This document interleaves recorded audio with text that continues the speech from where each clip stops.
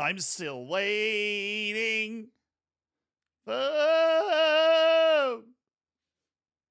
Well, that song is actually really short. How long is that? It's only like, oh, it's gone now.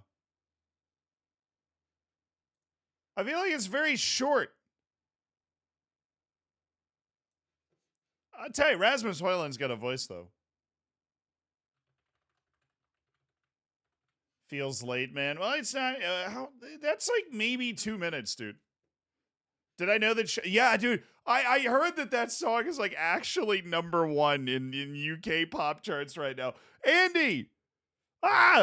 Schmooky, thank you so much for the tier 1. Tom, thank you for the 14 months. Andy, thank you for the 16. Moses, thank you for the 23. Welcome to the home streaming setup. Hope you guys had a happy holiday, a Merry Chrysler, a Merry Christmas. If you celebrate, far be it from me to make you get presents all over the place. Mo Salah's annual Christmas post has broken the internet. I am so here for that. Look, you know me. I have made a career out of making fun of Manchester United. I was so excited yesterday. But now I'm actually kind of happy for them. I'm happy for, like, the fans that were there that were about to have their Christmas season ruined by how bad United looked. Noob, thank you so much for the 2 months. EJ, thank you for the Prime. Rocha, thank you for the 13 months. Huge, thank you for 39 months.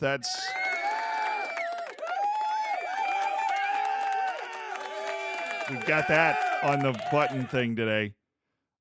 We're playing the Journeyman today. Thank you guys for joining. I'm looking forward to it. It's been a week, I think a little over a week since we last played the Journeyman. So I'm enthused.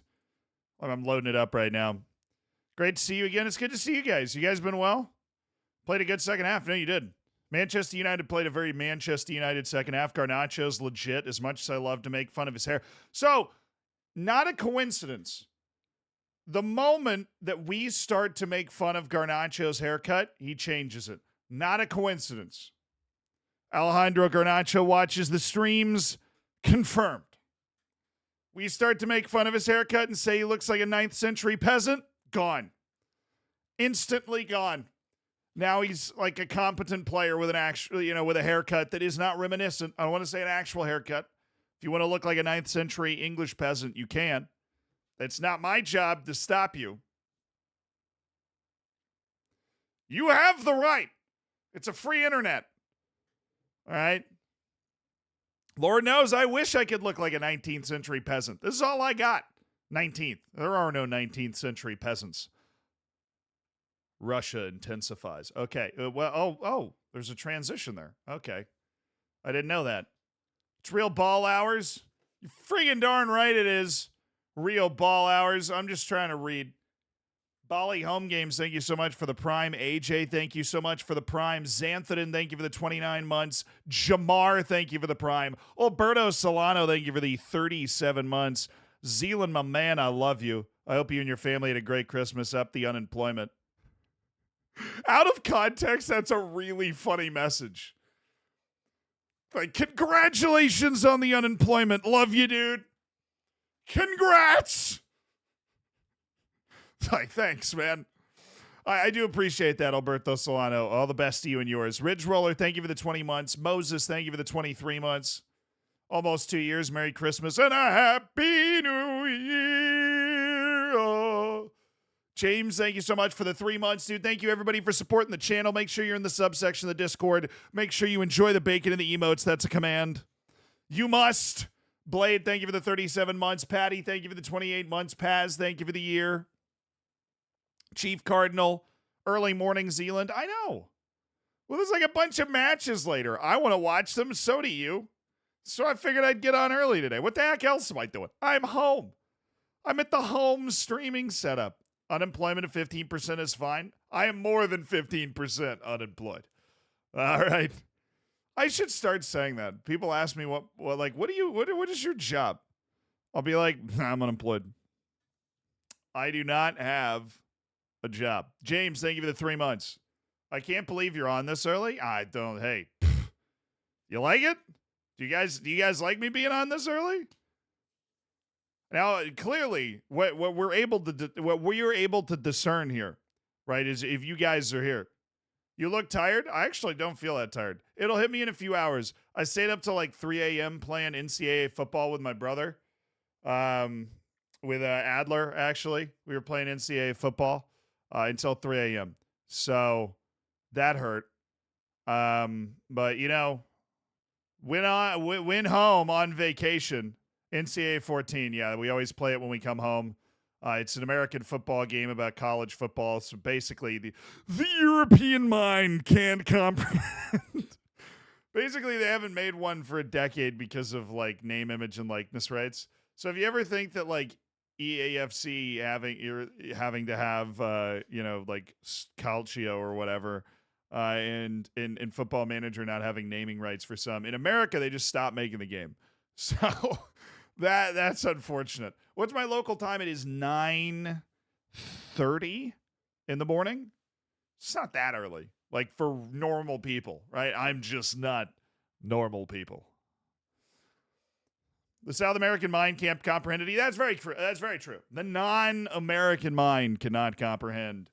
Best career mode ever for a football game, for an American football game, perhaps. It still has some issues, but I will have you know that the University of Massachusetts is contending for a national championship. It's 6 a.m. Oh, Tarman, you're on the West Coast?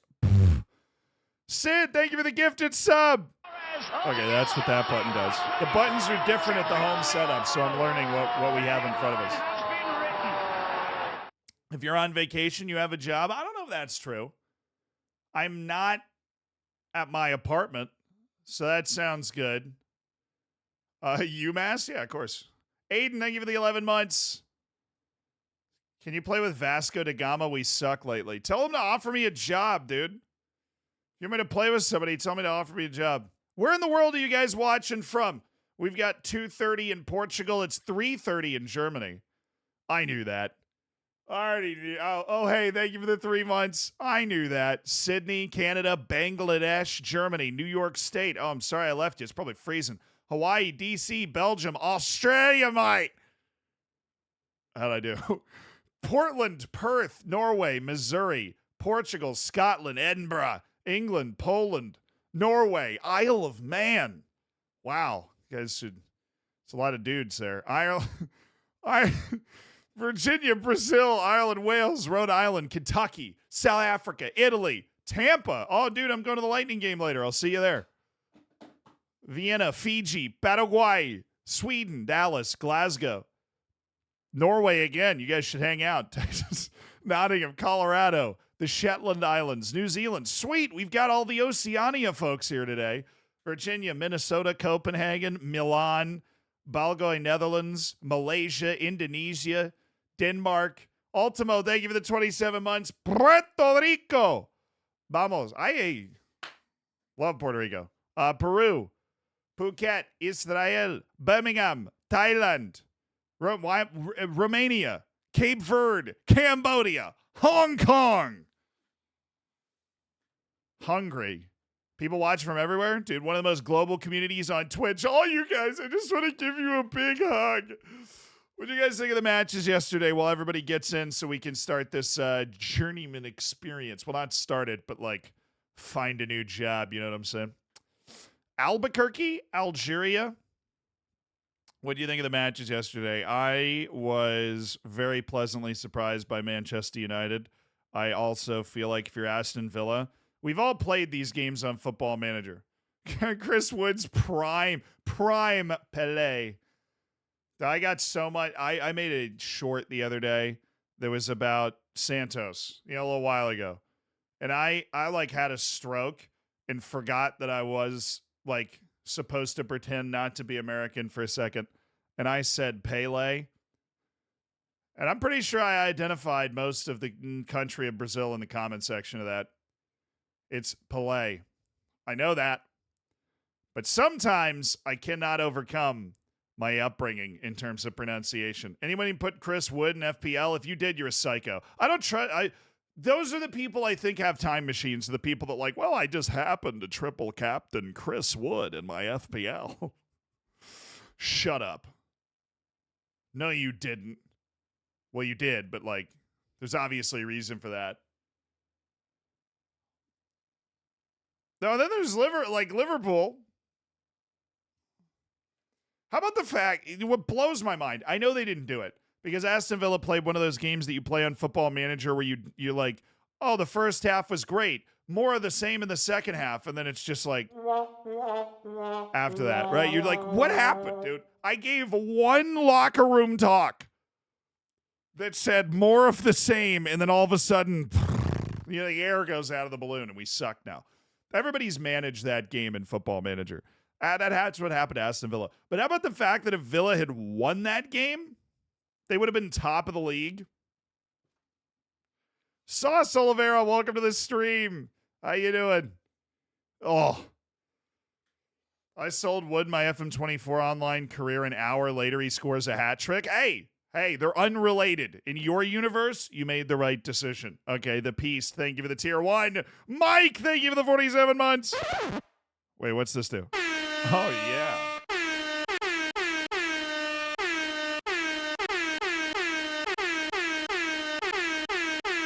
I wonder how Steven Gerrard feels.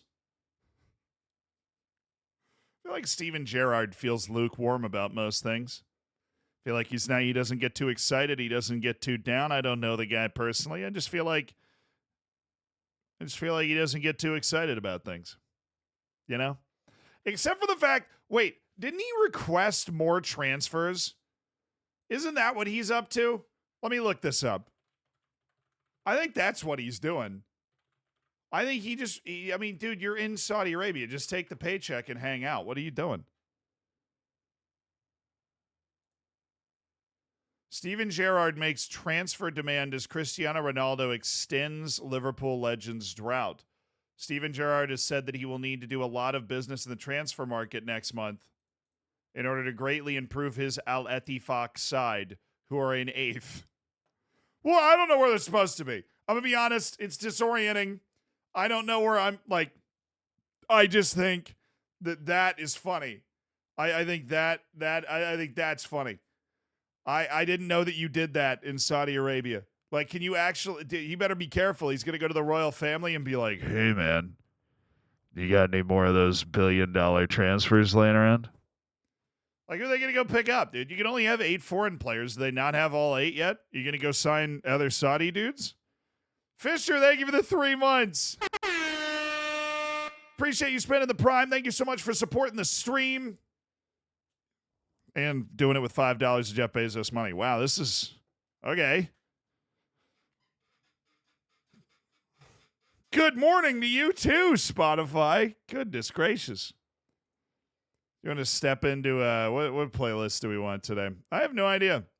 I like the spice of life. Chris Mead, thank you so much for the Prime, dude. Appreciate you supporting the stream and doing it with $5 of Jeff Bezos money. Just highlights how awful he is as a coach. I mean, I go multiple ways, right? I go multiple ways because I'm like, okay, you should be... Wow, that's a pretty abrupt change, isn't it? That's a fairly abrupt change.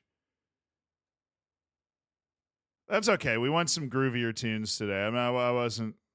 It's 9:30 in the morning. I wasn't trying to go into the Barcelona beach clubs tonight. Tonight. Leaked. I live in Indonesia. Callum, thank you so much for the Prime. Appreciate you supporting the stream, dude. You played Crusader Kings 3, trying to get into it. It's trying to complete a Rubik's Cube blindfolded. In fairness, Kev, trying to get into Football Manager is like trying to complete a Rubik's Cube blindfolded. Crusader Kings is basically the same thing. It's a great game. We played it on stream. We had a great time with it. But if you know me, and a lot of you do, right, personally, we hang out on the weekends. I love Paradox games. I do. I love Paradox games. Dominant, thank you for the 6 months. I appreciate the Prime. If you've not tried them and you really enjoy Football Manager, they're really hard to get into, but so is Football Manager. So the entire first 2 years of me on YouTube was helping people learn how to play Football Manager. But following the save on YouTube is my first time in the stream. Hey, what's up, Wizard? Welcome to the streams. Are you unemployed? Yeah, chronically, actually. Haven't had a job in years, dude. It's honestly weird that he went to Saudi so early in his managerial career. Would have made much more sense to go manage a League Two side or something. Nah, Gerrard. Look, Steven Gerrard would have to fail a lot for him to end up at a League Two side, dude. He would have to fail a lot for him to end up at a League Two side. A lot. Okay. FM doesn't have a billion DLC. That's true. They made a CK3 a lot more beginner friendly. Wes, I think it's one of those relative things where, like, I've been playing Crusader Kings since the original one. It's like I've been playing Football Manager for a long time. So I'm not the person to judge whether it's been made beginner friendly. And if you're somebody that's an advanced user of the game, I think that's a hard thing to judge. I think that question is basically like, well, do you think the game is easier? In Football Manager, that's always a debate, but the people having that debate in Football Manager are like always the people that are like, well, and it's like, well, who'd you start with? And they're like, oh, like Manchester United, Bayern. Game's way too easy, by the way. Way too easy. It's way too easy. Oh, I don't know who's making this game. Way too easy, dude. Can't even. Hey, Zealand, please read this. I've been playing it. I'm already in it. I'm here. What do you need? Playing FM on console the last 3 years and have just switched to the PC version yesterday, and it is so in-depth I'm having trouble putting too much focus on it. Yes, any advice? I have great advice for you. Use the staff responsibilities to take over everything you don't want to do. Right? So use the staff responsibilities to take over all the things that you don't know how to do. And you can if you're like, I want to learn this over time, then do that. But go to the staff responsibilities page. It's right here. Go up to the responsibilities. Don't do overview because that's overwhelming. But go to the different sections and be like, I want to handle this or I don't want to handle this. Right? Advice and reports is different gravy, so you don't need to pay attention to that. But everything else, do I want to handle this or do I not? Give stuff away to your staff. Let them do it. And you can you can more easily approach the game in that way. Started a Warrington Town save off the back of your Taunton save, managed to get him to the Prem, but drop back down to the champ after one season. That happens. Look, materials, this is not a loss for you, okay? This is, you got a huge paycheck. Now use it to build a team that can go up and stay there. Menthy, welcome to the streams, dude.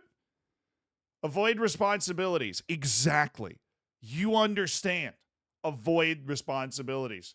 Choo Choo, avid VOD watcher. So basically, I had a programmer friend, and he woke up being bit by bed bugs all over his body. His mom was concerned, but he said there was nothing to worry about, as it wasn't a bed bug. It was a bed feature.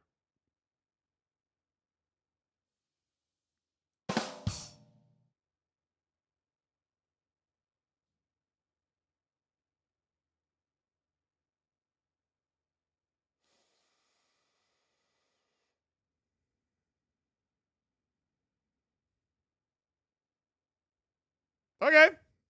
Okay, I see you. I see you. I swear Zealand is one of the only streamers who seems so genuine. It's all the plastic surgery. It is. You see it in the forehead. Funniest comment. I get a lot of funny comments, right? When you make videos as a job, right? And you stream, whatever. You get a lot of funny comments. Dude, look at how broken my nose looks with this lighting. So I've actually broken my nose. So it does look like that in real life. But the way the light is hitting it, you can actually see that it's broken. Where in my non-home setup, you can't see it. Anyways, wow, distracted. Probably the best comment I've ever gotten was there's that account, no context out of context football manager, that every time a manager gets fired, they literally just tweet out my face, right? They just tweet out my face and they're like, we know the person for the job. And it does numbers and they have a fun time doing it. It's funny for me because I'll open Twitter and just see my face, right? But one of the comments on that, one of the top comments on that, when I opened it, was somebody was like, I am sick and tired of all of these influencers using filters. And I was like, huh.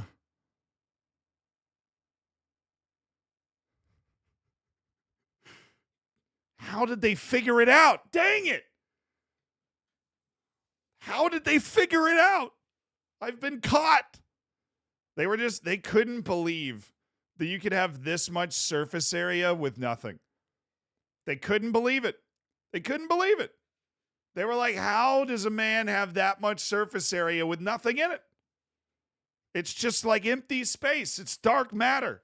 It doesn't make any sense. Now, I promise you, I have never used a filter in my life, but I did find that really funny. Honestly, that was like a compliment to my lighting because it was a screenshot. It was a screenshot of a stream is what they use. And he uses that because that's what the YouTube Wikipedia thing uses. It's a picture of my stream with a particularly voluptuous forehead on it, if I may say so myself. It's that same picture. There have been better pictures taken of me.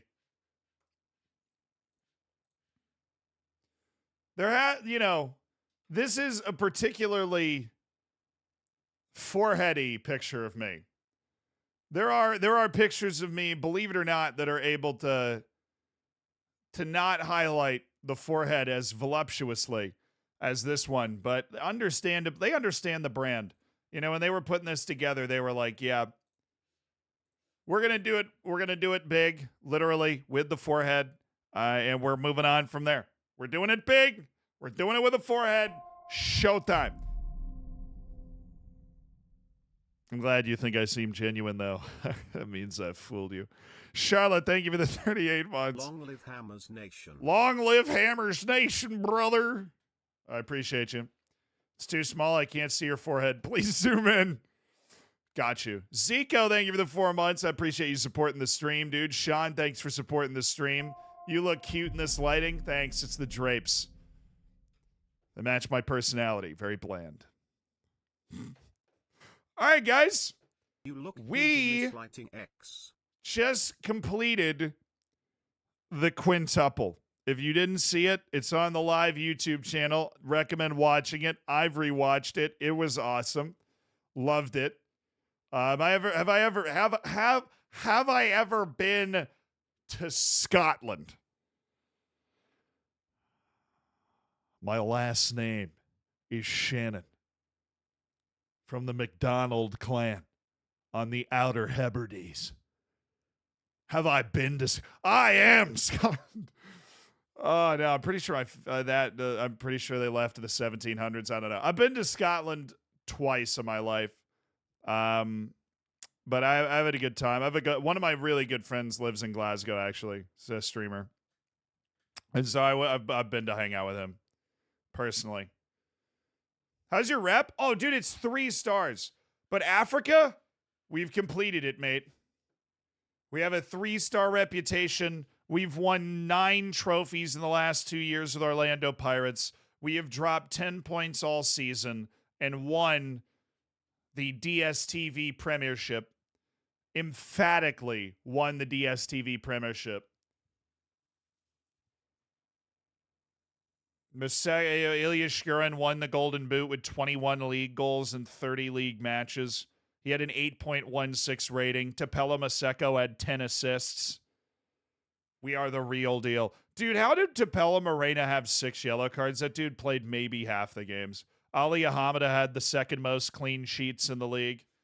I don't think we actually had anywhere near the best defense, did we? Well, we did. We were near it. We scored. Oh, my God. Well, I mean, everybody's saying it. He's one of the most exciting young managers in the game. He's got his team playing such explosive, aggressive, offensive football. They've scored 114 goals in 30 league matches. It's absolutely unbelievable. That's a lot of goals. The next closest is 72 from Amazulu, a plus 84 goal difference in 30 matches played.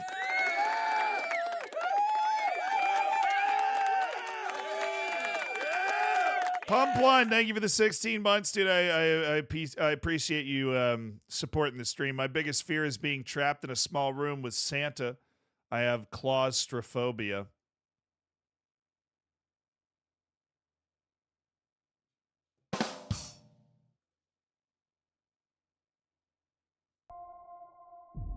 Ugh. That was pretty good. Be sure to rate the dad joke A-F. That's an A- for me. Claustrophobia. And it's a period, it's of the time frame, so it's a period joke. We appreciate that as well. What's below F? Have you managed in Wales? I have managed in Wales. Wales is not below F, though. Try again. I mean, it is technically in the alphabet. So that's huge. Jew, thank you so much for the year. Bamzuki, thank you so much for the 23 months. Sean, I appreciate the 13. And G4. You're not quite fly like a G6, but you're on your way. I see the vision. I see you're cooking. Thierry Henry meme. I appreciate the Prime. Thank you for spending $5 of Jeff Bezos money. Thank you for spending it here. I appreciate you supporting the stream. So we didn't just win that. We also won the African Champions League resounding 5-2 final over ES Tunis, which was awesome. We won the semifinal over the Mamelodi Sundowns in the quarterfinal against Club Africain from Tunisia 5-3. It is kind of wild that the final is 2 legs, but we are, for just the second time in the history of the club, the African champions for the first time since before I was born in 1995. We won the Telkom knockout with a final win over Chippy United 3-0. The Nedbank, which is the FA Cup of South Africa, was a bit of a near-run thing. We won it 3-2 over Amazulu to complete the incredible quintuple. And the cup that we won early in the season was the MTN Cup, with a 3-2 win in the final over the Mamelodi Sundowns. Had a 2-0 lead, nearly bottled it twice. It was awesome. And then there was a 6th tournament, which is intentionally hidden behind my head so you can't see it, because it never happened. Melon King, thank you for the gifted sub. Shesko Army. Welcome to the Hammers. Enjoy the bacon. Enjoy the emotes. Melon King, thanks for supporting the stream with kindness. And Tom, thank you so much for the Prime, dude. I appreciate you. Managed in Romania? I haven't. So basically the point is, we've done that. We've won 10 trophies in 3 years, and our contract runs out in a month. Our contract runs out in a month. So it is time to go into the job center, baby, and poke around and find ourselves a job. Wow, there's a lot of jobs open. Oh, Ghana.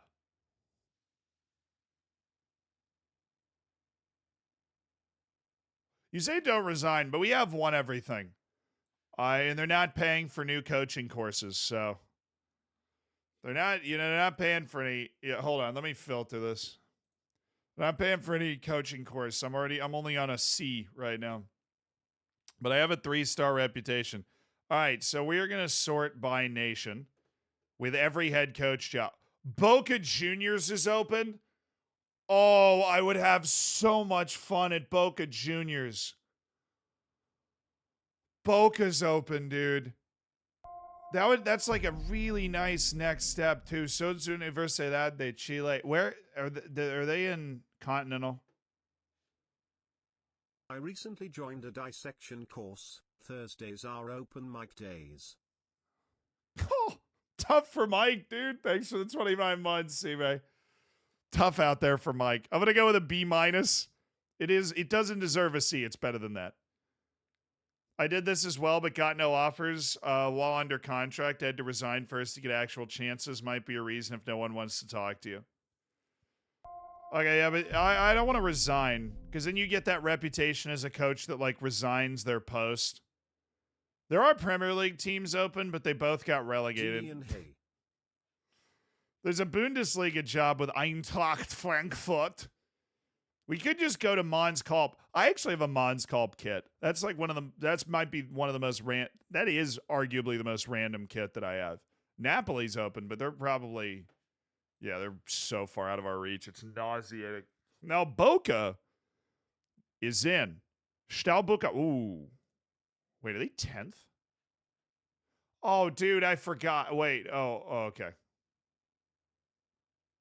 I thought Steaua Bucharesti was way better than that. Oh, no, they got relegated. Yeah, no. Never mind. I don't want a just relegated team in Romania. Okay. Bonnie Rigres. Dundee, you just got relegated. Dunfermline just went up. Dunfermline just went up to the top flight of of Scotland. Maybe that's something we're interested in.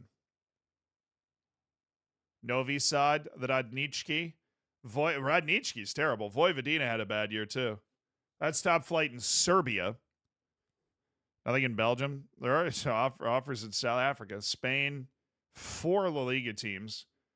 The 3 teams that got relegated, and then the Real Betis, who finished 16th. What's their... Oh, they're 4 stars. That'd probably be out of our reach. With a Continental C, a top 5 league, we're like a step away from that, I would say. Charlotte's open. I don't... Oh, Defensor Sporting. Are they... They really finished 7th? In the Intermedio Group B.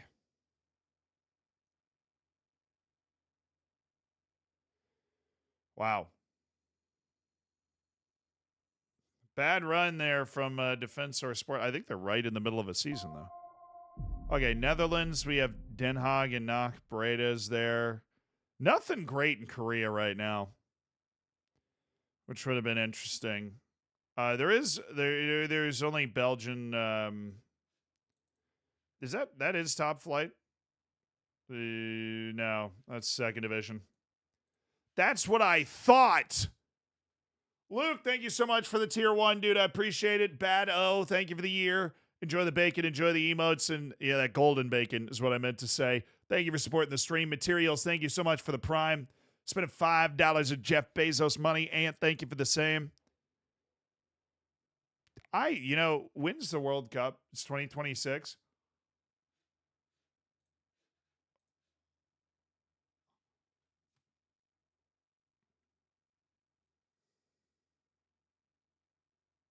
Bro,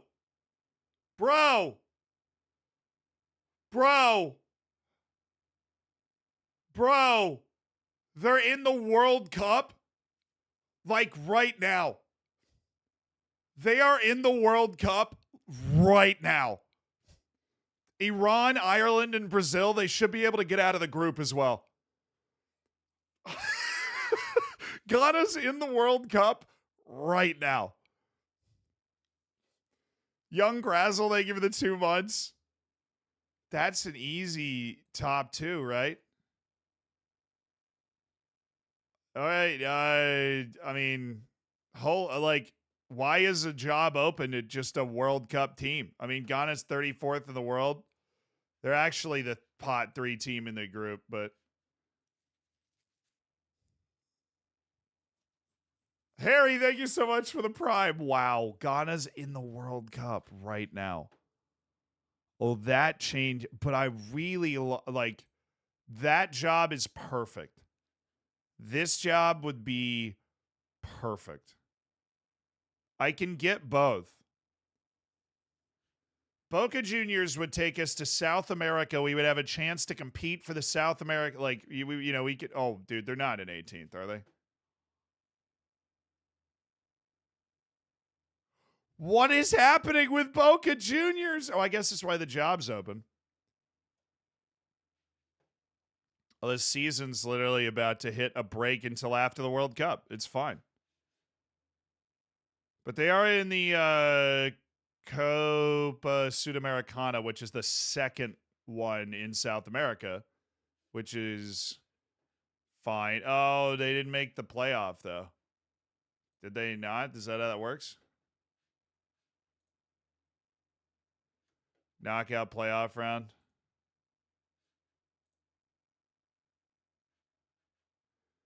Well, they go into the knockout playoff round. No, they don't. Why? Oh, yeah, they do. Against Emelec from Ecuador in the Copa Sudamericana.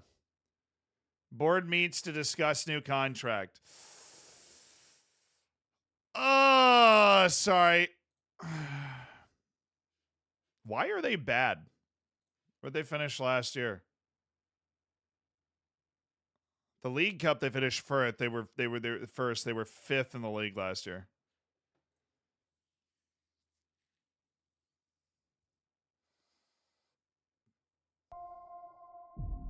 Heptic, thank you for the 30 months. That's incredible.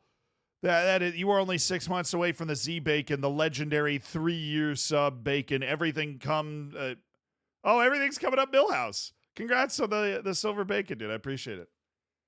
Ghana, then Boca. Well, I don't know if Boca will still be open. Ghana, we might be coaching them for like a month, I guess, but.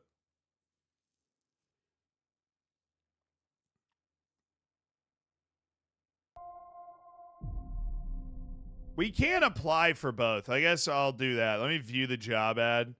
Dude, their payroll's crazy. State-of-the-art trading facilities. I'm going to go ahead and apply. Find the damn door. We've applied to Boca. I'm coming for you. There's like no Brazil jobs open. I know there was a contingent that wanted me to go to Brazil for sure, but there's only one in the second division. I think we'd want to go Brazilian top flight, at least at this point. Slavia, why are there two teams in third? Why is every league weird? Solevski Sofia and Slavia Sofia. So was that Botev Plovdiv? Okay. Lokomotiv Sofia. Okay. Universidad de Chile. Oh, they're only 9 points off the top of the league. They might be a fun team to take over as well. That's a job we'd probably get too. But they freaking lost in the opening round to the Sudamericana. I mean, what? Okay.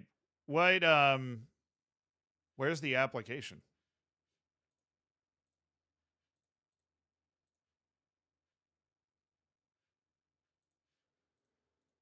There is no available application. I can just declare interest in the job. They have the vacancy, but they've clearly already narrowed it down. Okay, dude, whatever. We've already managed in Colombia in our life, so maybe not. 6th place in the top flight of... Oh, sorry, no. 6th place in the... Is it Slovakia? No, I have no idea where they were in that table. I'm just making sure I cover my P's and Q's. I'm looking at everything. We are going to... I mean, what do you think the rep of Ghana is in the first place?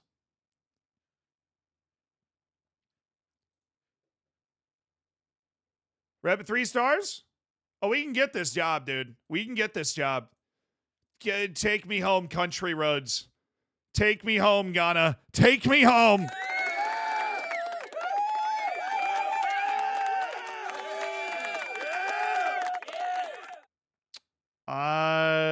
The Mexican League, the Mexican Expansion League. This sounds like a waking nightmare. I have no idea what's going on.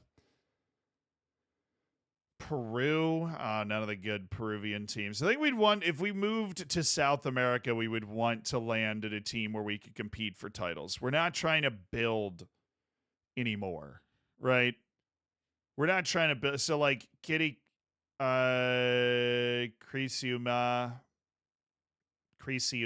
I'm sure I've horribly pronounced that. No. A-League, nobody. They're the grand final. The worst teams in the A-League are all hiring. So we've applied to Boca Juniors in Ghana. Thank you for the 2 years. Mods Cal, please. Look, I love Gibraltar as much as the next guy. They rock. I mean, they really do.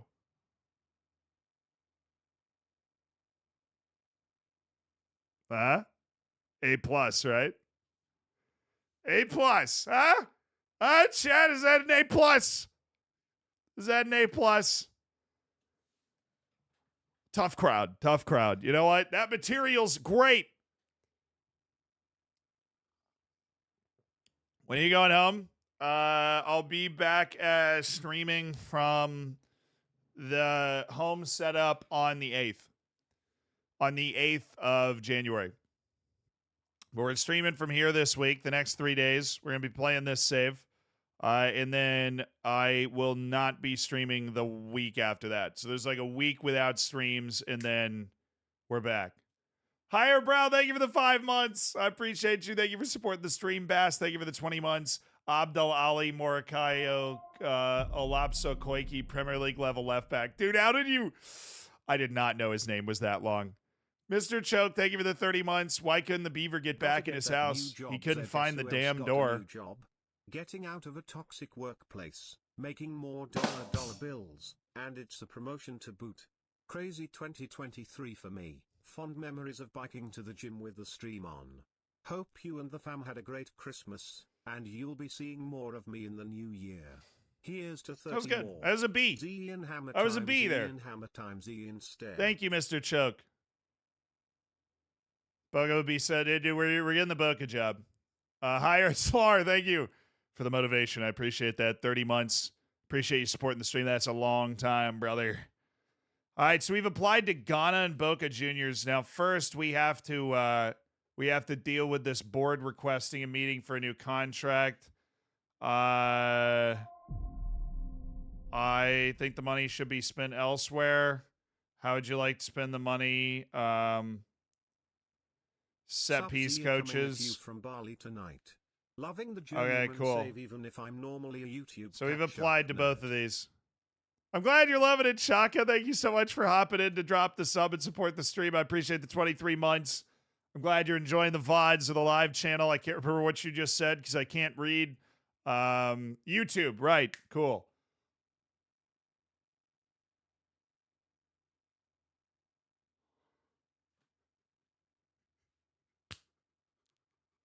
How is this what we've ended up doing?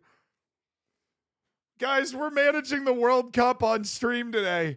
We've gotten the Ghana job. I don't know where their coach went after getting them to the World Cup, but they didn't have a coach going into the World Cup. He resigned. Nana Mensah resigned. They haven't had a coach for 5 months. Oh, we have to. How can you turn down the opportunity? We can get a club job as well, but how can you turn down the opportunity to coach a team at a World Cup? Like, you can't. Ghana's expectations, the second round of the World Cup. How am I going to turn down a chance to coach a team at a World Cup? I'm going to try to basically 1 month wonder this. We're taking the job over. We have 2 friendlies and freaking showtime, right? Ghana. We are managing the Ghanaian national team. We can also get a club job alongside this. So this doesn't can the Boca offer unless something's weird in the game. We are 34th in the world, just behind Denmark, just ahead of Norway. Take that, Rasmus Erling Haaland. Sorry, I was thinking of Sean Millis. Press conference? Yeah, sure, dude. I mean, this also, chat, this like the lore checks out here, okay? Because I just won the African champ. I'm like the greatest. I am the greatest African manager right now. Like manager in Africa. I just won the African Champions League. I just won the quintuple with Orlando. Look at that. Look at that. I am in the African Hall of Fame of managers, and now I'm taking charge of Ghana going to the World Cup. Like it fits very well. The lore is a straight line. We're not bending over backwards here to make this make sense. Welcome to the Ghana setup. Thank you. I appreciate it.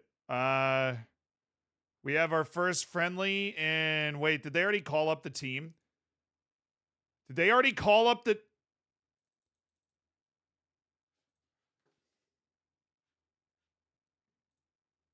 Oh my God, they did. So this is the most quintessential football manager challenge of all time. This is, you already have the team, go win as many games as you can. So we didn't even have an opportunity to go with a different call-up. We're just, this is our team. Let's go get it. We do have Mohamed Kudus. I mean, look, we've got dudes. We have dudes. Ghana's always got dudes. Where's that young winger? They didn't call him up. Fatawu's not even in the freaking call up. Are you serial? And Yaki's here. Did they get Nketiah? He's still holding out for England, right? So 2026, he's still holding out.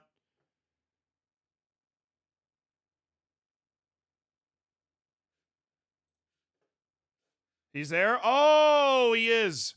I forgot we're in 2026. Fatawu's here. Awesome. Fatawu's great. He's a brilliant little player. Okay. So we have a friendly in 4 days. This is insane. We could still be getting the Boca job, but we got to focus on the fact that we are now managing a World Cup on this stream today. Out of all of the things that I could have imagined doing, I'm thinking vertical ticking that Taka. Let's start with like a 4-3-3. Although I think a 4-2-3-1 might be more fitting. We'll see how our midfield shakes out. I know our keeper's Lawrence the Ziegster. Ziggy. All right, Lawrence, what do you get at? Real solid player. The Ziegster. Obviously, Thomas Partey is going to be in the team. I'm assuming Tariq Lamptey is the guy on the right, but we'll see. You know, we'll see. Okay, we change this view. I mean, goodness gracious, okay.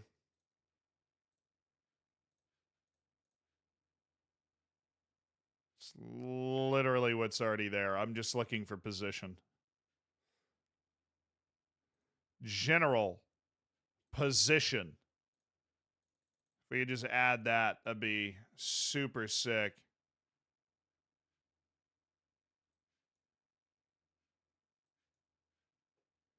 Cool. That was not the best way to do that, but it worked. Daniel Amarty. Man, there's just like guys on this team. Okay, so I'm thinking we go really aggressive on the right with Tariq Lamptey. It just is a speed guy who can blow things open going over the top. But we do have Jeffrey Schlupp. Okay, he's just a midfielder. I would not have called that guy up. But I am not able to make that decision because apparently the assistant coach called the team up and then they found me. So Kudus is our 10, obviously. Kudus is our 10. And Yaki Williams is going to be a pressing forward since that's what he does so well. Ernest Noama. Oh, we've got a star. Oh, we've got a star. Oh, but he can't cross. Okay, so Ernest Noama is going to be an inside forward, runs the ball down the left, gets forward whenever possible, likes to try to beat the offside trap. I love that. I love that for us. He should be on attack. All right, guys, let's build our team. Let's build Ghana up here. Let's build Ghana up here. We just got a job right before the World Cup somehow with Ghana. Can you cross? Please tell me you can freaking cross. Okay, where's Lamptey? Tariq, you are a wingback on attack. You are sailing forward. Partey's on your side as a deep-lying play. Actually, we'll get a deep-lying playmaker on support. We got another. Yeah, we do. I like Duncan. I've always liked Duncan, actually. If there's one constant about me, it's that I've always been a giant Alfred Duncan fan. Ibrahim. Okay, it's the other guy. It's Abdul Samed, who is going to be our pit bull, ball-winning midfielder. Absolute just crushing the ball. Kudush is going to drop deeper to kind of build things up. We've got Abdul Samed. Who are our center backs? Oh, I do. Oh, no, Mohamed Salisu for sure is one of them. We're going to put him on the left side. We're going to match up footedness here. And we'll go ahead and play. Do we want? No, we don't need ball playing. We're going to play out for the back anyways. We don't need ball playing. Alidu Saidu. Okay, that dude's really sound. Really, really sound player. Got all the tools. So it's a Marty or Idu. I like Daniel Amarty. He's got some little something. But then Idu is a big wrecking ball of a human being. Look at that strength, that athleticism, the lack of composure. He's nuts. Ajay, this dude's new to me. He's not really on the team in real life, I don't think. We do have Gideon Mensah, very sound defender, solid offensive player. Where's Gideon? We're going to go wing back on defend. What are the individual roles on that? Cross from deep, hold position, take fewer risks. Yeah, I do want him to hold. I like the way this team is coming together. You say Amarty 100%. We'll do a little comparison. Him and I do. You guys seem to like MRT though. Dates, thank you for the 21 months. Julio, thank you for the 4 months. Thank you guys for supporting the stream. Clongstar, thank you for the Prime. I appreciate you spending $5 of Jeff Bezos money. Yeah, they seem to agree with you on MRT. Idu's just a physical freak who throws himself around a little bit more. They both only have 11 composure, but Daniel MRT offers a lot more quality with his feet. So that is who we're going to go with to kind of build our team up. So I want positive. Well, we'll iron that out in a second. We almost have our team.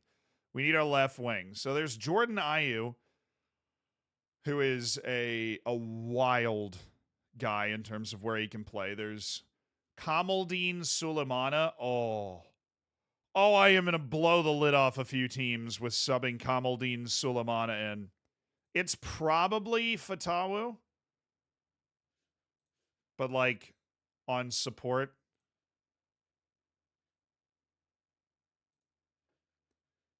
And then we go into player instructions, and we want him to... Actually, we're not going to have him run outside. I think he's okay if he's on support. No, we want both of them on attack, because we want them to attack. We want them to attack, you know?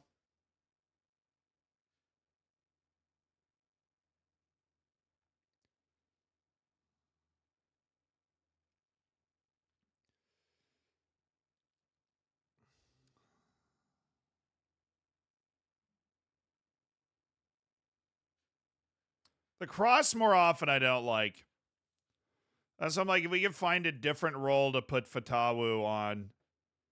But the inverted winger cuts inside with the ball, dribbles more, gets further forward. It's okay.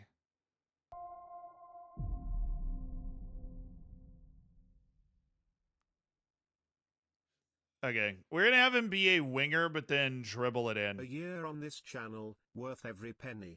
We're going to have him be a winger, but dribble it in on his outside foot. That's what we're doing. Tricky, thank you so much for the year. I'm glad you think it's worth every penny. That means a lot. Enjoy your golden bacon, and thanks for supporting the stream. Matthew, thank you for the gifted sub. That's for you.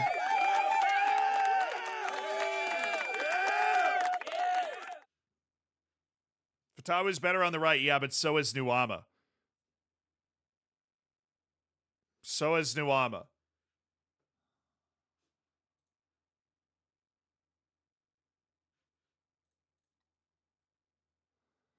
So, you know, Nuama's like the guy. Salis Abdul Samed. No, we don't need Partey at defensive midfield. Abdul Samed's good. Okay, so this is a balanced looking, solid team. This is, you know, the way we're going to set up. Who's my second goalkeeper? We probably need to know that. Is it Anung or Saidu? We need to just decide who the other guy is going to be. Do either of them hate big matches or anything? Anong likes them. Saidu hates them. So Anong, based off that alone, is going to be my goalkeeper. All right, obviously Joseph Aidu. Alidu Saidu. I mean, we've got like center backs, right back stuff, but Alidu Saidu. Zed just arrived to the team and will already be the best American manager at the World Cup. I will probably be the only American manager at the World Cup. Let's be honest with ourselves here for a second. I will probably be the only one. Derek Kuhn. Okay. Dude, you might have a spot in the starting 11. To be honest, Derek. I'm going to be completely honest with you right now, Derek. You might have a spot in the starting 11. We will see. You are certainly a supremely technical dude. Better fitness, better stamina, slight mental advantage to Gideon Mensah. I think he's a bit better defender, but Derek Kuhn's got some game, man. I like this kid. Look at his technical ability. He's a bit of a threat to goal. That crossing is really what I'm looking at. He can pick the ball out. He's got the long shots as well. He's just not as good of a tackler. You'll never walk alone.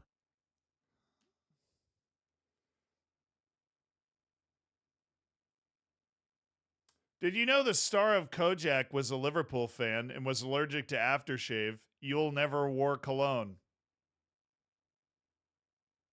Unfortunately, I don't know who Kojak is or what Kojak is, so I don't really get it, Bagpuss. But other people in the chat do seem to get it. Streamer too young, maybe. Have I missed Zealand picking a new team? Yes and no. We've somehow ended up as the coach of Ghana a month before the World Cup, so we're going to be doing that. No idea how that happened. But basically, I think Derek Kuhn's a better option, especially with what we're looking to do here. Gideon Mensah.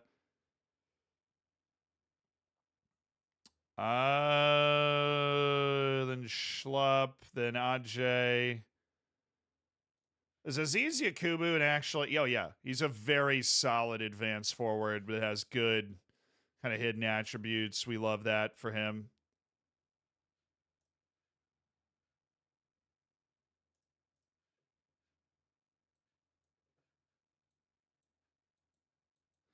We need like a full bench, basically. So Ajay, you're there. Schlupp's not going to be there. Ikubu's going to be there. We need our wings, whatever wings we've decided that we need on the bench.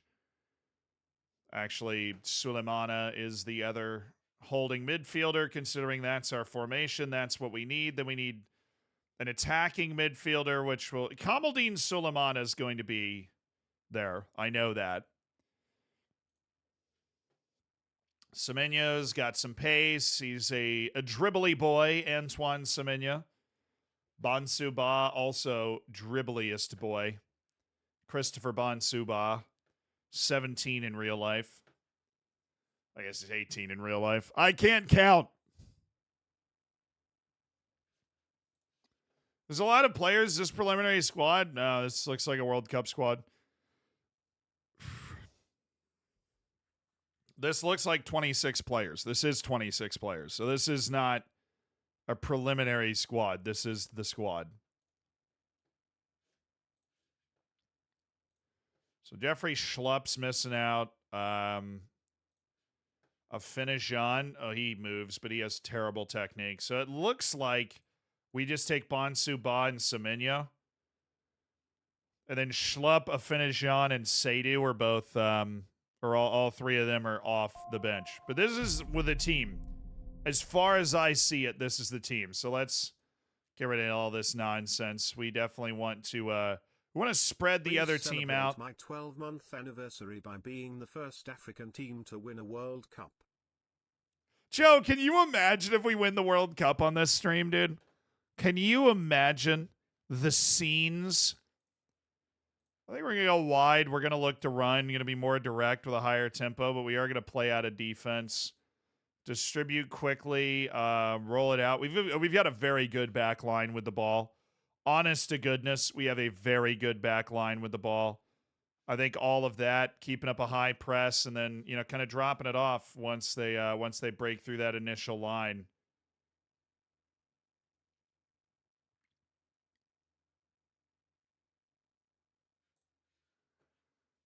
All right, I feel good. I feel good about this. Let's just get through our set pieces real quick. All right, player marking. We'll do the hybrid, no posts. When we're defending, we want to defend the box. We want to set up a near post one.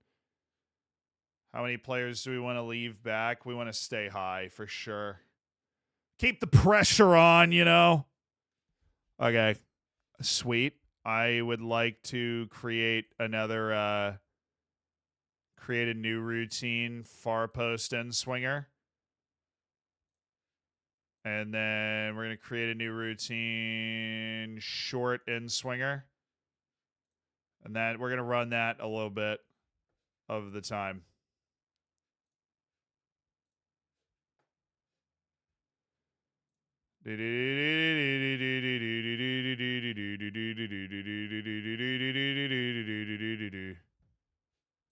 Now we should have one guy just stay back. We should have just one guy stay back I'm not messing around with this nonsense.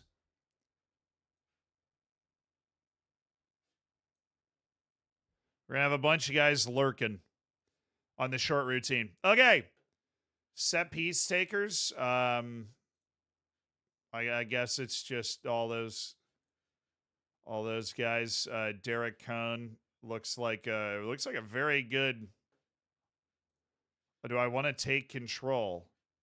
Yes. Responsibilities. Okay.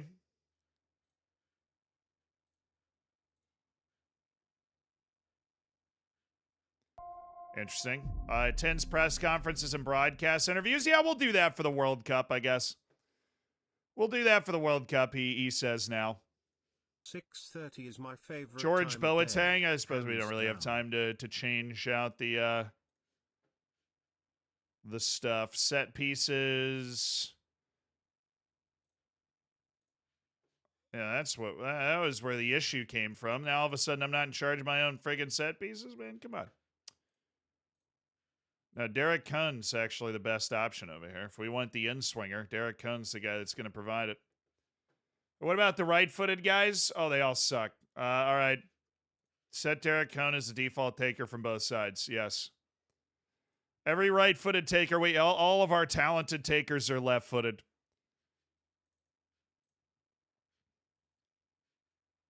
And then Alidu, Seydu, Ibrahima, Sulemana, Thomas Partey, Kamaldeen, Sulemana. Okay, that'll be fine. We're set. Our team's ready. Connor, thank you so much for the Prime. Burger, thank you so much for the Prime. We've also applied to Boca Juniors. Let's see. Oh, dude. We just took over a team going to the World Cup after the squad selection. We just have the 26 guys that Ghana's going to the World Cup with, and we're going to do our absolute best. We should get out of our group. All right, I'll be really sad if we don't. Burger, thank you for the 8. And Mega Mahin, thank you so much for supporting the stream. I appreciate the primes. We just spent a lot of Jeff Bezos money there. So we broke the consecutive wins record with 10 unbeaten. Shkurin set a new average rating record and won FA Cup Player of the Tournament.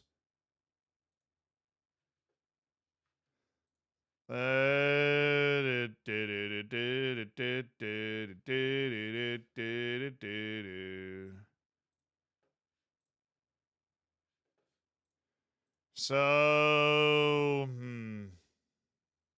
do I want to leave the team with success? Well, we'll see how the job application goes. Elisa Inda, Kosanati, Sabisi, Butaleze, Kudumela, Marina, Lorenzo Shai is like up against it. Ali Hamada's contract's running out. Obviously, we're not going to be here next year. Like Zungu will probably. Would we want to keep Bangani Sungu on that team? Yeah. I don't want the team to suck once I leave, but Hamada, Serrero, it's their time, you know? Bangani Zungu will give a waiting on the fulfillment of his promise. Oh, he has a playing time promise that ends today, actually, so that's really convenient for him. So what do we want to do with this? No, the Ghanaian squad is not bad. I think we've got a chance to make some noise in the World Cup. I think it could actually be a lot of fun. We're going to keep Kosanati Sabizi on the team. We're just going to set the team up for success. Kosanati Sabisi doesn't want like any money either. Dude is a right back that can literally win an African Champions League. Oh, he's about to be South African, so there's no reason not to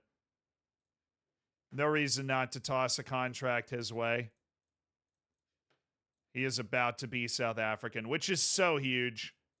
Elisa Inda is less than 100 days away from being South African.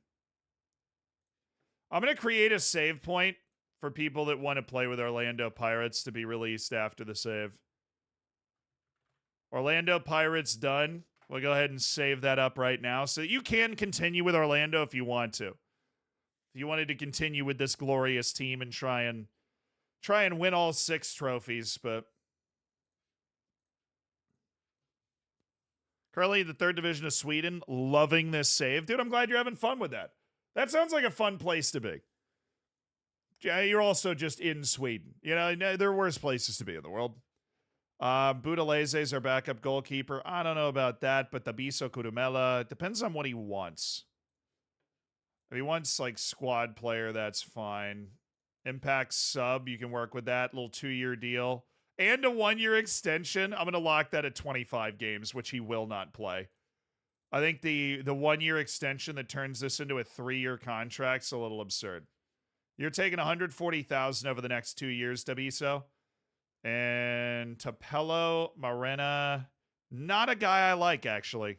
Even though he was good for us, played 35 matches over the last 2 years, I think I'd let him go. And Lorenzo Shai, we'd probably want to keep at the club. This is me this is just me doing a service to my old club. We are leaving. This is just me doing a service to my old club. We are with Ghana, and Boca Juniors is the job application we have out right now. Let's go to Job Center. Please tell me it didn't cancel our application. No, okay. So the game isn't being weird. We do have our offer out with Boca Juniors. We're going to look and see if we find any other offers. Chile, there's nothing. Colombia, no. England, just the teams relegated from the Prem. No top flight jobs in Vive La France, Nîmes Olympique, who might have gotten relegated from the 2nd division. Eintracht Frankfurt, who are at 3.5 stars, they just got relegated from the Bundesliga. Zealand don't fall for it. Napoli finished 5th. That would be a difficult application. Okay.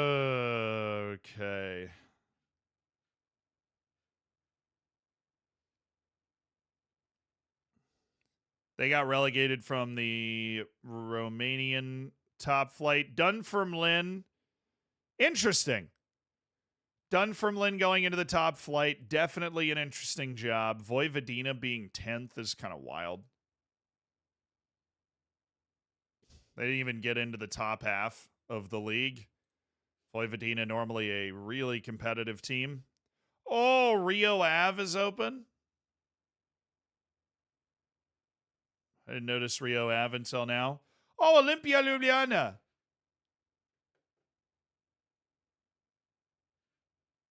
Look, you guys should just be happy I'm not out here saying Dunfermline, because I'm doing everything I possibly can, chat, to not say Dunfermline.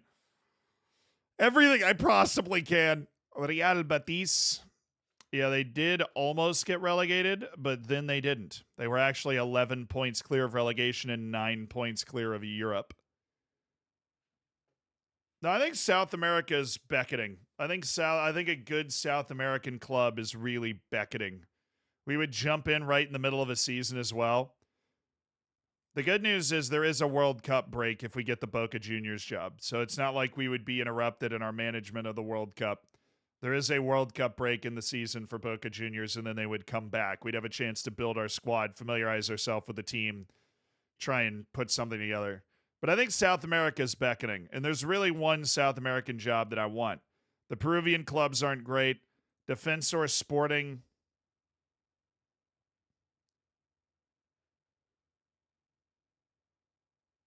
Okay, I'm confused.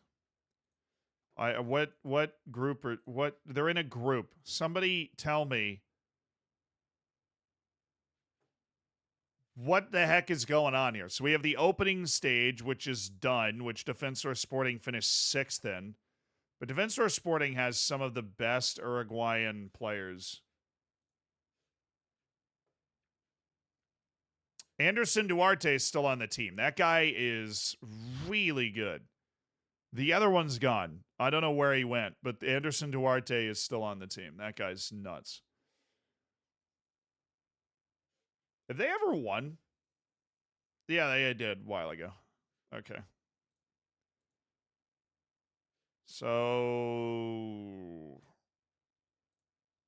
does anybody know how this works? Are you trying to...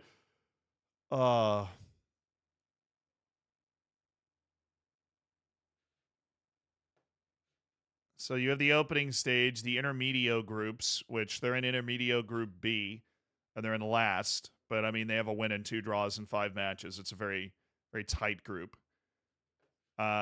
What's the level of Defensor Sporting? 2.5 stars. This is a job we would definitely be able to get at a team that does have talent.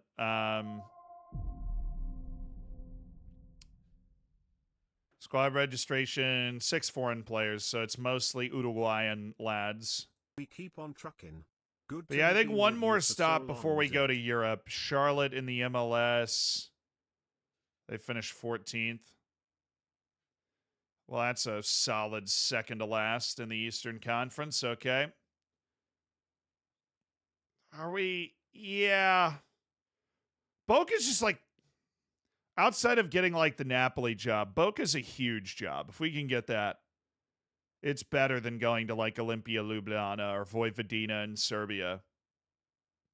Frankfurt got relegated. I mean, you could go there and try and get them up into the Bundesliga.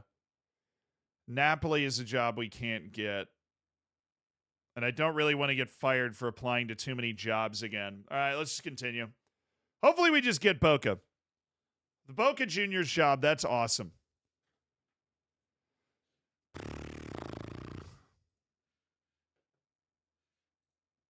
Oh, one of my youth team coaches is on the move.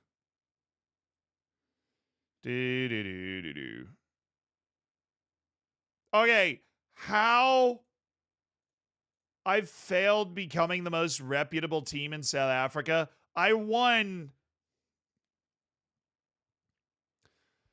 What more could I have done? Honestly, was it possible? I won 5 trophies. I won the Champions League. I won the league. I won the FA Cup. I won 2 other cups that are played throughout the season. And I still failed. Like, it must have been impossible. Like, what else could we have done? Vision and expectations meeting. As long as it's not me signing a new contract. All right, end of season break. Hey, what's up? I have nothing to talk about. That's it. Okay, have a good off season, guys. I will be gone when you get back. I'll miss you. Training camp planned in wait, it's planned in Ghana. Hi, Zed. The national team that I am now coaching. How interesting. The collusion is overwhelming. A good game and the journeyman's going well. Thanks again for the help on Sis. You are now a cult figure among my non-football liking friends who watched the stream replay. Lol. Adam, that's awesome. Thank you for the 15 months. That's fun to hear. In FM24 is good, actually. So I'm doing this as a love letter to our old club. Oh, wow. Zungu's like, hey, if I play 15 matches, I get another year. Okay, buddy. I'm going to just leave that. The next middle option was, are you trying to get me fired? So let's not do that. Let's just manage our club and manage our national team. Hi. Oh, is this a Ghanaian? Oh, yeah, this is our welcome to Ghana press conference as we head into the World Cup. Oh, I mean, I've always known that I was going to be the Ghana manager. How do I open the FMF file for your save? Oh, you download it and put it straight into the game folder. You go into Documents, Sports Interactive, Football Manager 2023 or 2022 or whatever edition you're downloading a game from. If you're downloading it from, like if you want to play Taunton, for example, in FM24, then you download it and put it in FM23 and then transfer it into FM24. But you have to put it in the FM23 folder. You do have to own FM23 if you were going to transfer the file. So, but you just put the file right in the game folder. We're working towards a positive start. I understand the pressure, and we'll try to thrive under it. I'm confident I can handle the pressure. Many people believe an American head coach could never be effective managing Ghana. Have you had a chance to think about tactics? Yeah, I've spent a considerable amount of time developing an approach that I think we'll be able to bring and apply. Do you not think there's a risk of going wrong if the players in Ghana don't fit your preferred setup?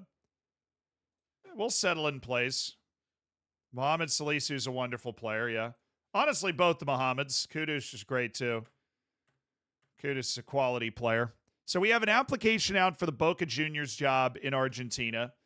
And we also are now the coach of Ghana going into the World Cup. We've got Paraguay and Australia in friendlies. And then we've got the World Cup. How could we turn down that opportunity? Oh, choose the captain. Great. Thomas Partey is apparently the captain. And why is Mohamed Salisu not the vice captain? I mean, there's like no dynamics. There's like no way to talk to the players at all. I think continuity. Why would you recommend Lawrence Ziggy as the vice captain? Salisu is a brilliant vice.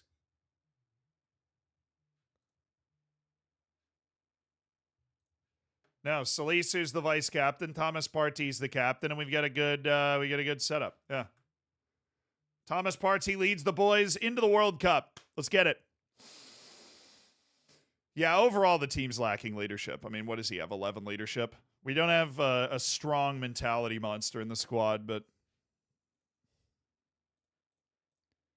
hopefully we'll be fine. Hopefully we'll be fine. Oh, Chippa. Normally the top flight teams don't do a good job of staying up. It looks like they might. And that weird 3-team playoff to try and hang on to a top spot.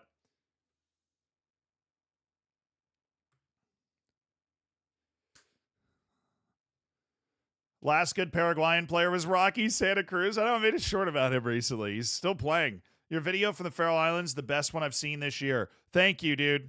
That means a lot. I'm so glad so many people have been able to see that video. It's the best video we've done. Vladimir, thank you for the 45 months. Gary, you got to celebrate that. We keep on trucking. Good to have been with you for so long. Good to have had you. 45 months, chat. Goodness. An illness. Wow, I do just got a cold. Bad time, dude. Bad time. So Idu is not here. Nuama also shouldn't be here. So we're going to bring a finish Jan up. We're going to move Fatawu over and then bring in Kamaldeen Suleimana. Kamaldeen Suleimana and Abdul Fatawu so that we can rest Nuama up and make sure he's okay. Schlupson. Ye old Schlupster. All right, guys, let's see if our tactic works. Are they in the World Cup? Is Paraguay going? Are they joining the party? Yeah. Who made the World Cup? I suppose that's what we should be asking. All right, guys, your world. Wait, do I have like? Can we get some fancy? Wait. Oh yeah, I have to scroll down to get it to pop up. Oh, you know what we're gonna do? Oh, you know where we're going.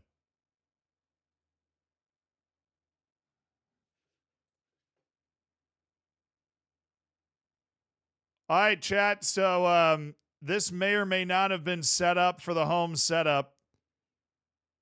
So we're gonna, yeah, this may or may not have been set up at the home setup. So I think we're gonna go back. Janet, dang it! Janet, I said we were going to the news desk. You did nothing. Janet, oh, fine. I guess we'll waka like if we have to, you know. I guess we'll waka because we're an African team going into the World Cup, and you know, why not? Why would I not want to waka it up a little bit? All right, welcome to the World Cup 2026 in USA, Canada, and Mexico. These are your groups. Group A, Japan, New Zealand, Sweden, and the Estados Unidos of America. Absolutely tremendous Group A there. The United States should be able to get out of that. You would freaking hope. In Group B, oh, Canada. Look at you go. It's Austria and it's Morocco also in Canada's group. And Qatar has also managed to qualify for the World Cup by not hosting it. Absolutely incredible performance from Qatar. In Group C, it's Mexico. It's Palestine in a feel-good story with their first World Cup qualification ever. What an incredible performance from them to get to the World Cup. Paraguay is there, and so is Spain. This is such an easy group for Spain, and I'm looking at the wrong group. Well, Group C, who's with Mexico and Palestine? Poland and the Ukraine. Bro, this group. Palestine and Ukraine are in the same group. FIFA was like, we'll get it all out of the way in Group B, dude. We're getting it all out of the way in Group B. All right, Group D. We've got France, Senegal, the big old colonial derby. Suriname. What's up, my dudes?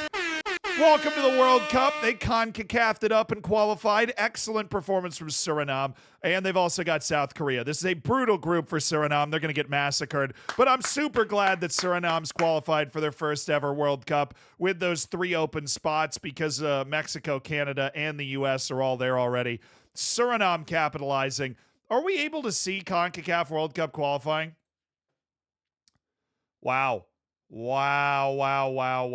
Jamaica taking the spot. Look at the Jamaica. Hey, do you guys want to just look at the qualifiers? I kind of want to just look at the qualifiers. You guys want to look at the whole qualifying process? Do you? Please tell me you want to look at the whole qualifying process. You know that I want to look at the whole qualifying process. Okay, let's look at the whole qualifying process. We are going to queue up a few brilliant songs to take us through this.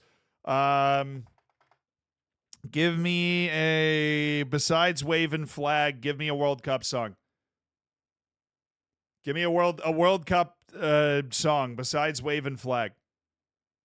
No? Okay. I mean, World in Motion. Not Three Lions. I'm talking about like a general World Cup song. Speed's World Cup song, dude. Oh, Sky Full of Stars is a perfect World Cup song, dude. Sky Full of Stars. Oh, yes. Sky Full of Stars. Mr. Worldwide. What do I have against Waving Flag? It's already queued up. I have nothing against Waving Flag. It's already queued up. We are one. All right, cool. So we're going to restart Waka Waka. We're going through World Cup qualifying, baby. And it starts in CONCACAF. The opening round. It's the Bahamas and the British Virgins. The Bahamas win 3-0. The U.S. Virgins fare better. They beat Anguilla 4-2 on aggregate. Let's go. Second round, you got to finish the top 2 to get through, and that's where Trinidad and Tobago takes care of business, beats the other 4 teams. I don't know how this happened, but this is literally all islands. The Cayman Islands get dumpstered. Very straightforward. St. Lucia finishing second. Guatemala and Grenada. Oh! Dominican Republic. Come on, man. What are you doing? You're an actual country. No offense, Grenada. Guatemala and Grenada get through, but Guatemala only won 2 matches. They drew Dominican Republic and Grenada away. Aruba and Montserrat eliminated, even though Montserrat mustered a draw against the Dominican Republic. That's what's up. Jamaica and Honduras get through. This is a brutal group for Nicaragua. Antigua and Barbuda. Who the heck did the U.S. Virgin Islands draw? Antigua and Barbuda is so much better than them, but I guess not. Antigua and Barbuda has made it to the final round of World Cup qualifying before. You know who hasn't? The U.S. Virgins. Well, Group D, Cuba. The Cubans are through. Bermuda, Belize, and St. Kitts and Nevis eliminated. Very disappointing. 0 points from Bermuda. They're like an actual team. Panama won every match. Group E, Suriname. I mean, we know they made the World Cup, but did we know that in the second to last qualifying round they eliminated Costa Rica? No, we did not know that.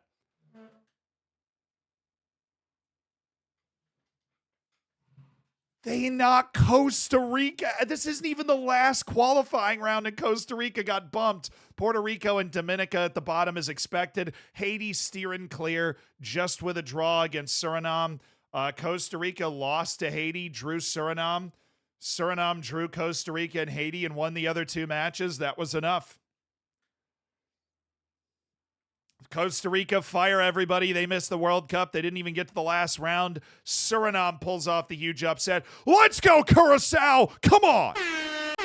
Curacao and El Salvador through Guyana, the Bahamas, and Turks and Caicos are eliminated in Group F in qualifying. And that brings us to the final round of qualifying. You got to finish top of the group. And if you don't finish top of the group, you go to a playoff.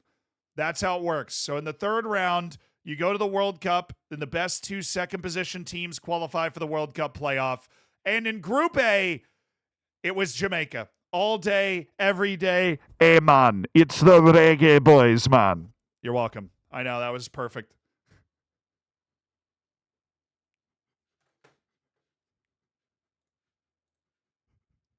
I just thought of that guy. Oh, that dude, the white guy. You know who I'm talking about. You know who I'm talking about. The guy, the white guy. Yeah, the white guy. Where it's like the first time I ever saw the meme was like when you order jerk chicken as a takeaway, and then M.R. That's his name. M.R. is his name. M.R. is his name. That, not Chet Hanks. No, I'm not thinking of Tom Hanks' son, although that would have been fitting. He did. Well, who was I thinking of? Zealand Shannon. Yeah, no, M.R. The dude's actually good. Just this white guy that sounds like a Caribbean rapper. He's hilarious. Oh. All right. Honduras and Trinidad and Tobago, honestly, pretty disappointing. Trinidad and Tobago didn't win a single match. Oh, I freaking love this song. Dude! They won their all. This group was such an opportunity. Curacao. Oh, Curacao, this group was your chance. They missed the playoff by 1 goal difference. Oh, what is this group, dude? Haiti's going to the Intercontinental Playoff. Haiti looks good, by the way. They might be at the World Cup. They dropped 11 points in the group, well ahead of Honduras and Trinidad. Suriname won the group. Unbelievable from Suriname, who are 115th in the world. They beat Grenada both times. They beat Curacao away and Cuba at home. They lost away to Cuba and at home to Curacao. Curacao just blew it. They lost to Grenada at home, away. All they needed was a point, and they would have at least gone to the playoff. Also, Cuba going to the Intercontinental Playoff. Cuba is going to the Intercontinental Playoff. Cuba. They've never been. Suriname had never been. I know that.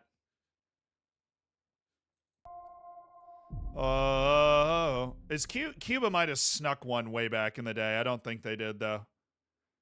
Oh, well, we just looked up the fact that they lost in the World Cup playoffs, so oops. Okay, Suriname and then Cuba made it all the way to the Intercontinental Playoff, but they lost. Dude, Grenada managed 2 wins. I don't know. Grenada's got nobody. And in Group C, it was Panama and El Salvador and Guatemala. Dude, St. Lucia had 4 points. What is happening? St. Lucia beat El Salvador, and that's why El Salvador didn't go to the Intercontinental Playoff. They didn't go to the Intercontinental Playoff because they lost to St. Lucia. That's fair. You can't lose to St. Lucia. I don't care what happens. JK, thank you for the 15 months, dude. Arista Bance, thank you for the 7 months. Lynn, thank you for the 5 months. I appreciate you supporting the stream. Razor Wind, thank you for the 7 months. Mathan, thank you for the 18 months. I appreciate you supporting the stream. Get out. And then Panama. So Haiti and Cuba go to the Intercontinental Playoff. Jamaica, Suriname, and Panama. Panama looking like the best team. Jamaica looking competitive. Haiti might have gotten out. All right, where do you guys want to go next? What continent? What continent are we looking at? That the CONCACAF got absolutely wild up in here. Asia? All right, first thing I saw was Asia. Music's too loud. We're bumping it. I'll turn it down a little bit. We are trying to go hard right now with the tunes. Okay, Asia. World Cup. World Cup qualifying Asian section. Stages, scroll. First round. Everybody's favorite round in Asia. This is where things get absolutely crazy. Singapore with the 5-2 win over Guam. That sucks. Cambodia beat Bhutan 7-1. Bangladesh and Yemen, all-timer. Yemen won 3-2. Myanmar with the 4-1 win over Brunei. Why is Indonesia in this round? Indonesia like actually cares. Oh, what is it? Which song is this that you guys picked? World in Motion. All right. Indonesia beat Hong Kong 3-2. Afghanistan and Pakistan. Battle of the Stands. Afghanistan with the win. East Timor with a 4-2 over the Maldives. Nepal beats Macau. Laos into the next round over Mongolia. And Taiwan beats Sri Lanka 4-1. Second round, you got to finish top 2 to go through. And Thailand, oh no.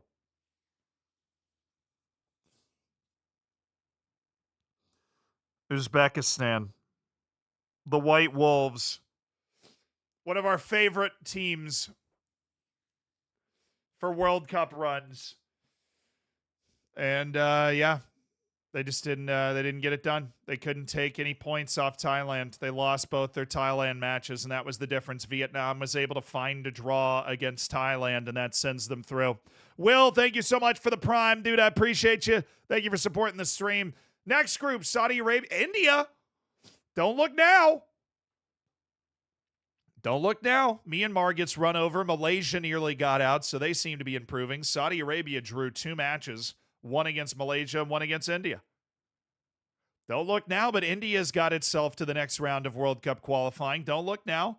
Tajikistan and Iraq. Tajikistan with a group-winning performance. Oman's actually a pretty good team, and they've been eliminated. Yemen beat them, though, so I guess they're not a pretty good team anymore. Iraq's still alive. Australia, and there's Palestine over Turkmenistan and Taiwan. Pretty disappointing from Turkmenistan. They usually make Asian Cups, but they did not look good. Palestine just lost both Australia matches. Group 5, South Korea and Syria. Kuwait. Oh, Kuwait. They lost it on goal difference, dude.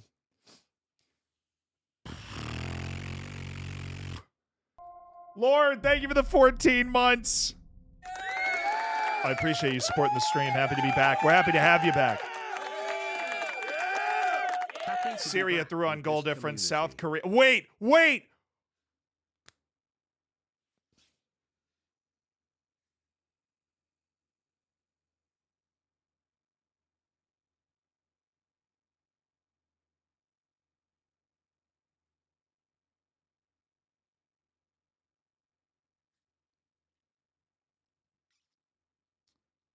Show the match. It was 1-1.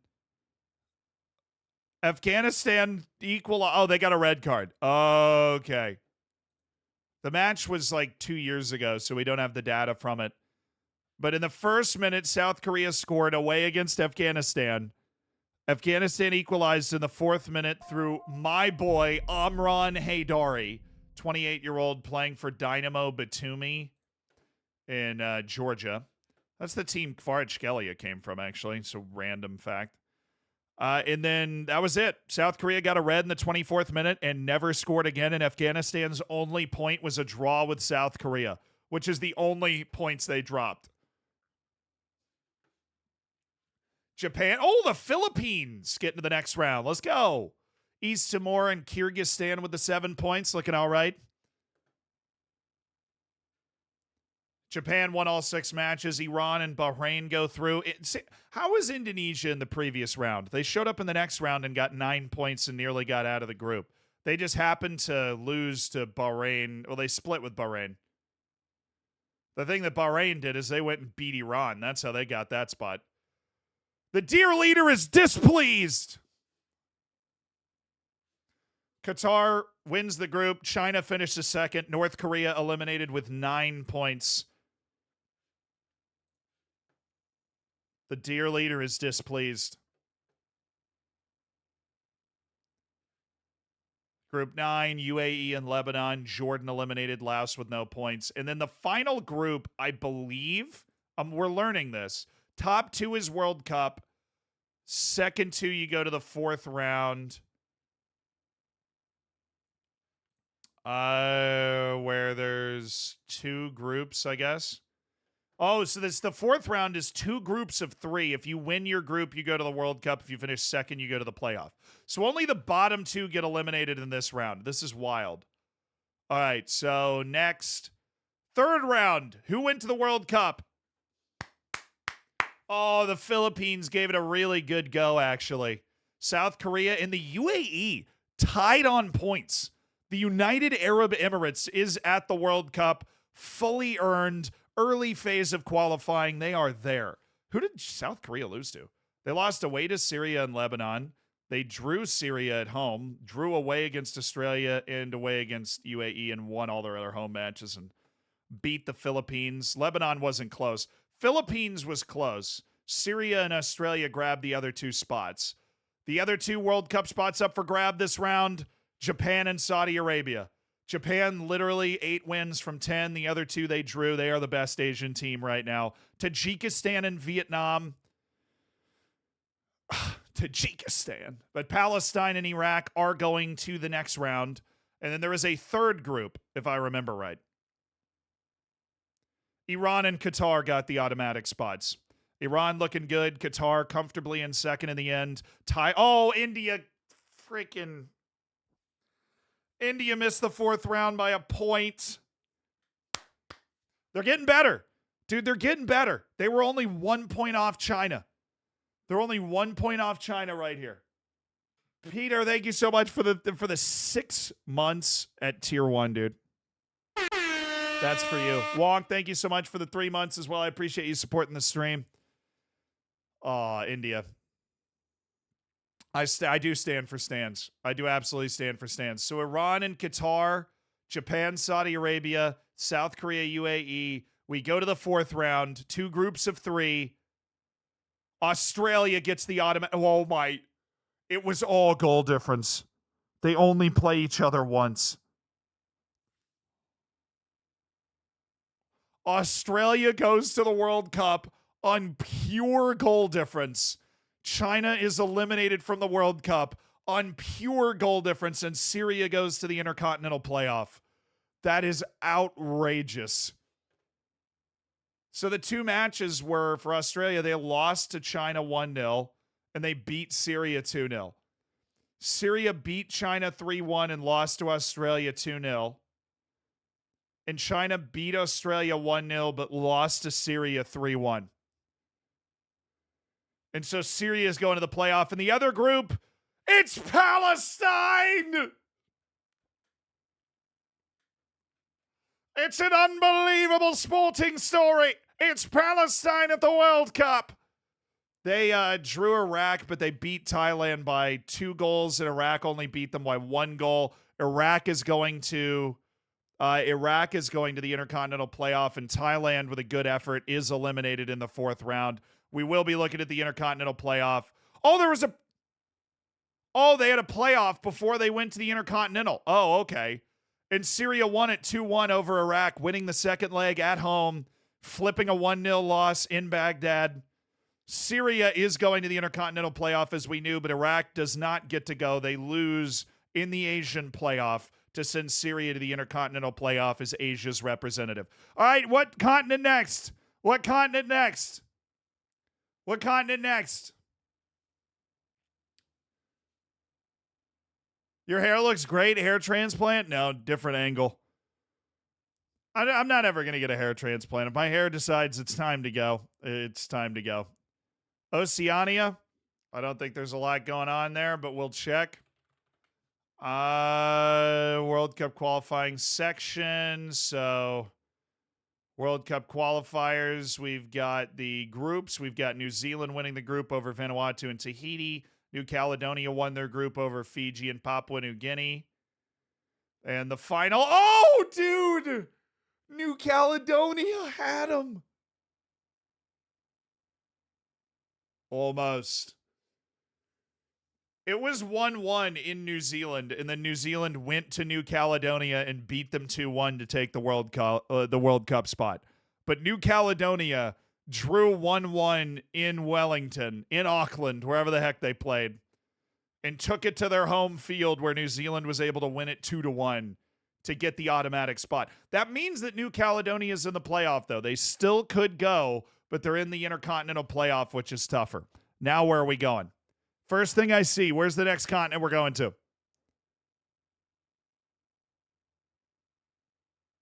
Africa! I don't know why I didn't see South America before. Somebody typed that, but then a bunch of people typed Africa. Africa World Cup qualifying section. Wait, is this just, it's just one round? I remember this. Every African team goes into a group stage. Top team qualifies for the World Cup. Second place team is sorted separately in a second place team's table. So you have to be in the top two. If you win the group, you are automatically going to the World Cup. The second place teams, the top 4 second place teams go to the World Cup as well. Okay, so first group, it's Egypt going to the World Cup. Djibouti eliminated with a fat 0 points. Very competitive group outside of that with Sierra Leone on 11. Ethiopia had 15. All right, Ethiopia, I freaking see ya.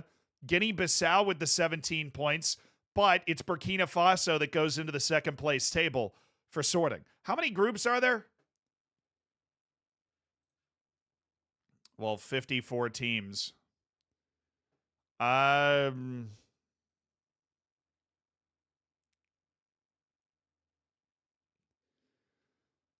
guess that's divisible by 6. That's 9 groups of 6. Math. What's up? All right, so Egypt's going to the World Cup. Burkina Faso in the second place table.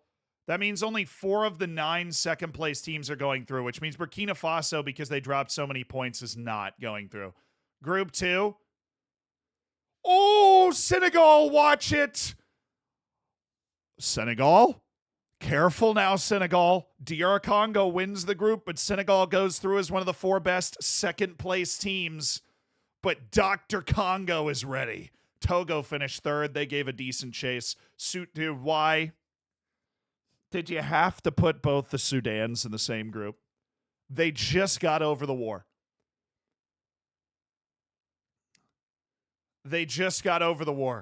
True, Senegal's draw is against a bad team. They clearly split with Dr. Congo, but Senegal drew somebody. They drew in Mauritania. Senegal drew in Mauritania. Sudan and South Sudan figured it out. It was here. They took a 1-0 lead. Abderrahmane scored for Mauritania, and they did not give up another goal. They had 5 points the whole time. They won 1 of their 10 matches. They didn't even beat South Sudan both times. South Sudan drew Mauritania and Sudan at home.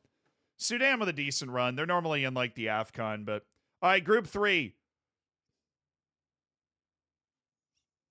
South Africa's at the World Cup. That means a lot of our boys, we probably won't be playing against them, but Benin, Zimbabwe, and Rwanda just beat up on each other and weren't able to separate to provide chase. Nigeria won all 10 matches. Nigeria won every match. And Lesotho did not muster a point in qualifying. But respectable stuff from Rwanda. Zimbabwe and Benin would have been dark horses, but they didn't get close. South Africa and Senegal are, oh, they're going to the Intercontinental Playoff. So we don't know if South Africa's in. They went to the playoff. Yeah, you're right. So we missed something in the rules here in the second place teams. You go to a playoff. What? Playoff mini league? Oh, the second place teams go to a playoff mini league. The top 4 second place teams go to a playoff mini league. And then the second place team, and then the best, what the? That is so convoluted. So basically, Senegal made the World Cup. They won the playoff mini league. We've already ruined that. South Africa made it, but they're not at the World Cup. South Africa is not at the World Cup. Neither is Cape Verde. Oh, Cape Verde. They nearly ended Cameroon, but they didn't. Cameroon gets the spot. Angola gave great chase. So did Libya. Eswatini and Mauritius just beat each other and didn't do anything else. Angola and Libya were involved, but Cape Verde, it was a draw with Angola. If they'd beaten them, they would have had a chance to flip the goal difference. But Cameroon hangs on. Cape Verde did go to the playoff. Morocco won all 10 matches. Republic of Congo finished second, but they were nowhere close enough. Zambia, Niger, Tanzania, and 0 points for Eritrea, who've already withdrawn from the World Cup qualifying in real life. Ivory Coast. You're telling me Gambia didn't, dude, they didn't even make it to the playoff mini league. That's tough. Ivory Coast go into the World Cup. Gabon, Kenya. Burundi had 13 points. That is way better than I would have expected from Burundi. The Gambia, look, they're showing they got the quality, man. No big surprises, though. Somalia had 4 points. They beat Botswana and...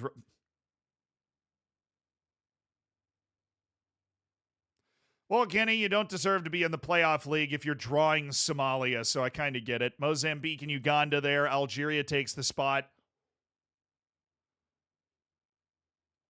Did not expect to see Namibia in second. Tunisia with a very easy group. Sao Tome and Principe had 7 points. Liberia and Equatorial Guinea had 10. Equatorial Guinea is better than that. They actually, very disappointing group for them. Atars, thank you for the 6 months. And then the final, it was us who won all 10 matches. I wasn't managing, obviously. Chad had 6. Sick, bro. Comoros only had 8, so Nasser Chamed, not enough. Central African Republic of Madagascar only had 10. Mali got to the playoff, but of course, they've still never made the freaking World Cup, dude. They went to the little piddly playoff, so the Gambia was the closest, but they were still a whole point off. It was South Africa, Cape Verde, Mali, and Senegal. Gambia, Guinea, Namibia, Congo, Burkina Faso, the teams that were eliminated. Playoff mini league. You play every team once. Senegal beat Mali and Cape Verde and drew South Africa. South Africa only mustered draws against Cape Verde and Senegal and lost.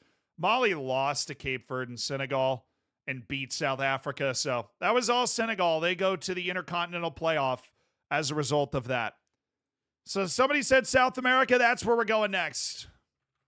This is always very straightforward. Top 6 go to the World Cup. 7th goes to the playoff. We'll see it immediately. Brazil, Argentina. Dude, look at Paraguay. All right. Ecuador in the mud, but Paraguay's back to the World Cup with a 4th place finish. Colombia and Chile survived the final day, sending Peru to the Intercontinental Playoff, I believe. Although I'm not entirely certain on that, but 6 South American teams to the World Cup. Vinny Jr. scored 17 goals in 18 matches. Well, Brazil won 15 of their 18 matches. Did they lose at home? No. Away to Ecuador, of all teams, who finished with just 17 points, and Uruguay, who looked mighty fine. Brazil, Argentina, Uruguay are like the good ones. Colombia and Chile survived, and they're there. And now it's time for Europe, baby. All right, the final continent we haven't looked at so far. Well, England's there. We knew that. Look at the Faroe Islands. Shout out to our boys for the Faroe Islands for dropping 8 qualifying points ahead of Armenia and Liechtenstein.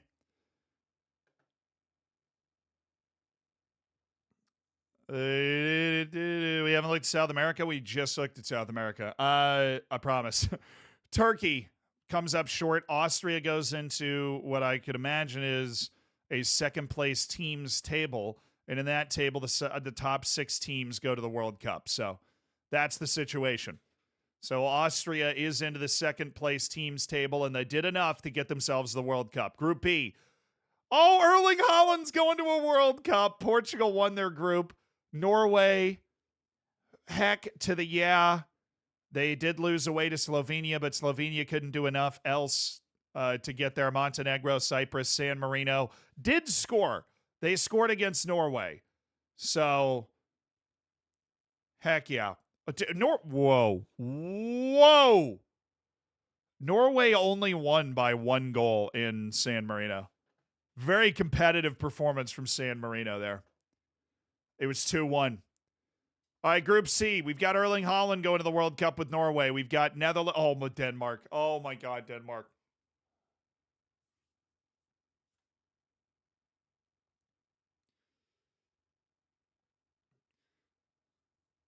We knew Ireland made it because they're in our group. So that spoiled that. When I took over the Ghana job, it's like your group has Ireland in it. But Ireland knocked Denmark out. Netherlands won the group. Ireland with an unbelievable spirited performance. Second place team. But they out-goal differenced Denmark. Bosnia and Herzegovina. Look at Gibraltar. They freaking beat Andorra. They're out here balling. Group D. What an effort from Kosovo. Switzerland won the group. They're going. This is a winnable group, certainly, for Switzerland. They're going to the World Cup. Greece finished second. But the reason that they didn't get enough points to get out of the second place table is because Kosovo and Albania were both kind of cooking. I mean, Albania, they lost both to Switzerland. They lost a match apiece. They did not beat Kosovo. Kosovo only lost to Switzerland away and Greece away by 1 goal. A very competitive qualifying for Kosovo. If they'd won one of these matches that they drew, like away to Albania or at home against Greece, they would have actually been in second because of the goal difference. But Greece finished second and could not make it. Lithuania and Malta also out. Italy and Sweden going through. They dominated the group. Romania finishing there. Israel just had 3 points. Belarus also had 3 points. They're usually better than that. They've got like Manor Solomon and stuff. But Italy wins the group. They avoid catastrophe, although they drew Sweden. Sweden drew Italy both times and drew Romania once. Group F, Germany through. Oh, Serbia didn't make it. Northern Ireland did not back up the Republic of Ireland here. They dropped just 8 points and finished behind Luxembourg. Estonia had 5. They beat Luxembourg away. Estonia drew Northern Ireland twice. Northern Ireland only won 1 of their 8 matches they played. And then Serbia, with a disappointing pair of draws against Northern Ireland and a loss away to Luxembourg, as well as losing both matches to Germany. Serbia down and not through. Oh, Iceland. They didn't make it. Dude, look at their record. It's all about organization. It's all about organization, being well drilled. Iceland finished second and won just 2 of the 8 matches they played. You know how insane that is? They drew Czechia both times, Croatia both times. They drew Moldova away. They didn't even beat Moldova away. Their only wins are at home against Moldova and Finland. And they mustered a second place finish. Croatia drew 3 of their 8 matches, but they won the rest and finished with 18 points. Czechia's got to be so disappointed. Czechia and Finland. I would have picked Iceland to finish 4th out of 5 in this group the way they've been playing recently, but they showed up. They drew 6 matches. They did their job. That is some disciplined ball right there from Iceland. They didn't make it, though. Croatia is at the World Cup. Scotland, they finished second, but it wasn't enough.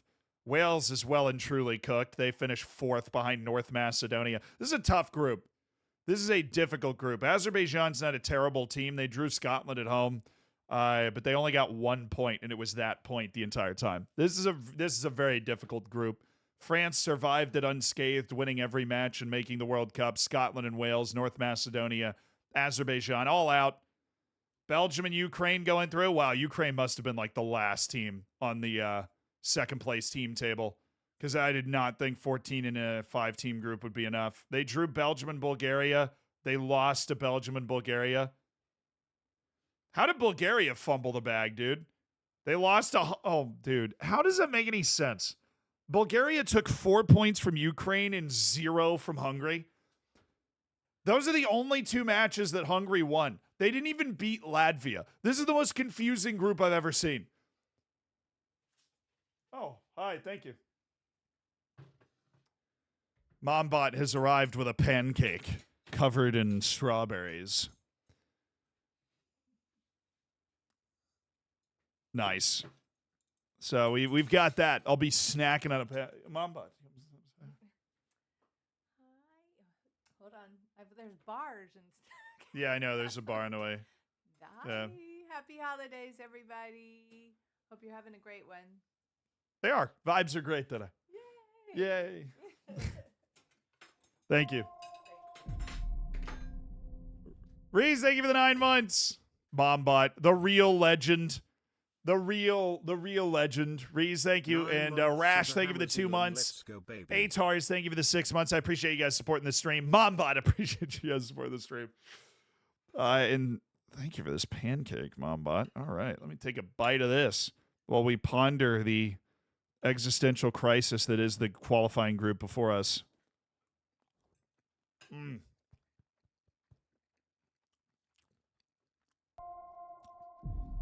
Instead, still living with the parents?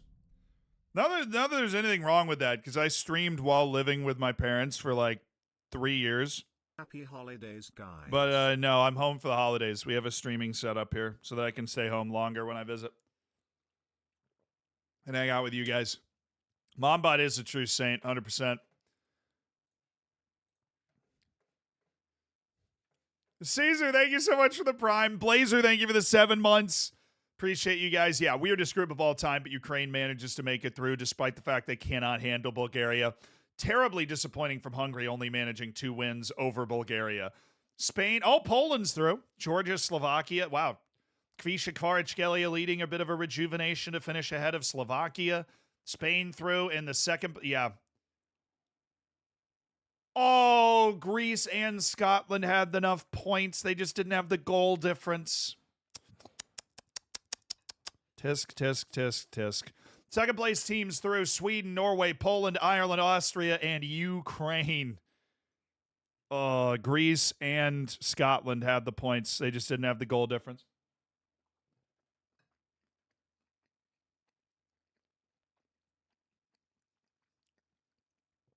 Iceland and Serbia, the other 2 second place teams. That leaves us with just the Intercontinental playoff left, chat.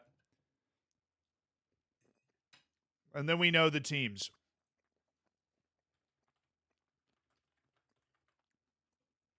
Here, I'll hide this from you so that you can't see. So the semifinals, New Caledonia against Haiti, Syria against Cuba. Absolute bangers. Who do you think won? There's Haiti and New Caledonia, Syria and Cuba. One of these was already spoiled. But Syria and Cuba, New Caledonia and Haiti. Who do you think won? New Caledonia, the Oceania representative. Haiti will look good in qualifying, but so did New Caledonia. They only lost to New Zealand by a goal. They're playing at Estadio Azteca. Syria and Cuba are playing at Estadio Monterrey. They're both in Mexico.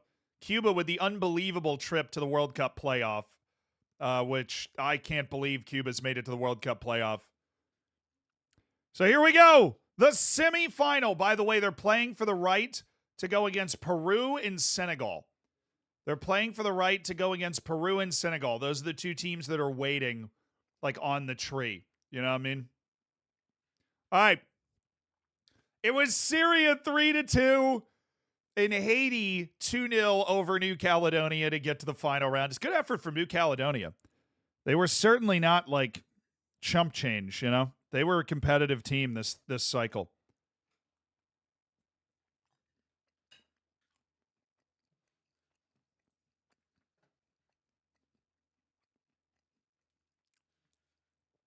Dude, who is on the Cuban team? How did they only lose 3-2? Syria's an actual team with like actual quality.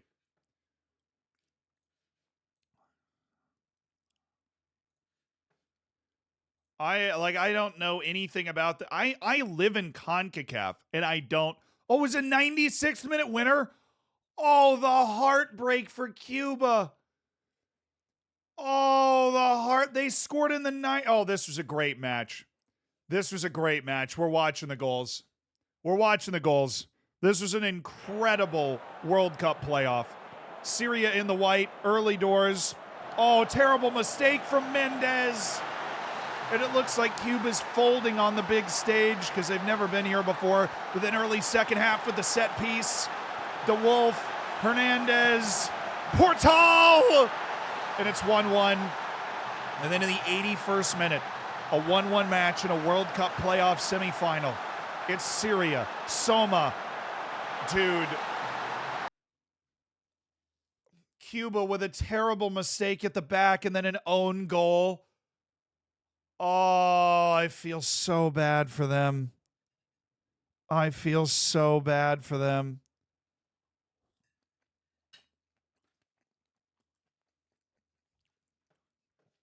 Wait, was it Mendez with the first goal too? No way. It was? This Mendez guy is not going to be allowed back in the country. Oh my goodness.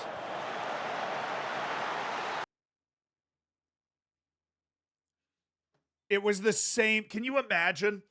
Closest your country's ever come to a World Cup. You're at the World Cup playoff. You make a mistake leading to one goal. You score an own goal for the second. He looks like the villain. And then in the 90th minute, it's Cuba. With the look at the numbers forward. Frankie, what a ball. What a touch. And they send it to extra time, surely. You would think. But in the 96th minute of the World Cup playoff, it's Syria. Abdul Weiss.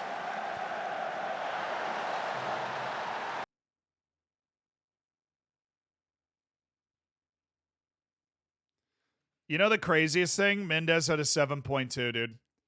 And he's one of the best players on their team, it looks like. He plays for Hartford. He's an actual pro. Modesto Mendez. I mean, their whole team is professional, but still wild. Yeah, he had an assist and had a 7.2, even though he was like a culprit.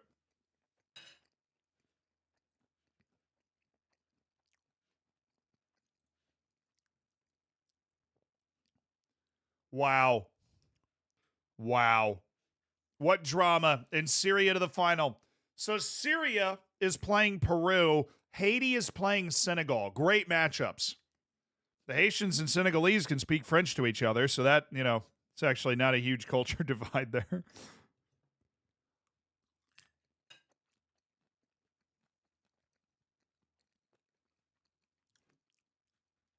The final two spots in the World Cup come down to Syria versus Peru and Senegal versus Haiti. That's true. Haitians and New Caledonians could also speak French to each other. Shout out to France. 3 different continents, all speaking French. I mean, I suppose not shout out to France, but also, they tied these countries together.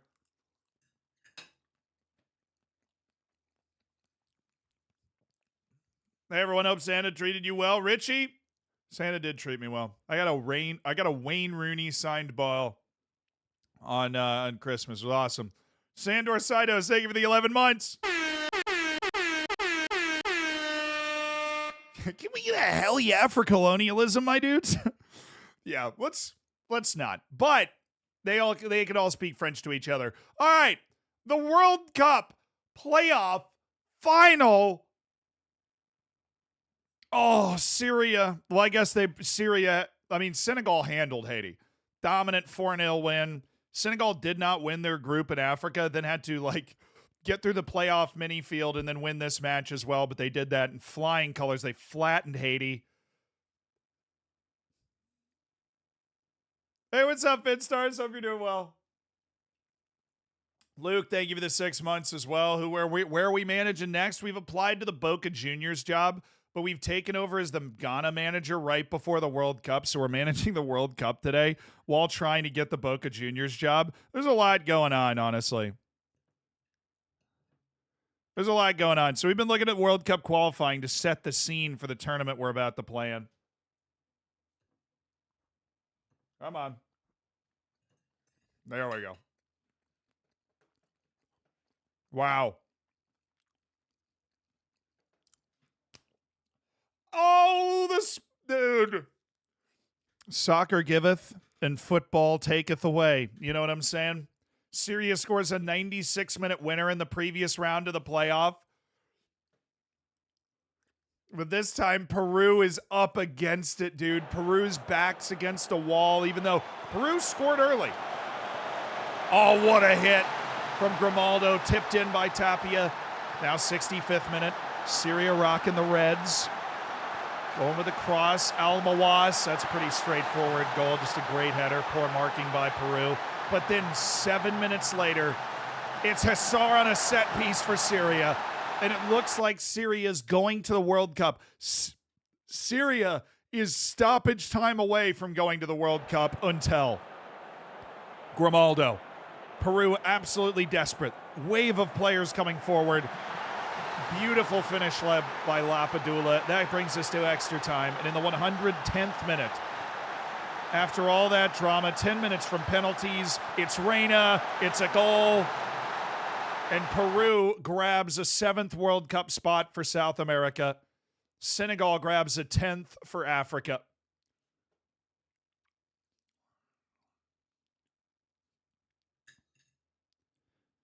Amen.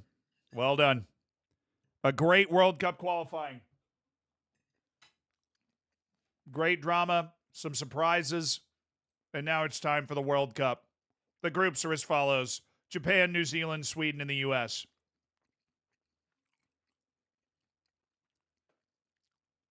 Austria, Canada, Morocco, Qatar, and of course Mexico, Palestine, perhaps the biggest surprise in qualification, Poland and Ukraine, some neighborly love. Group D is France, Senegal, South Korea, and the stunning Surinamese side that eliminated Costa Rica to make it here. Absolutely brilliant from them. DR Congo, England, Jamaica, and Switzerland. A very interesting group, but DR Congo is the team that made Senegal have to go through all sorts of playoffs to get to the World Cup, so they're clearly better than normal.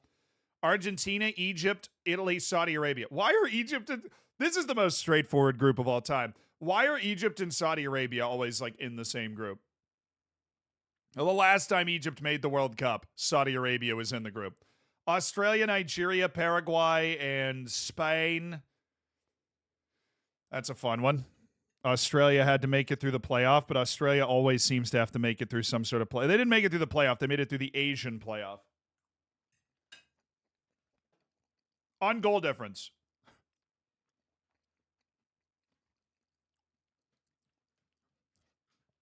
Ghana!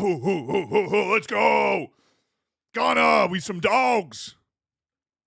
They're scared. We've got Iran, Ireland, and Brazil. We got to finish top 2, obviously, so here we go.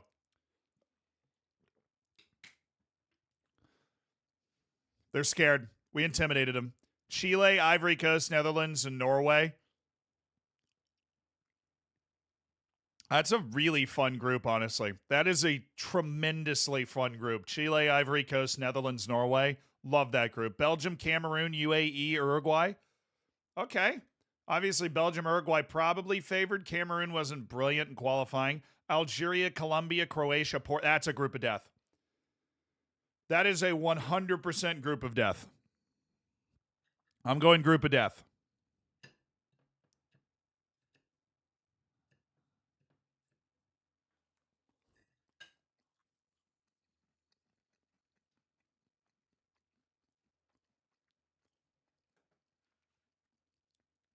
Oh, this is a group of death. Croatia and Portugal are both top 10 teams in the world. Colombia's got quality. Algeria's got quality. Like, there's no team that is lacking world-class quality in that collection. Group L, Germany, Panama, Peru, Tunisia. Who's getting the second spot here? Peru needed extra time to beat Syria. Then there's Tunisia and Panama, who both had very good qualifying campaigns from their respective regions. That's wild. That's it. That's the World Cup. So now we've got our first friendly against Paraguay that we set the team up for like a very long time ago. But we wanted to see how everybody made the World Cup. So here we go, guys. You ready for a match? We've applied to Boca Juniors and taken the Ghana job going into the World Cup. An opportunity to manage the World Cup can't be turned down, especially considering that we're in the African Managerial Hall of Fame already. So it makes complete sense we take over an African team at the World Cup.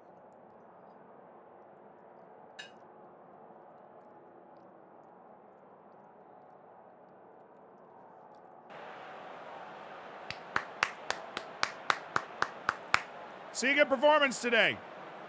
Let's see a good performance today. Let's see a good performance. I love the 48 team World Cup, though, man. I love it. Sue me. FIFA, you could hire me as a spokesperson just for the 48 team World Cup.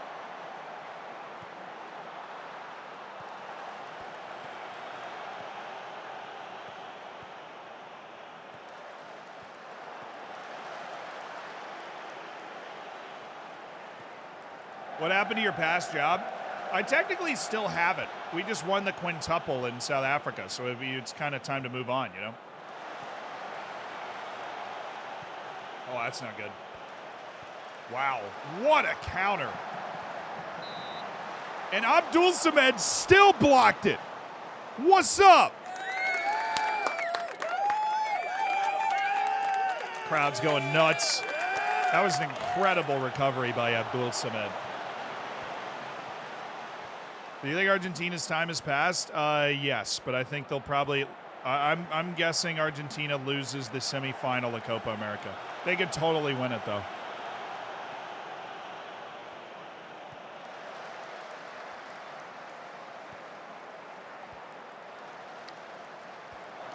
Well, that's my ball. Great pressure, great energy from the boys up there. Kudus. Kuhn. I want him to stay deeper, but... he's not. Look at him go. That's a wingback on defend. Ladies and gentlemen, and there he goes. Oh, run. Run. You've got 18, like, every speed attribute. Kuhn. Oh, good pass. Kudus. I hate that. Got a chance to face up against the line, and the first thing we do is just pop the ball way over. But we do have a rather tremendous... oh, look at Tariq Lamptey go. The party. Fatawu. That is bold. We are not afraid to have a pop from distance, it would seem. I like the way we're playing early, though. The whole point is we've got 2 friendlies leading into the World Cup. Let's get the best out of it. Oh, Fatawu! Definitely liking what I'm seeing from him at the right wing position. Hey, Gaffa, thanks for raiding in, dude. I hope you had a good stream. Fatawu, Salisu. Yeah.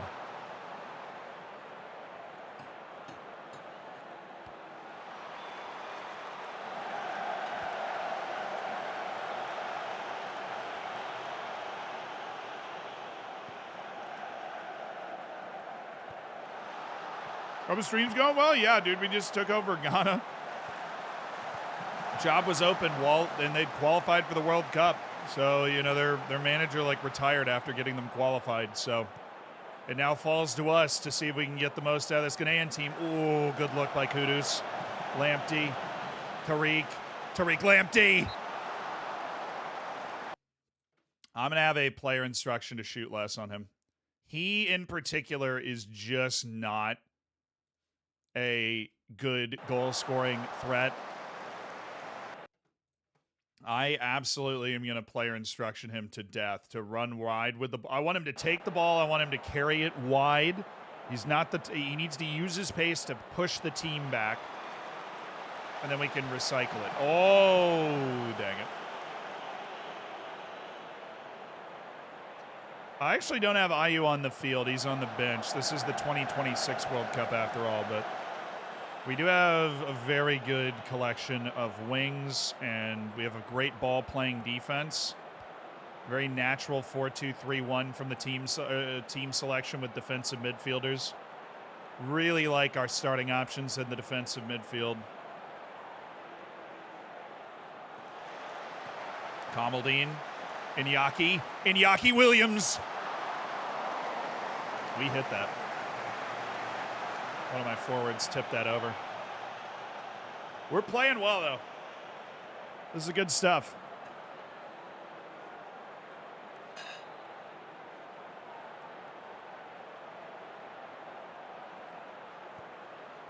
This is the type of performance that can beat Iran and Ireland. Oh, get in there, Iñaki. Get in there, Iñaki. Oh, let's go, son.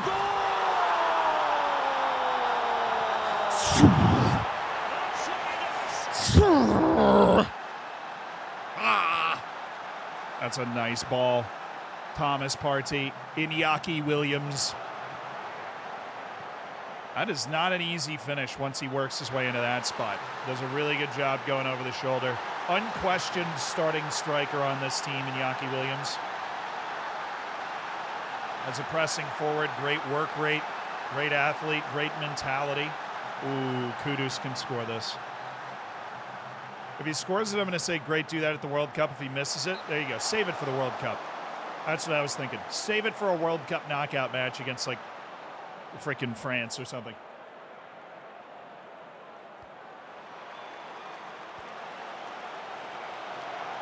They said, yo, I kind of want to, what did they say? I kind of want to get into FM. Like, I don't have a clue about the game. What do you recommend? So you can play. Football Manager is an overwhelming game, dude. Completely overwhelming game. Everybody that started playing it was overwhelmed by it. If you play any Paradox games or like Civilization, it's similar to when you start playing those sorts of games where you're like, this is insane. How am I ever supposed to internalize all this information? Just know that when you start a save, there's a screen called Staff Responsibilities. You can go to that screen and give away anything you don't want to do. We also have the biggest Football Manager-based Discord in the world. I mean, we talk about other stuff there too, but there's a ton of Football Manager help available there. I made a whole Football Manager for Beginners YouTube series that you can check out, obviously. If that's not your speed, you can just dive in, but use the responsibility screen to make sure that... Great play by Abdul Samad there. Fatawu, yes. Oh, Kudus, get it back to him. Waste. Yeah, you just use those staff responsibilities to make sure that you're not doing anything you don't know how to do or don't want to learn how to do right now. Because it'd be a lot to learn how to do all the different areas of the game, like, scouting or contract negotiation or like organizing your staff or organizing training or whatever, right? You can just use a preset tactic, start with a good team in a bad league, staff responsibilities to kind of hand that stuff off to, your staff so you don't have to deal with it. And you can have a good time. All right, Lamptey, there you go. I want to use that pace, attack the outside. Don't come in too far. Oh, he's having it. That was a nice hit. What does direct passing mean in FM? It means you're looking to attempt longer passes.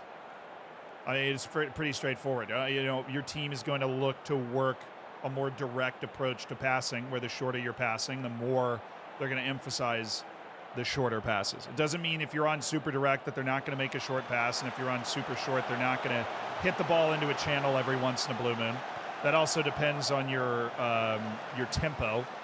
Super short passing with a super high tempo, they will force the ball up the field more. Oh, no, not an injury. I mean, he scored, and that was a sick goal, but he's coming off immediately. Jordan Ayew is in. We do not want an injury on Kudus, dude. We do not want an injury on Kudus. Kamaldeen Suleiman is not having a good time. Can you winger on the left side? Yeah, you can. Christopher Bonsuba, I'm going to give you some run. Great goal by Kudus. That's why he's so freaking important. Yotis, thank you so much for the 5 months, dude. Yeah, the Mohammeds. The flying Mohammeds, Kudus and Salisu. Look at that. Turns him inside out. Oh, what a goal. What a goal by Mohamed Kudus.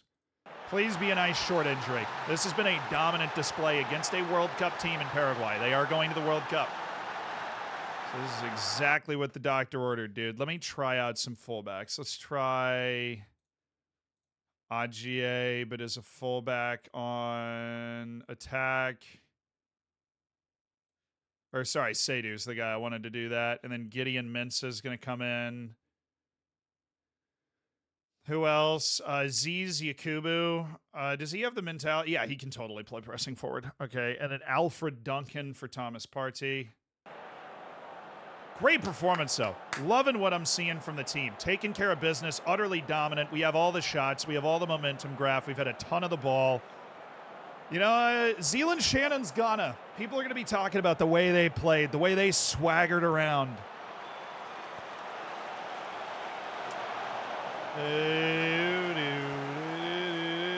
What's the TLDR? Didn't know the stream started so early. Make sure you pay attention, especially when I'm traveling, to the schedule updates in the Discord. I always will post in there, so I post the schedule of the rest of the week. Today and tomorrow we start at 9 a.m. I'll get in. What a save. He was off, but wow. And then on Friday we start at 11 a.m. And then I leave Saturday, no streams that week, and then we pick up Monday the week after. And we'll be in New York then. And that Monday, January 8th, we have a very, very fun stream planned. Like a super, we've never done this before, is actually awesome collaboration with somebody who wants to learn FM. Some people might already know who that is because they joined us in a call on Friday. But I will pretend to preserve the mystery. All right, this is clearly an end-of-match highlight and nothing else, obviously. No, but there's somebody that's really into soccer, football, and wants to learn FM. It's Jose Mourinho. How did you know? Kudus is injured. What's the injury? It's a tight groin. He's fine. It's 1 to 3 days, dude. It's 1 to 3 days. He will just sit out the next friendly, and he'll be completely fine for the World Cup. It's completely okay. So we have the job application out at Boca Juniors. Really excited to hear back. Really excited to hear back. Any day now. Any day now. It's Rebecca Vardy. That's a good guess. Amaranth. Also a good guess. Bonsu Ba had never made an appearance. That's awesome.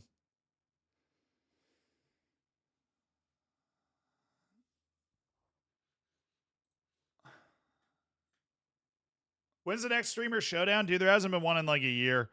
Dr. Benji runs it. If he's able to put one together, I would love to play in it.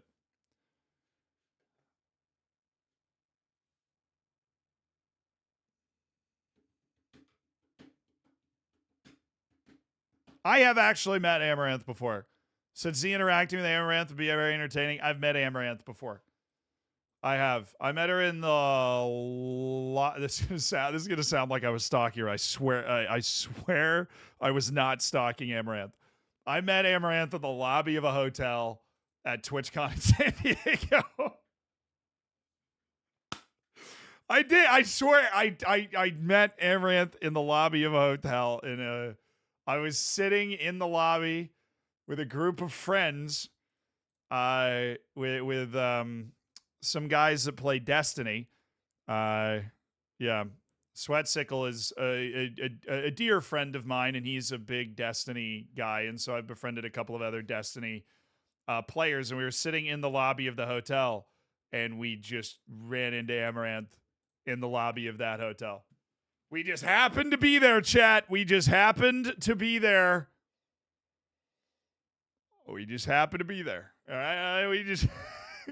That's the actual story, though. We were literally just hanging out in the lobby. She just walked by. One of the guys in the group and was like, knew her. One of the guys, no.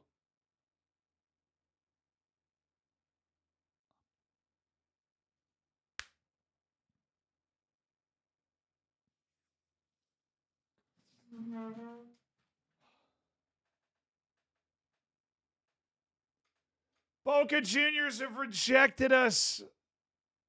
due to the strength of other candidates, even though we would have been able to carry forward the vision they have for the future. Oh, we didn't get Boca, chat. We did not get Boca. Oh, there are definitely some other jobs open. Brazil, there's a couple jobs. Boca's said no, which is just freaking tragic. Australia's got bad openings. We're not going to Austria. Jupiler Pro League. Wait. Oh, it was in the second phase. No, it was in the relegation group, and they lost, so they are relegated. Okay. These whole league position thing is so confusing. It's like never right. Slavia Sofia, Bodev Plovdiv. None of these teams are actually good. We want to take over a good team. All right, we did the whole building up thing. We've won 9 trophies in the last 2 years. We want to take over a team that, if we press the right buttons, we're able to really do something.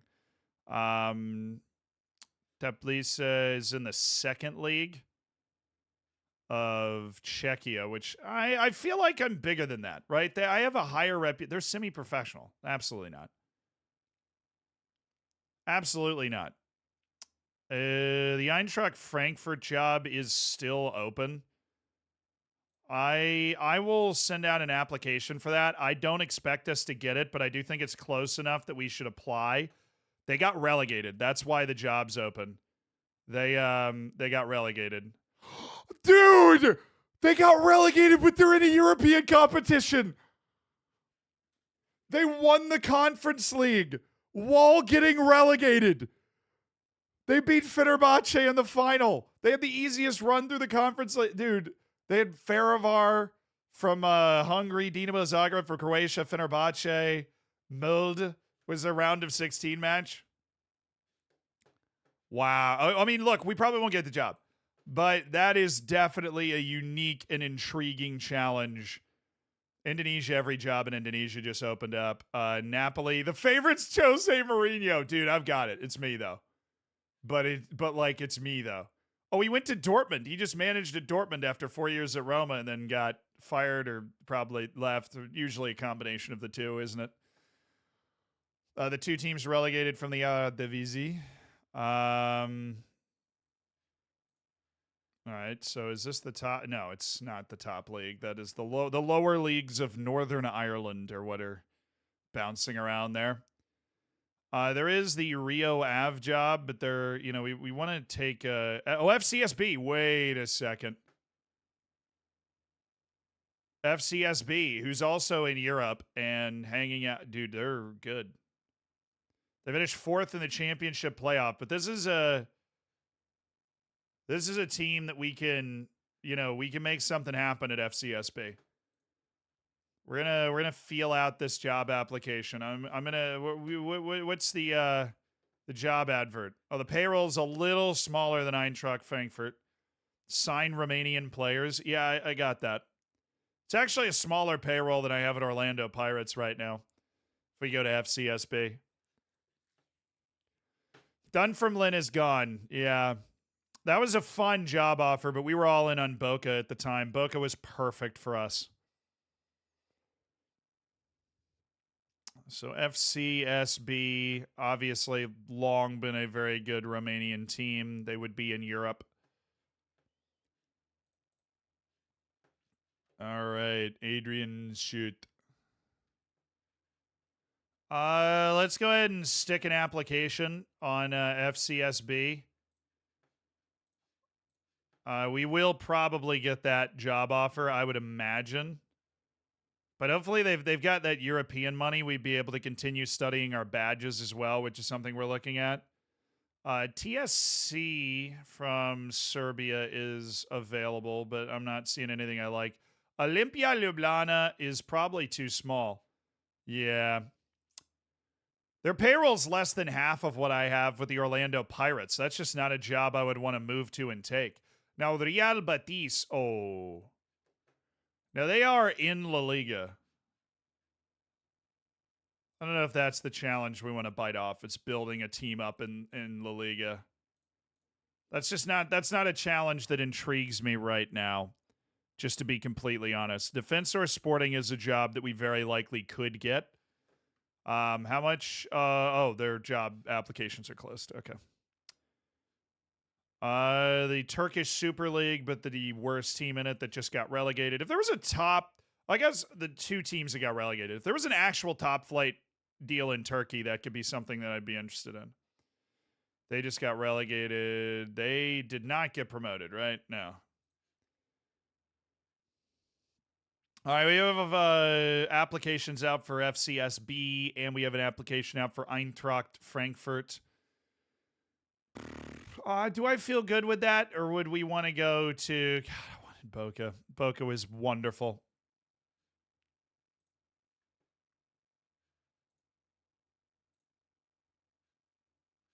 That's the second division, but this is a 2.5-star team. Feels a little small to me. We're a 3-star manager reputation-wise. I just won the African Champions League, right? You got to give me a good... Like, Olimpia Ljubljana, you know, it's not big enough. It's not a big enough spot. They don't have the cash to intrigue me, right? They don't have the cash to intrigue me. Go to Lechia Gdansk. Well, there are the Polish teams, but they're in 14th. But they're also in Europe. Finances are okay, which is not encouraging. I thought Lechia was a good team in Poland. I guess not.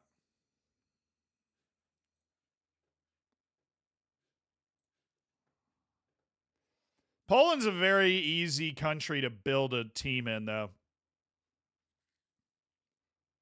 Hey, Atakon, thank you so much for the Prime. Thanks for supporting the stream. I appreciate you doing it with $5 of Jeff Bezos money. Like he's starting the second division. Okay, so they played their way back up. They are in the Europa League because they won something. They won the Polish Cup final and then promptly failed to win. They won one match after April 8th, and it was the Polish Cup final. They won their last league win was March 7th, but boy, if they didn't just go win the Polish Cup to get into Europe. Just stealing a spot from Legia Warsaw, actually. Vijes Lodz. That was Lewandowski's team, I think. It was Lodz. The Zealand skin is out, yeah.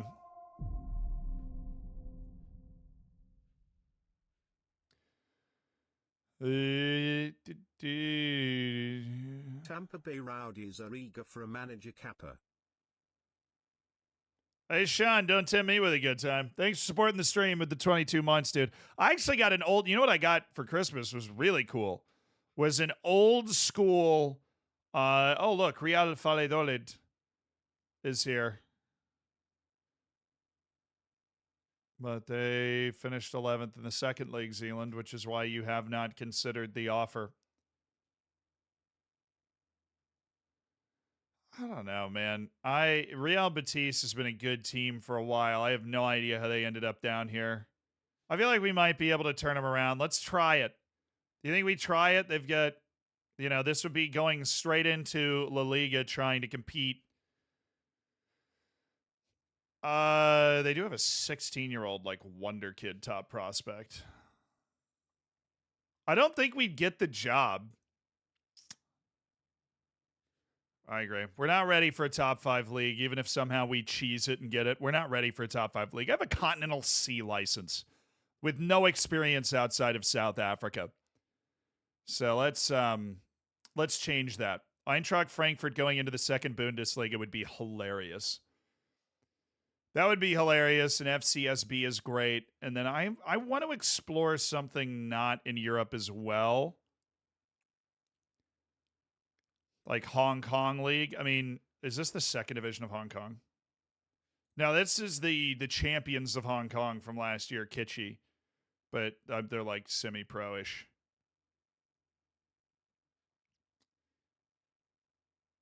No, those aren't big Mexican teams. Go Ahead Eagles finished 4th.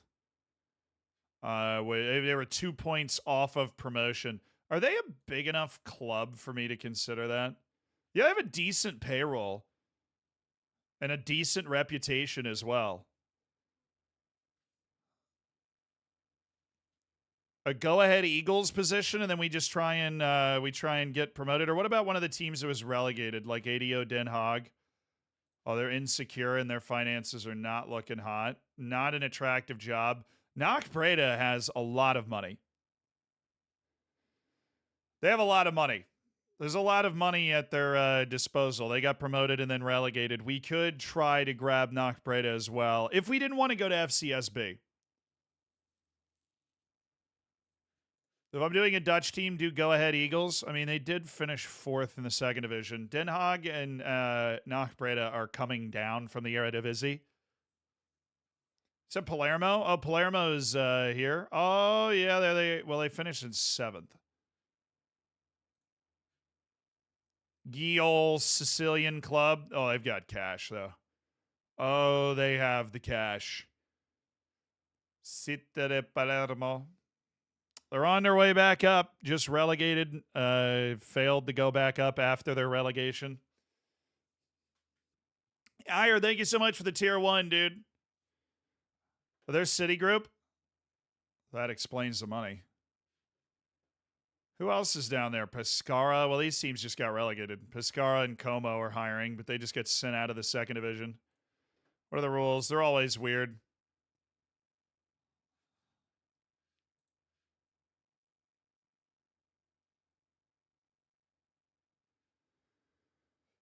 Maximum of 20 over 23 players. What the?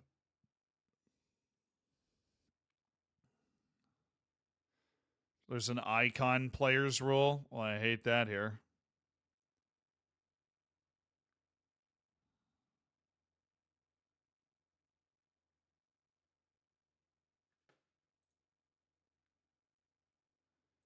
Forza Palermo. Yeah, Palermo is probably the most attractive offer unless you wanted to go to like Cantazaro, but they're actually not worth as much as Palermo. Palermo is an attractive job. I'm going to apply to Palermo. So we have 3 applications out right now. FCSB, Palermo, Eintracht Frankfurt. I would be a little surprised if we got the Palermo job just because of the resources they have to go after a manager that has, more than my accreditation. A little bit. Beer Shot just went down, but I suppose if we're looking at that, no, their finances are a little in trouble. Hey, R. Miller, thanks for supporting the stream of the 45 months, dude. Palermo's jerseys are freaking fantastic. Brazilian League doesn't have any good jobs open. You know me, I'm down, dude. You know me, I am so down. Universidad Técnica de Cajamarca. They've only won 2 Copa de Perus. They've never won the league, and yet they're only 7 points off the top of the league right now. With a solid goal difference, and I'm assuming a decent amount of resources. Secure financially, but a pretty small payroll. That would be a fairly large step backward from me. Fairly large step backward from me. Got the offer out from a Romanian club. We've got Dundee, who are just relegated from the Scottish top flight. Olimpia Ljubljana feels a little small. I have no idea what the top division is over here in Sweden. Oh, the Allsvenskan. So we're just looking at Swedish lower leagues. Okay, the top Turkish teams are a no-go. Although the teams, maybe one of the teams that was relegated from, it's going to have good resources. No, they certainly don't. And then there's Defensor Sporting, who their application process is closed. So we have 3 applications out. I want to apply to one of these Eredivisie teams. I don't want to go to Charlotte. I don't have fun in MLS. They're also bad. I mean, okay, what is their budget?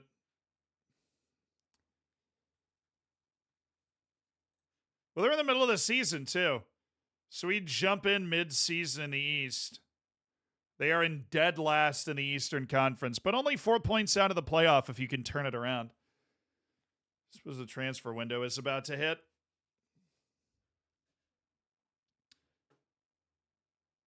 Inter Miami's top of the conference, understandably. It is 2026.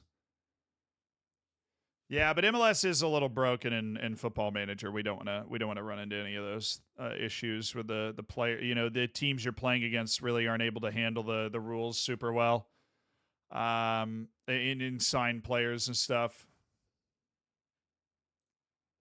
Nah, Portugal too soon with Oriental Dragon. Too soon. Okay, so the Netherlands. You have ADO Den Haag, who are kind of bleeding a little bit. You got Den Bosch, who I think were just relegated. You've got Nach Breda, who have a boatload of money, but they are financially insecure. Then you have Go Ahead Eagles, who have good money and are financially okay.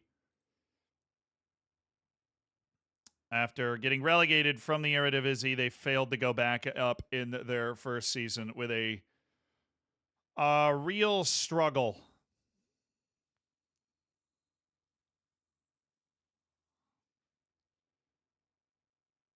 So both of them are really fun. Yeah, I don't want to do ADO Den Haag. Yo, thank you for the 100 bits, Palaka. I appreciate you. Flicky Flack, thank you for a gifted sub also. That's for you. Barcello, thank you for the 21 months. I appreciate you supporting the channel.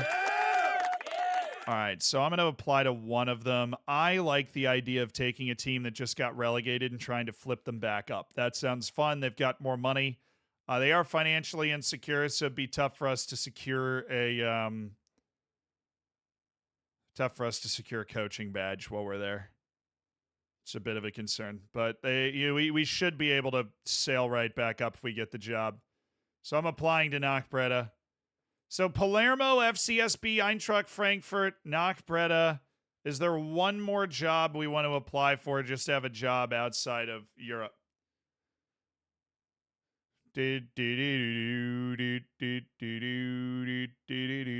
really aren't a lot of job openings outside Europe, to be honest, because we're on a European calendar, so it's just guys in the middle of the season that get dumped. Yeah, there aren't major Japanese teams or South Korean teams, only bad Australian teams. The Mexican teams are not top flight. I was looking at them, but we might bounce into Europe and then bounce out of it again, I think is what we might do. We might bounce into Europe and then bounce out of Europe again. So we have 4 applications out. Nach Breda, Eintracht Frankfurt, Palermo, and FCSB. 3 second division teams in top 8 leagues, and then FCSB, who are in the top flight of Romania. We are also, of course, leading Ghana to the World Cup. So let's get back to that. But we failed our Boca Juniors application.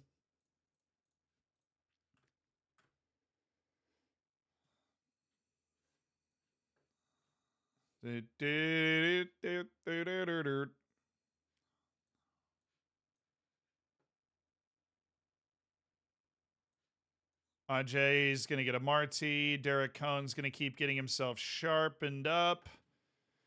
Abdul Samed's going to step out for...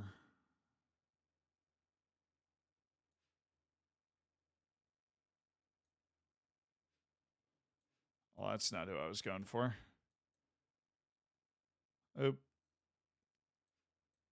All right, so we've got Suleimana, who is a tracker of sorts, and Alfred Duncan. Fatawu, I would love to get Nuwama up there.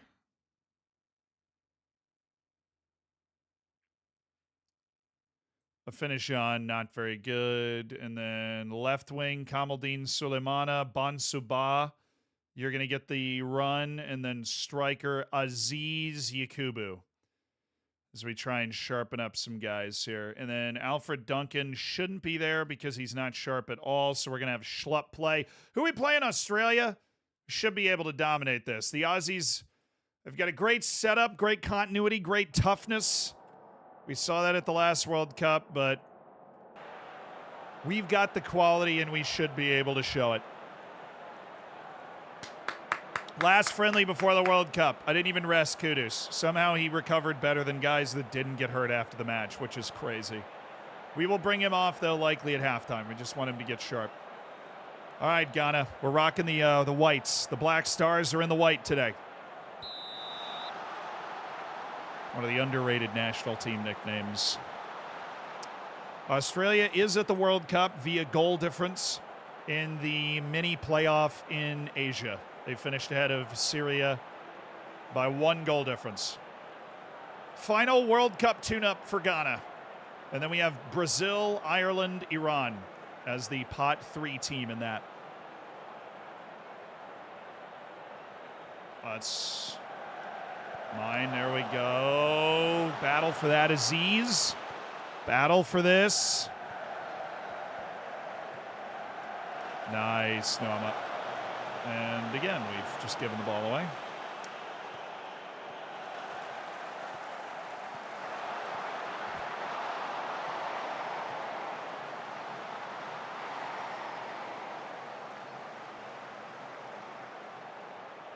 Good evening. How are we? I'm doing well, dude. Feeling good. Feeling lively.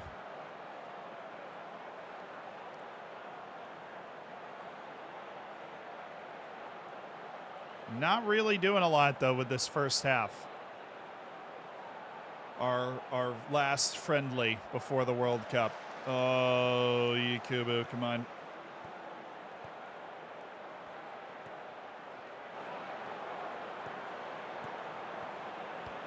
All right. That's our Mobile. That's their danger, man. Oh, guys, slow with the step.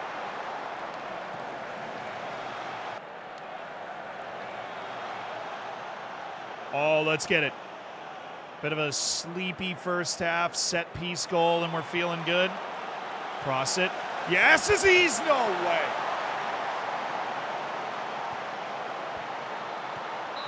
That's fine. That's fine, Kudus.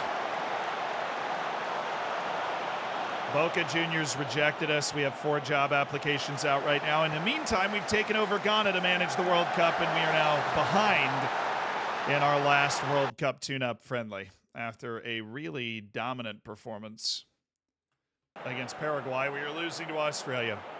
Everybody underestimates Australia, and I have now apparently done the same.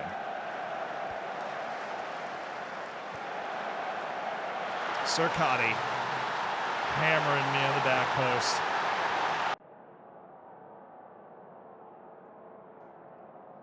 Try and fire the team up. How's Kudus? How are Kudus' legs? So let's just go with Jordan Ayew.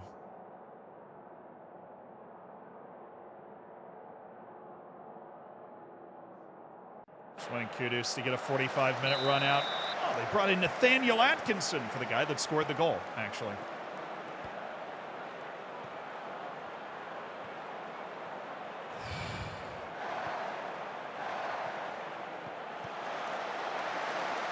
Some agrees a player at Middlesbrough. Australia is just one of those national teams that turns its players into better than the sum of their parts. Their performance in the last World Cup was the latest evidence that Australia's national team, they pull those shirts on, and a collection of like championship level players just turns into a team that can like actually scare France. And then, you know, eliminate Denmark. Saidu. Ayew.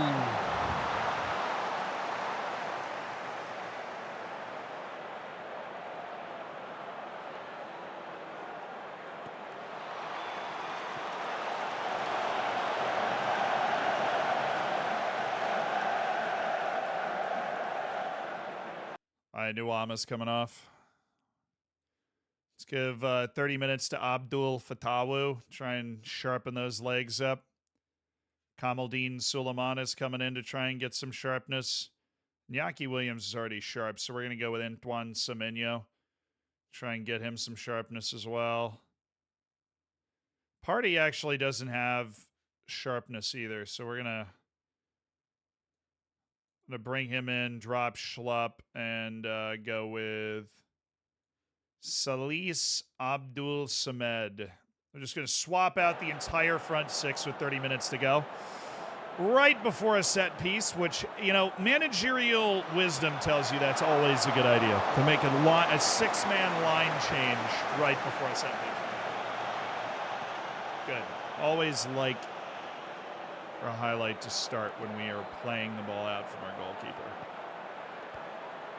We have a chance to like actually do the tactic the way it was designed here. Well, we're right where we need to be. Great ball. So, oh my, and he freaking missed it. Brilliant. Kamaldeen Soleimana, Thomas Partey, excellent work to open that up. Antoine Semenyo will not play striker at the coming tournament, so, you know, that happens. Abdul Samet. All right, Saidu. Saidu. Oh, Saidu, no. Oh, that's a pen. Okay, that's cheap, but we'll take it. Help build us momentum going into the World Cup. Jordan Ayew. Andre Ayew's not here. Jordan is, though. Jordan Ayew, yes. I watch unextended highlights. This is our last World Cup tune-up, and I have managed Ghana for like 2 weeks. So it is, you know, we're trying to get a feel for who can do what, the rotations, you know, which is, normally I don't watch friendlies, but when you're tuning up for the World Cup and you just took the team over, well, take him to school, Kamaldeen. There's no way that you should be getting caught by Nathaniel Atkinson.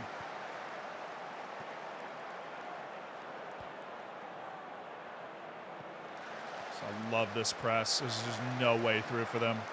It's great work. Well, this is what I want to do against Iran and Ireland. Oh, he was off. He was off. I saw it.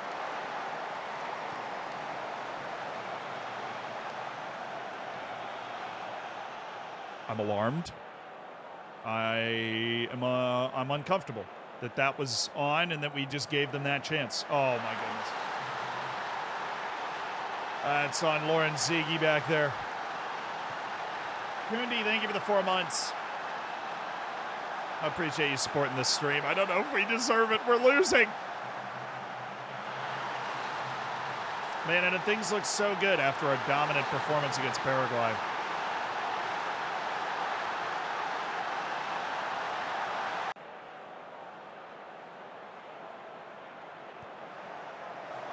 Surely not again.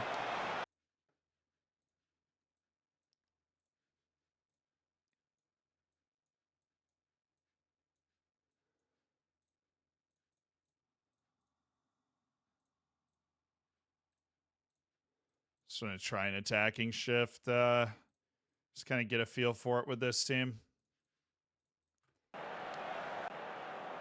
All right, well, we got a highlight immediately. Let's see if it works. We do have very good passing defense, very good wingbacks. Ayew, good layoff. I'll play him. Fatawu. Ayew! That's good. I don't like the midfield roles in this, obviously.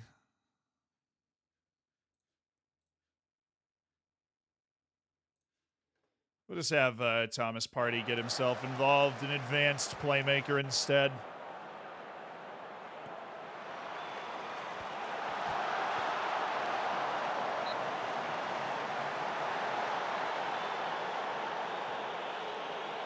Up, sorry.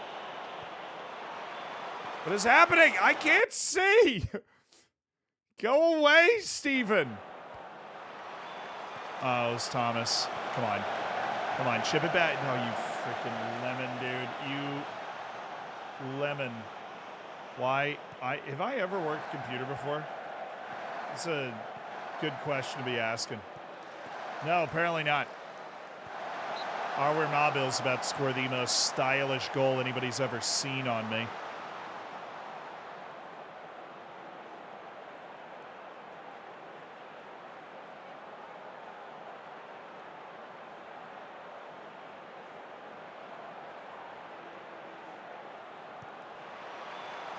So thank you so much to Victor for donating it $1. That's what I was trying to pull up that whole time.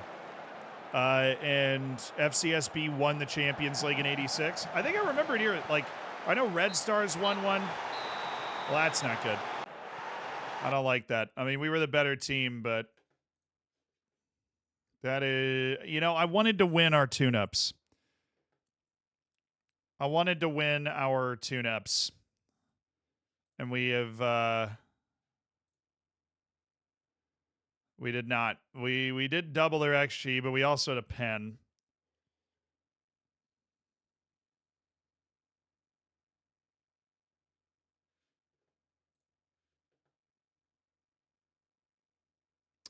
All right, we've got Iran.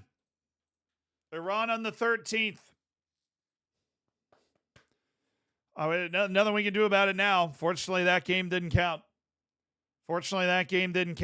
And we were playing a lot of backups for the first part of it. Yeah, but that game didn't count. The first one that does is Iran in the World Cup on the 13th. Let's do it. That's the one that counts. Bailey, thank you for the 2 months. Sorry you lost. As a Spurs fan, I'm an honorary Australian now, so I have to be happy. Yeah, true. Australia, the Socceroos, they're an easy team to root for, you know?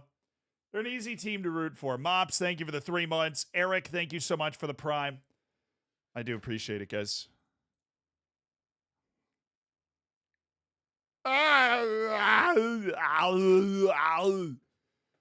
to the chopper. You can lose if you really want to. All right. I want at least a job interview from the 4 applications I've sent out before our first World Cup match. We've found a way to entertain ourselves this summer with a World Cup run with Ghana. Tapelo Maseko should be the captain instead of Innocent Maela. Well, Maela's about to leave the team, so. How about this? Remind me in a month, just in the off chance that I am still here in a month, which I don't believe will be the case, but there is an off chance. Rushwin Dortley, no. Siabonga Mabena, no. You know what? Remind me in a month.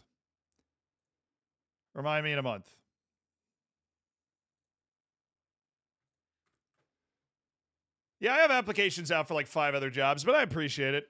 Squad numbers set to be decided, and Yaki wants number 9. That's fine. Who gets 20? I'm going to give it to Kudus. Where is he? I'm going to give Mohamed Kudus the honorary number 20 for the best player. I think if we're able to pull off a stunning World Cup win, which if we play as well as we played against Paraguay, we dominated them, we outshot them 20-3, should have scored more than 2 goals. We played that well, I think, and get a good draw, why not us, right? But if we're going to do it, Mohamed Kudus is going to score a goal for us. He is going to score a goal. All right, so number 20 is Mohamed Kudus. Number 9 is Iñaki Williams. The honorary number 20 going to our best player. You got it, Mohamed. Get after it. What a weird career turn we've taken. We are now in the World Cup with Ghana, African Hall of Fame head coach, taking on an international job.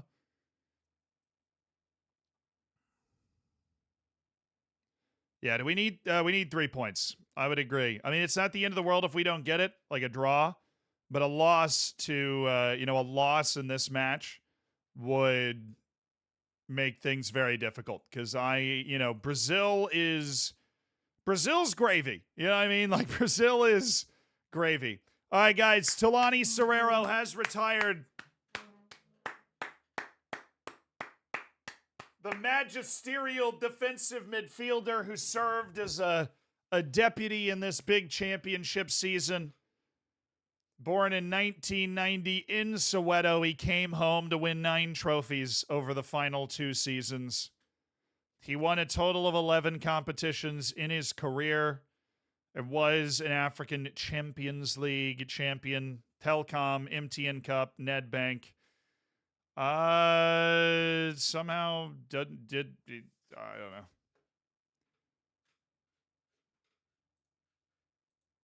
But yep, $700,000 purchase with Orlando Pirates gave us 2 really good years as a high quality South African midfielder. Thank you to Talani Serrero for being an important part of the Orlando Pirates.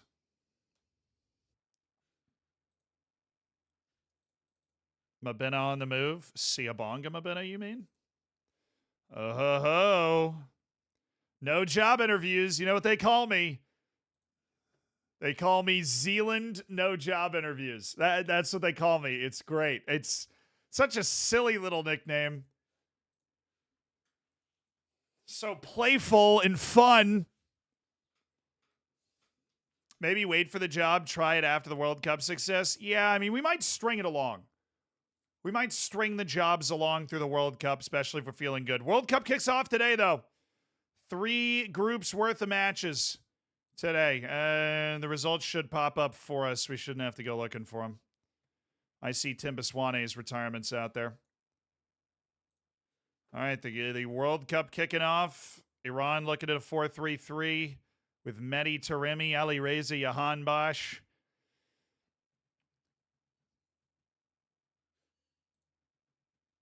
The Taremi is a deep lying forward. Suppose I'd look at that a little more.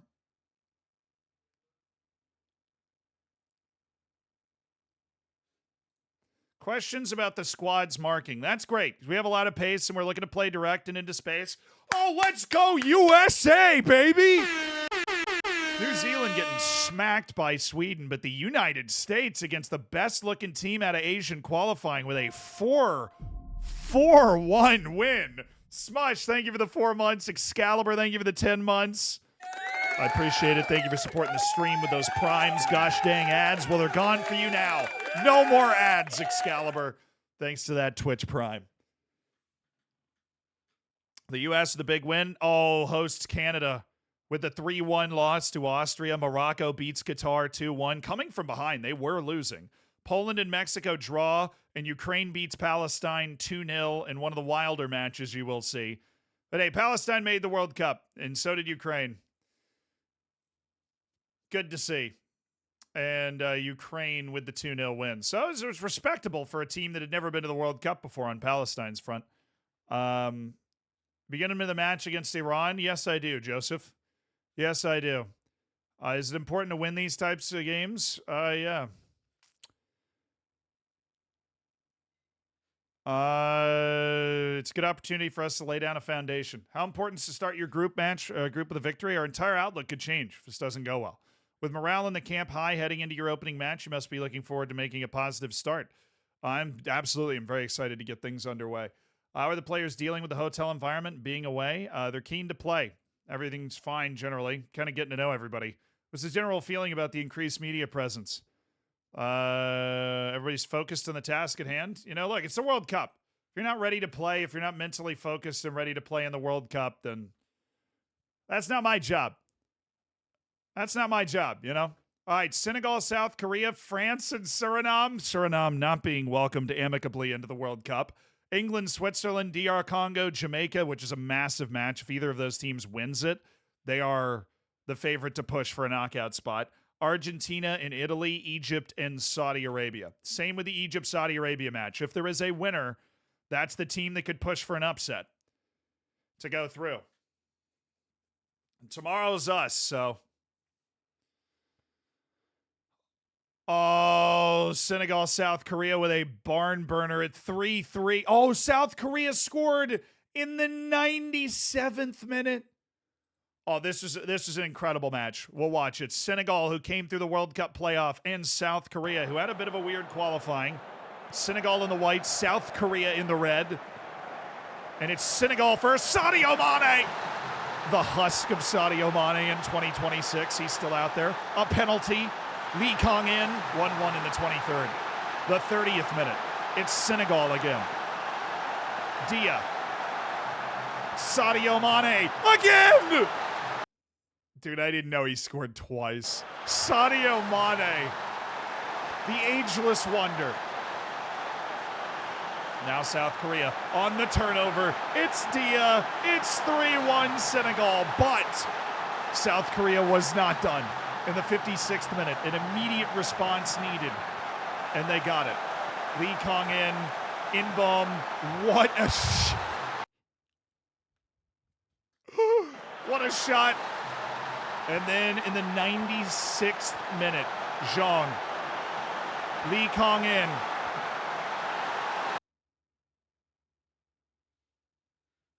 Oh, that's a heartbreaker for Senegal. deflects in. France 5-0 over Suriname. I mean, that's what you expected. That's what had to happen. England beats Switzerland 2-0. 95th minute goal from Phil Foden to make it look good. England top. Oh, this match was unbelievable. Senegal, Jamaica. Sorry, DR Congo, Jamaica. Absolutely unreal match here. The Reggae Boys at their second World Cup. DR Congo at their second ever World Cup. DR Congo and their brilliant kits going first. It's Aaliyah who scored to kick it off in the 14th. This match is crazy. Zach, thank you for the prime. Thanks for supporting the stream. And then here come the Reggae Boys. Damari Gray in the 30th. Russell. Pretty straightforward. Strong countering. One apiece. Reggae Boys back into it. Partying in Kingston. Now it's Elia for DR Congo.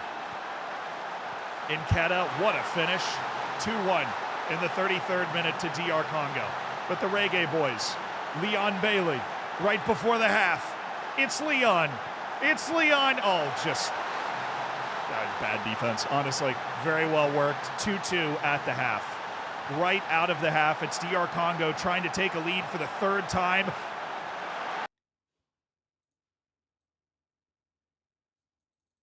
Excuse me, dude. Look, he picks the ball up over here. What a run by Wissa.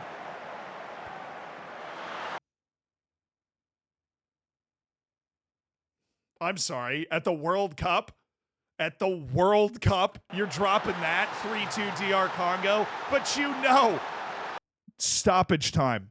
DR Congo up 3-2. Here comes Jamaica. The Reggae Boys have already come down from behind a goal 2 separate times, and it's low! 3-3! But 95th minute, it's DR Congo. The clearance, not enough. Mbinda back in. The header, Nketa! Oh, they scrambled it in, and it's DR Congo to grab the 3 points. Kinshasa's up in flames. What a match, dude. If only we could have a group match like that in real life. Lord knows, watching the last World Cup, some of those matches that were like Jamaica, DR Congo were like 0-0. What a match. DR Congo claims the 3 points and gives itself a chance if it can steal something from Switzerland. Jamaica likely done in a tough spot. Italy, dude, look at these matches. Italy and Argentina. Italy took a 4-0 lead. Oh, and Egypt did, dude, all these matches are crazy. Italy took a 4-0 lead, and then Argentina scored 3 goals before the 58th minute to pull it back, and then the rest of the match, I'm assuming, was just chaos. And then we have Egypt against Saudi Arabia, which ended 3-3, but was positively insane. It starts with Egypt, who had a brilliant African qualifying campaign. Ashur, Trezeguet, all that's tremendously well worked by the Egyptians. Absolutely tremendous. And then Saudi Arabia, all that investment, all that enthusiasm for their national team, they just open them up like a can. 1-1 Saudi Arabia and Egypt, and here come the Saudis. Moteb. Garib. Oh, it's bad defending. He's walked right into an open shot. Saudi Arabia 2-1. All right, we missed the red card, but it was yellow card accumulation. So I clicked to view the replay. So it's yellow card accumulation. Yeah. Can't be doing that when you're on a yellow, can you? Can't be doing that. So it's 2-1. And then 78th minute, it's Saudi Arabia up 2-1, looking to get the 3 points. Saad. Oh, Saad! Saad with the sauce.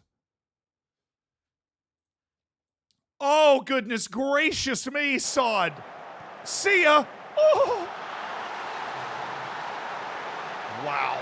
But then Egypt. They desperately need it. They're down 2 goals with just minutes to play. It's Mamouche. It's Akram. Oh, what a banger from Akram. It's a searing hit from Akram. Not an easy angle. But what a goal from Akram. And then for Egypt, down a man, down 2 goals with 5 minutes left. Oh, it's a turnover. Oh, it's unconscionable. Oh, what confidence!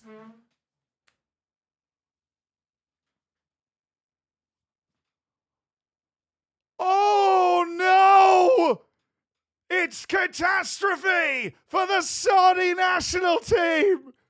And it's Egypt with an unlikely and possible equalizer. Marmouche, what a finish. Wow. A man down from the 56th minute, down 3-1. Egypt pulls back a point. Just ridiculous effort from the Egyptians to keep their head above water there. And match day 3, oh, that's us. It's Paraguay, Australia, Nigeria, Spain, Ghana, Iran, Brazil, Ireland, Netherlands, Ivory Coast, Norway, Chile. Where are we playing?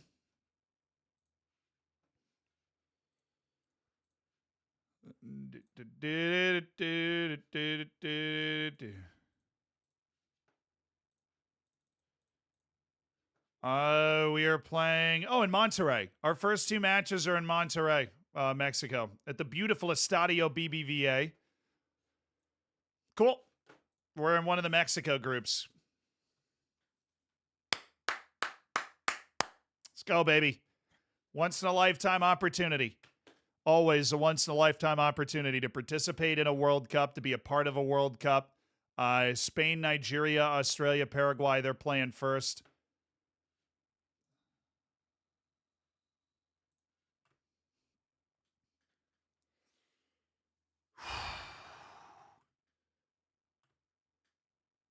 All right, boys.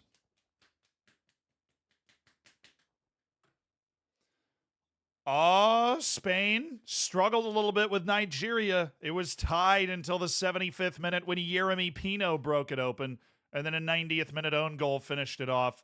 Australia and Paraguay with the draw. McGree scoring for Australia, of course. And then we are the third match of 6. Did I get the Boca job? No, Boca rejected us, but we're not losing heart. All right, guys, we got to make sure our starting lineup is in because we have made some changes. So Cone is there. Seydu's not the guy. Party is there. Abdul Samed is there. Fatawu's going there. Nuwama's going on the right. Kudus is there. And Iñaki Williams is the pressing forward up top. Love, love, love our front 4. Love the midfield, honestly, as well. Salisu, Amarty, Kun, Alidu Seydu is the guy we don't want there. But I don't... oh, cool. We have everybody on the bench. That's great.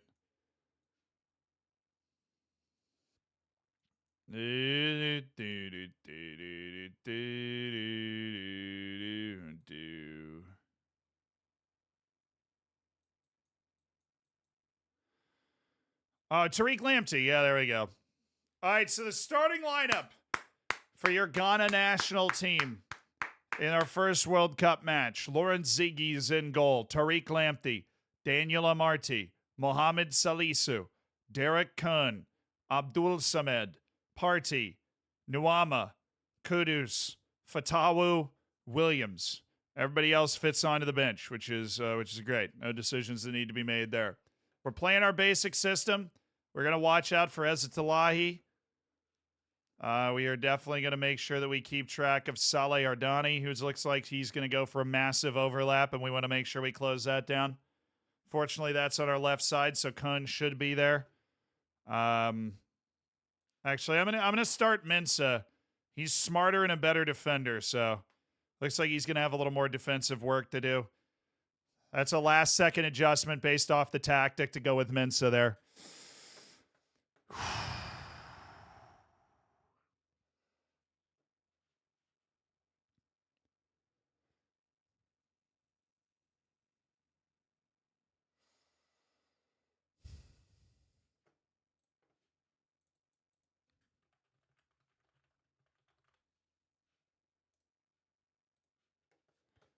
All right, you guys ready?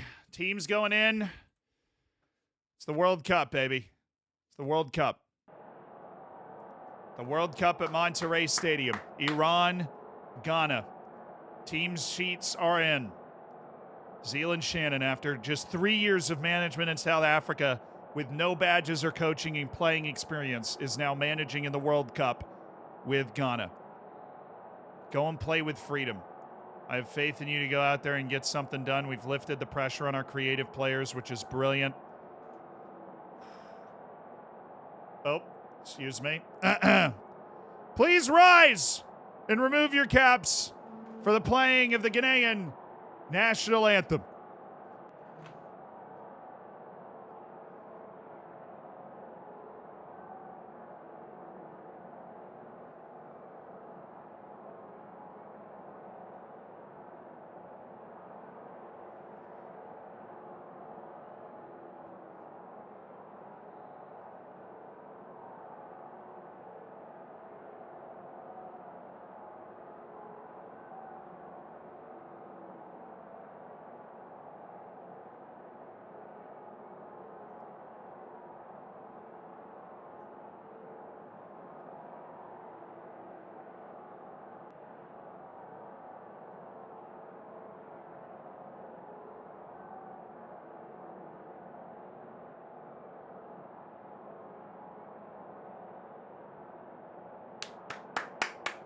Let's go, boys! Come on now, boys! Come on now, boys! Come on now, boys! Oh, that was not, hold on. What up?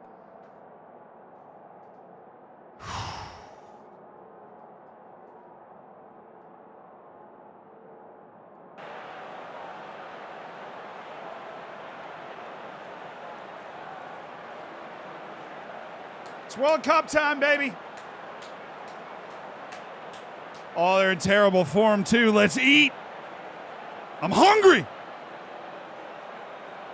I'm hungry.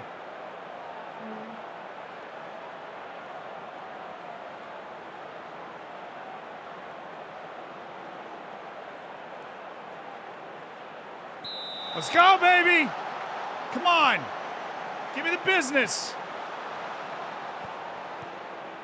We're in the red. Iran's in the white. It's showtime. Lamptey. Iñaki Williams.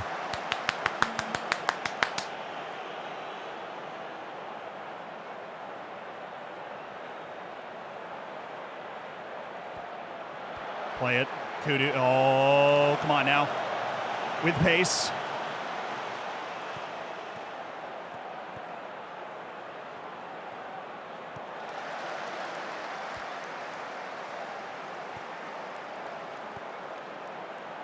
Lamptey. Lamptey looking for Kudus. It falls for Nuama. Up towards Williams. It's Kudus! For Ghana, just 5 minutes into the World Cup. It's Ghana's star for the Black Stars. Mohamed Kudus.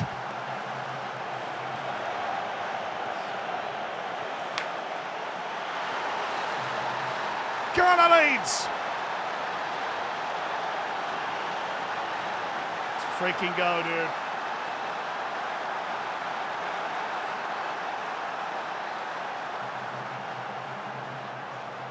That is an ideal start. The eyes of the world upon our team.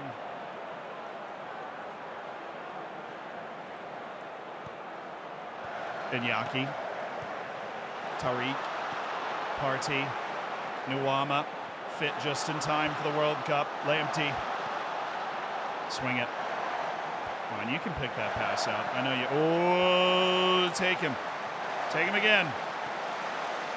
Oh, okay. Good pressure. I like that. Amartey showing his quality. Tariq Lamptey. Taking this guy on again, pushing him back. That's a good play. I don't know about Abdul Samedo. Oh, look at the quality. Look at the quality. Look at the quality. All right. I like what you're doing. I want you to do more of it. Shoot less often. Take him wide more. Stretch the field by taking him long. There's nobody on their team that can handle Tariq Lamptey right now. Absolutely nobody. Oh, get it, Kudus! Mohamed Kudus just finds a way to pop up in those spots.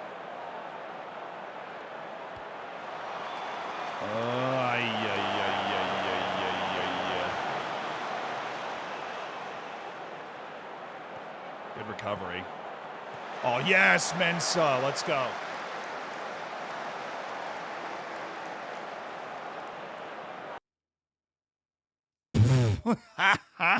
Really?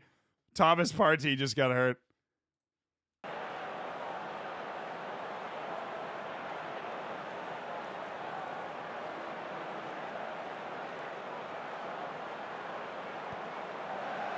Hopefully it's a 2-weeker.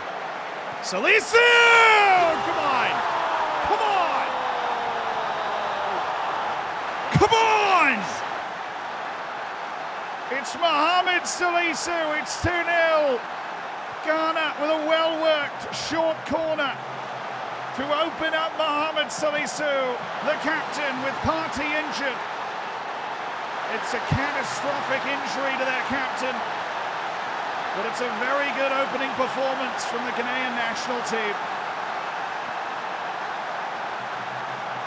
Our manager joining just 15 days before the World Cup, and they have not missed a beat. All right, Lamptey, good run. Now pass it back. Oh, we got a cross in. All right, Lamptey, Duncan. Lamptey. Noama. Oh, thought he kept that alive. Oh, that's not good.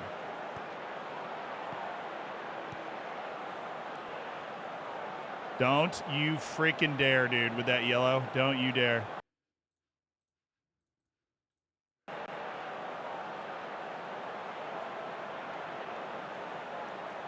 Great half.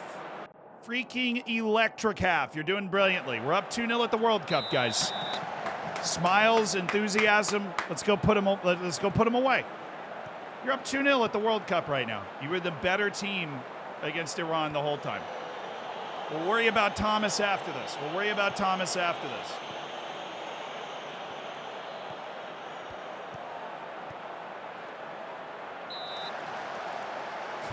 Hello, Zealand. This is the Ghanaian president speaking. On behalf of the Ghanaian FA, we are hoping that you will guide us to the semifinals of the 2026 FIFA World Cup to relieve ourselves of the terrible memories of what occurred in that match. The quarterfinal, I guess. This is the minimum, or else your reputation is at risk. Best of luck, Ghanaian president. Nice. Okay.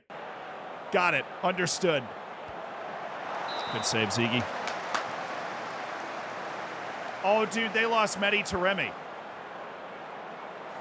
I lost Thomas Partey and they lost Mehdi Taremi to injury.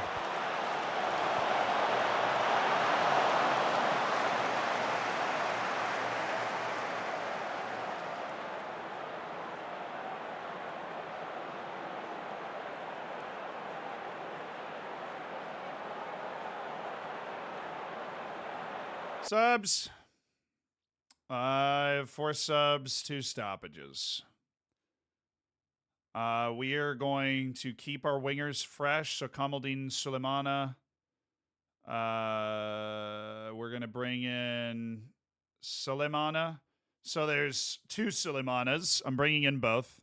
The ball-winning midfielder as well is going to come in. Ernest Nwama is going to come off for Bonsuba. Christopher Bonsuba. Kamaldeen Sulemana is going to stay wide. And we will hang on to the last sub, which will be a press sub for Kudus if we're up multiple goals still. Or if we score third. Here we go. Pin. Oh, ref. I mean, he went right through the back of him there, ref. Ref, he went right through the back of him. There's no way you're not calling this. So I'm going to set up. It's Mohamed Kudus. He went right through the back of him, ref. I have one more stoppage.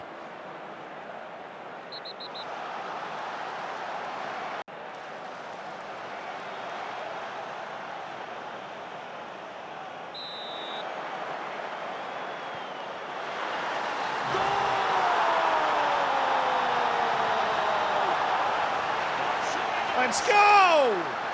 3-0, baby. That's what I'm friggin' talking about. Mohamed Kudus with a brace.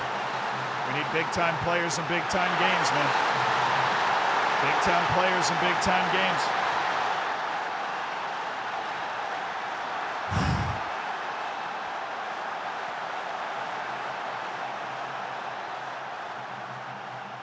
I mean, you just get this to Ziggy. You're fine. Oh, okay. Do the old confident turn instead. That works for me. Kamaldeen Suleimana. Kamaldeen up to Bonsuba. Christopher Bonsuba for Lamptey. Sub. Ayu. I'm going to get Ayu in. Ayu, you're in for Kudus. Mohamed Kudus is going to have to play in every match. We're not giving him a match off, and the matches are tight together, so this is a team effort. Jordan Ayu is an experienced dude. He's going to be able to see this out.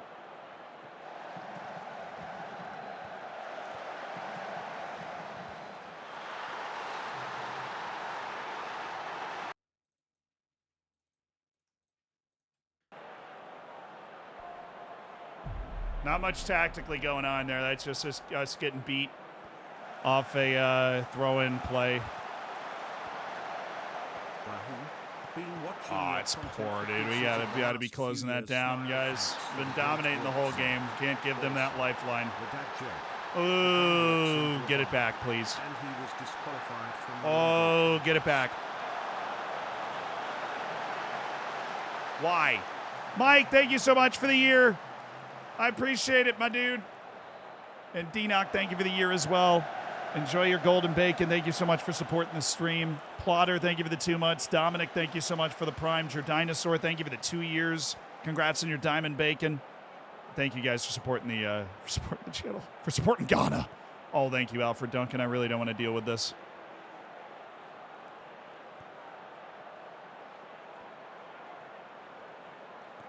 All right, Lamptey. Bonsuba. Yeah, I can work with that. Duncan. Williams. Pass it. Yes. Kamaldeen Suleimana!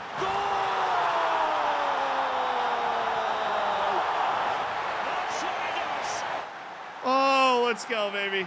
Let's go. Let's go.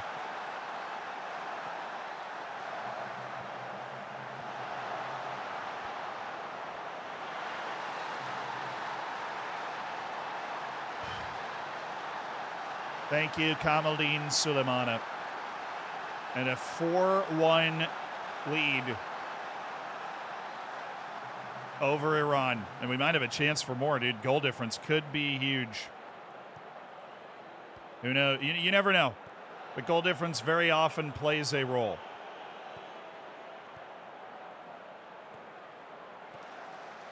We're there. Ziggy's there. This should be our highlight. Brazil and Iran aren't playing yet. They play after us, so there's, we have no idea what that result will be. Obviously, we're assuming Brazil's going to win, but you never know. Alfred Duncan, brilliant. Bonsuba. Oh, square it! How did we not score there?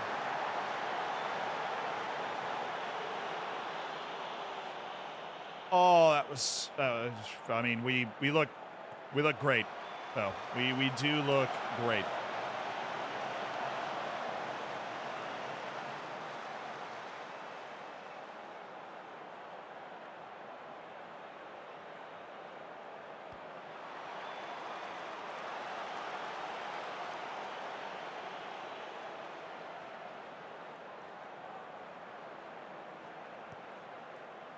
One more goal for the road, please. Casual Screamer, thank you for the 5 months. Almost hit that silver bacon. Thanks for spending $5 of Jeff Bezos money. Middle. Duncan.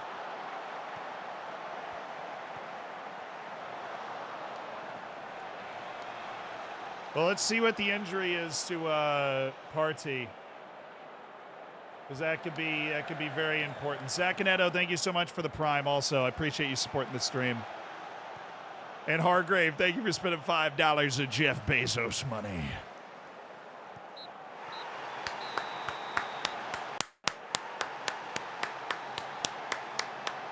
How's the World Cup going? Well, we looked through all the qualifying, got through the. We just won the first World Cup match we played. We just won. So, very well as of right now. I thought we were great. I'm happy. Decision sub, kudos up. Felt confident the game was won. We have important fixtures coming up. An early goal is always a huge boost. Obviously, getting that early goal really settled us down. We'll see what happens in Brazil and Ireland. That's the next match. But, we have won, and now we're getting our end-of-season report from Orlando Pirates. Koba was the signing of the season, even though we spent $3.5 million to get him. He was brilliant. Transcendent player. Season's results. Just look, dude. Look at the league.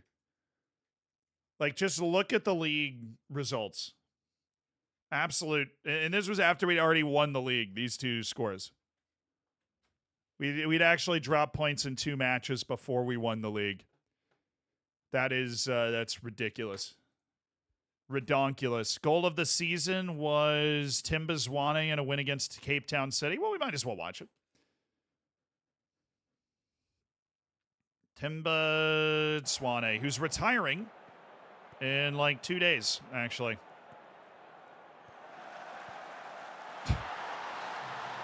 Damn, brother. Damn. Let our broadcast revenue go down. We won the African Champions League. Shkurin, Maseko, Koba, Masele, Brooks, Kutsea, Maela, Verdon, Inda, and Morena. That's wild that Maela was in the team of the year. I was head coach of the month 4 times. Ilya Shkurin, most overall goals by a player in a season. He scored 45 goals, dude. He scored 45 goals in the season and 21 goals in the league. Most goals by a player in a match. Lorenzo Shai with 4. Most assists, Tapelo Maseko had 21 assists in a season. Ali Ahmed had 25 shutouts. Swane was the oldest player and goal scorer, and highest fee ever paid was Koba, obviously. Maseko won man of the match the most. So we won the quintuple. The DSTV Premiership, Nedbank, Telcom, MTN Cup, and the African Champions League season in review. Project and Affid, thank you so much for the primes. Thank you for being a part of the elite online gaming community. Enjoy the bacon, enjoy the emotes. Make sure you get in the subsection of the Discord. Thank you for supporting the stream. Techie Jordan, thank you for the 3 months. Here's to next season. Here's Party.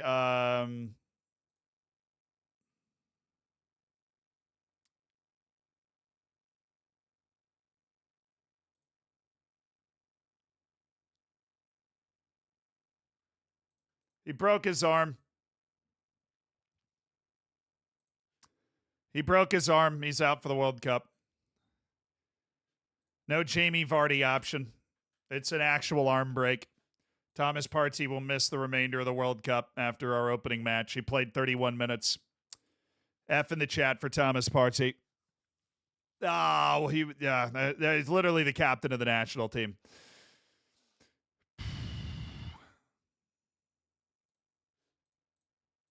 Yeah, the press conferences aren't really transcendent for the World Cup, are they? I don't know why I expected them to be different, but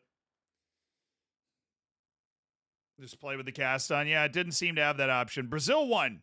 So Brazil, it took to the second half, but they scored 3 second-half goals to dispatch Ireland. Erling Haaland scores a brace to beat Chile. Norway off to a good start. Netherlands and Ivory Coast with a very interesting 0-0 draw that's going to spice that group up a lot. But it's us and Brazil, and we're actually top of the group right now. I don't want to sound the alarm, but we have more goals for with our win over Iran. Now, we play Ireland, and they play Iran, and if we are able to beat Ireland, it is very likely that we are through. A draw also wouldn't be the worst thing in the world, but win. Let's win against Ireland, and then it is probably done and dusted. Your player was top league goal scorer for an entire season? Yes. Record low number of defeats, 2. Yes. Record high number of points. 80's crazy. Ilya Shkurin's headed to Zenit at the end of his contract, but he's an FM saint. He played 15 league matches and scored 21 goals. He only played half the league matches because we had such fixture congestion. I won head coach of the season in South Africa, so adding to my accolades. That's also why you want to stick around at a job and not leave right after the end of the season, because you want to pick up your awards. I think you get them anyways. I'm just coming up with that on the spot. Did Z not set up any training? I mean, it's off season for the club and you don't set up training for national teams. So no, technically I did not. But I also didn't really have an option. Expected, wow. League ranking in every stat was first. Expected goals per game, 3.26 and against 0.92. 3.8 goals per game. Fouls against per game, fouls made per game. We were first in both. Shots on target per game, nearly 10. Opposition passes per defensive action, 3.78, which is the best in the league. And set piece goals scored, 28, which is the best. Oh, Uruguay beat Belgium. Colombia beat Portugal. Panama and Tunisia drew in a 93rd minute equalizer from Panama. Cameroon handled the UAE, a 6-2 win with 4 goals from Brian and Bomo. And Uruguay with a Darwin Nunez goal to beat Belgium. Hey. Colombia with Sinisterra and then Borre in the 96th minute. Is Ronaldo in Portugal's squad? I would imagine no. No, he's not. Oldest player, Danilo Pereira. Retiring after the World Cup. Germany beat Peru 5-2, so they're back. The biggest drama was to be found in Panama and Tunisia. Love your content. Ever since I started playing FM, I've been playing with a big club. My strikers simply score so little compared to past years. I mean, it could just be bad form, too. Rotate, shake up the formation. Wow, that's a crazy unlucky goal. But I want to see the equalizer. 93rd minute. Oh, of course. It's always a set piece. Goalkeeper's up on the set piece. The goalkeeper's up and Panama scores the equalizer to keep their World Cup going. They're going to probably need to beat Peru and then hope. But they have drawn Tunisia. And this Group K is wide open now that Portugal lost to Colombia. Wide open.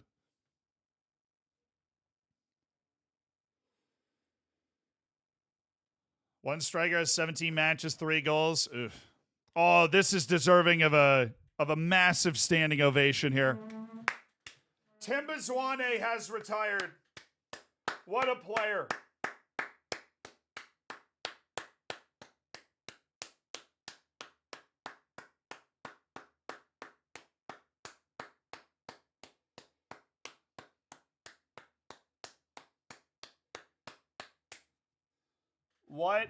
What a freaking player, dude.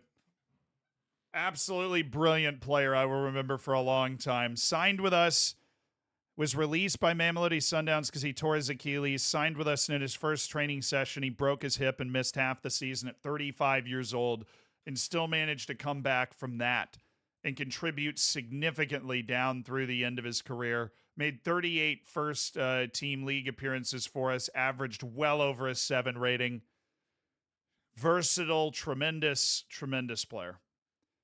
Important part, very important part of our team. All right, U.S., New Zealand, Japan, Sweden, Canada, Morocco, Qatar, Austria, Mexico, Ukraine, Palestine, Poland.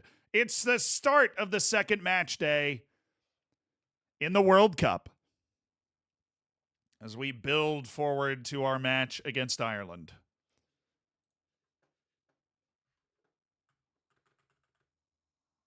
They're running a 4-4-2 with Evan Ferguson off the top. That makes complete sense.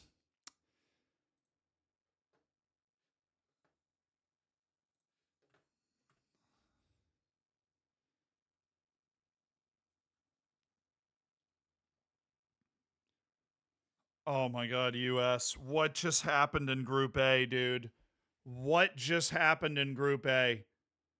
The US and Sweden, the entire group's on 3 points. Oh, dude, the U.S. just lost to New Zealand. And Japan just beat Sweden. That entire group is on 3 points. I've never seen that. The U.S. literally went and beat Japan 4-1 to lose to New Zealand 1-0. After New Zealand lost to Sweden 6-0.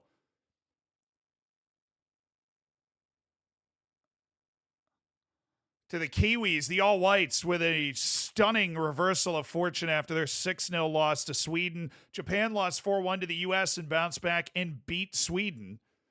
Absolutely insane match day here. Canada beats Morocco.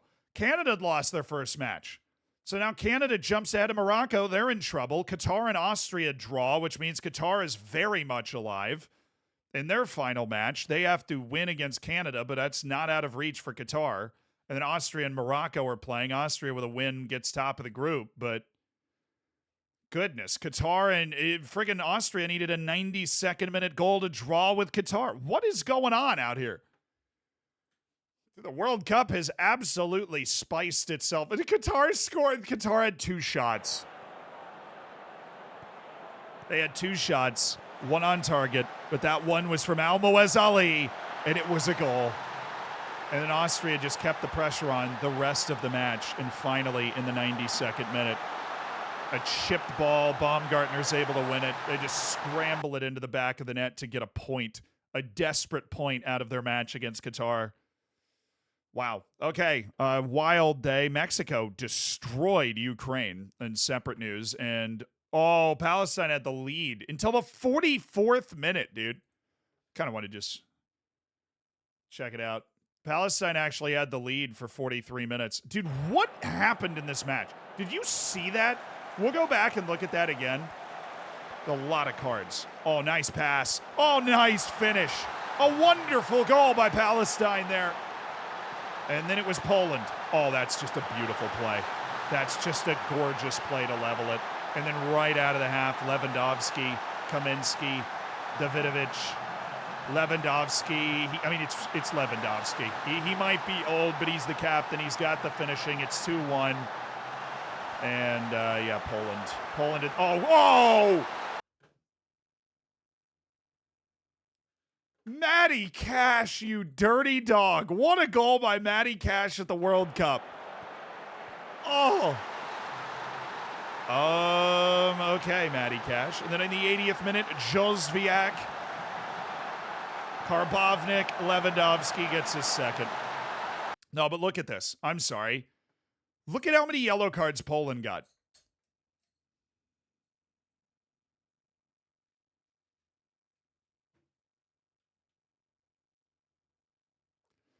Dude, they gave up a goal, got 5 yellows, scored, then got 2 more yellows. They got 7 yellow cards in this match to Palestine's 1. Poland going with the bullying tactic there. Mexico should be top of the group with a 4-0 win. They are. Them and Poland. Palestine is officially eliminated, but them making the World Cup was the victory. It's their first ever World Cup appearance. Ukraine is still alive. They're playing against Poland. If they beat them, they're obviously through. Poland's through with a win or a draw.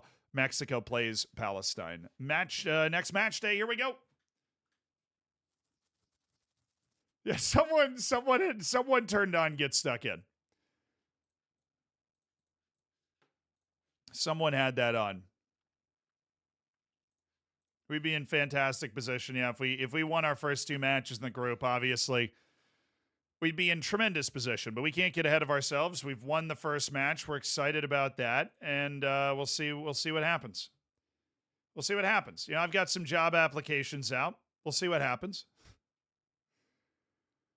I'm assuming all 4 of my job applications are still just floating around in the ether. Knock, Breda, Eintracht Frankfurt, Palermo, and FCSB. Yeah. Anybody want me? Who want me? 100% no. All right. Stealth Ops, what's up, dude?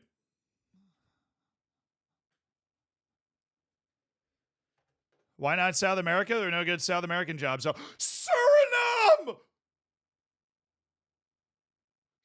Dude, Saudi Arabia did it again. Saudi Arabia did it again. DR Congo drew England. We've officially entered the Twilight Zone. Suriname has a point at the World Cup and a goal. They've drawn Senegal. DR Congo has drawn England and has 4 points. Italy beat Egypt, and Saudi Arabia did it again. They've beaten Argentina again. Absolutely unbelievable. We've got plenty of matches to check out from this. This is absurd. Here's Suriname apology in their for the first ever Garnacho World saga. Cup. He Stunning intends qualification. Keep up the cool Playing against streams. African champions Senegal. Oh, great pass to Dia. They finally open up Suriname at the back.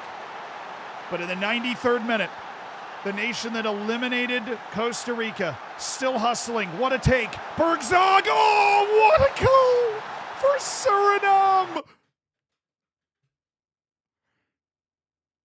They've got a point and a goal. Suriname with the equalizer against Senegal. Do not count these boys out. They were counted out all World Cup qualifying. They eliminated Costa Rica. They earned their way in. They didn't even need to go through a playoff. They got an automatic spot to this CONCACAF-hosted World Cup, and they are doing it. All of Suriname on tap to watch their national team take care of a point against Senegal. Second, dude, how did DR Congo hang? Oh, they had a disallowed goal.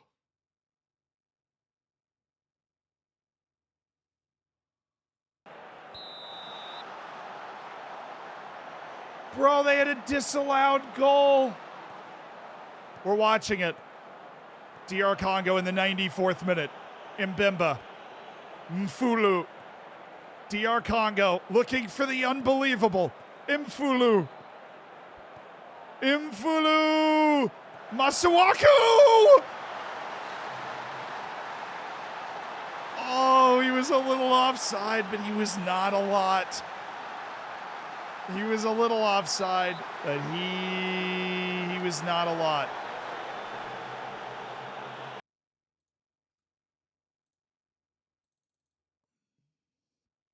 We'll get it to that point. Oh, he's off. He's definitely off.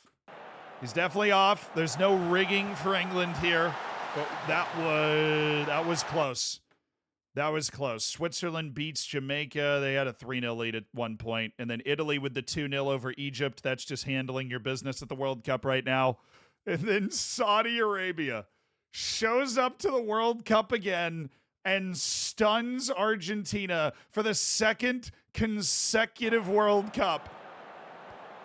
Second minute. Asiri. Oh, no! Who did he send to the Shadow Realm? Medina? Just dribbles the pants off Medina and shelves it.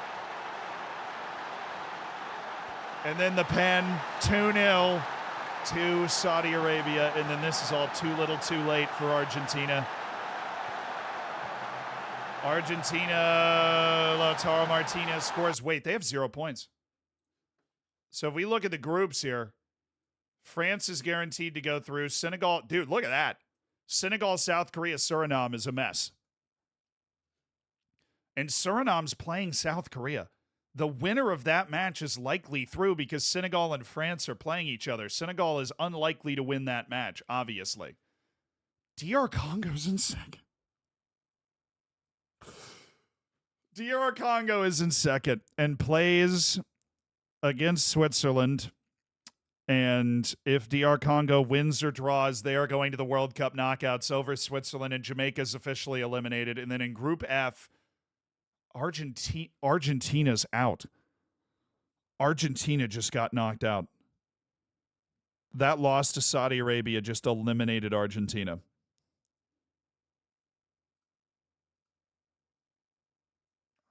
The winner's curse. The winner's curse strikes. Wait. Is there a third place thing going on? The best 8 teams in third? 8? What? 66% of the third place teams go through? Argentina is still alive. If they show up and they beat Egypt by a good margin, they probably will still be there. Yeah, it's 8 out of the 12 third place teams will be going to the knockouts. Correct. Because that's the compromise they have to do to go with the 4-team groups because it doesn't break down evenly. I remember that now. Just needed to boot my brain up for a second, but Italy and Saudi Arabia are basically... Saudi Arabia is like guaranteed through to the knockouts with that win over Argentina. That's crazy. All right. Weather report for Ireland. We're playing in Monterey again, so it should be incredibly temperate and average, and it is. So here we go. Ireland, how you doing? Tapela Maseka with an offer from Toulouse. I would like to reject that. Thank you very much. I am still waiting to hear back from a couple of clubs.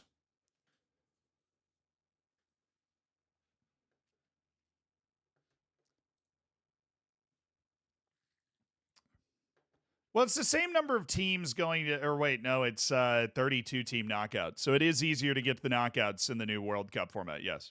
Because it's a 32 team instead of a 16 team. So it is easier to get to the knockouts. All right.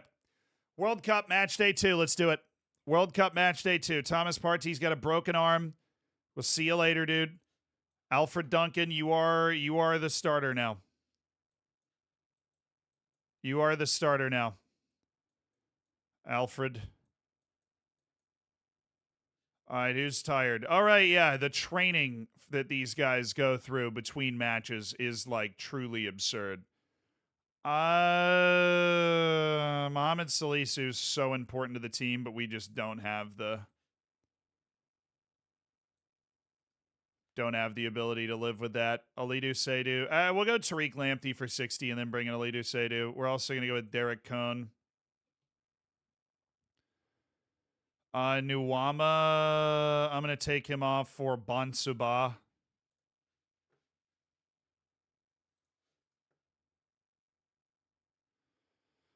Depth is a concern, but Yakubu starts, Bonsuba starts, Duncan obviously starts because of injury, Derek Cohn starts as a tactical choice, Joseph Aidu, and that's that. Okay. I want 60 minutes of Tariq Lamptey, and then we got to bring him off. All right, they've got Troy Parrott and Evan Ferguson, who are both already tired because of the previous match. So let's get it. We don't have a captain, so Lawrence Ziggy would take the armband. I'll do Salisu for 60. We got to, right? I'll do Salisu for 60, and I am going to have Joseph Aidu as the other center back because they have a big physical front too, particularly with Evan Ferguson that I want us to be able to deal with, and Joseph Aidu is a more physical character. That also allows us to rotate. So tactically it makes sense, and then it also makes sense fitness-wise. Okay.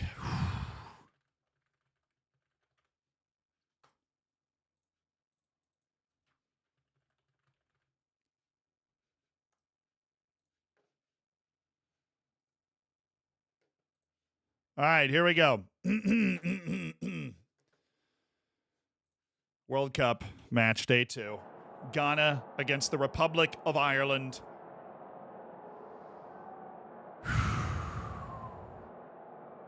Who lost to Brazil 3-0 in their opening match. They're coming in absolutely desperate. They know they need points here. We hung a very nice win against Iran up last time.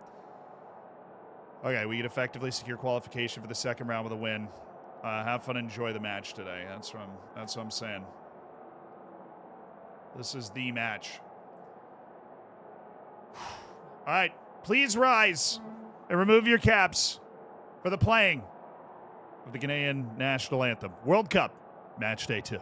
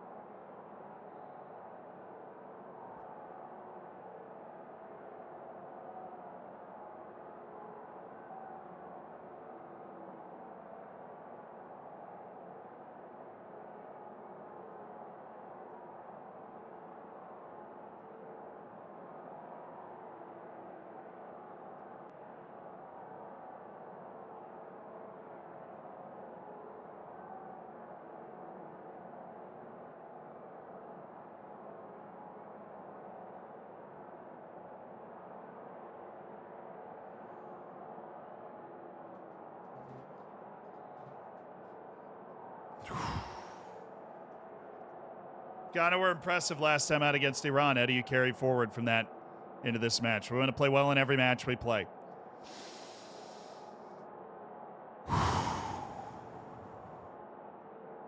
Win this match, we're in the next round. Anything else? There's a lot of funny business going around.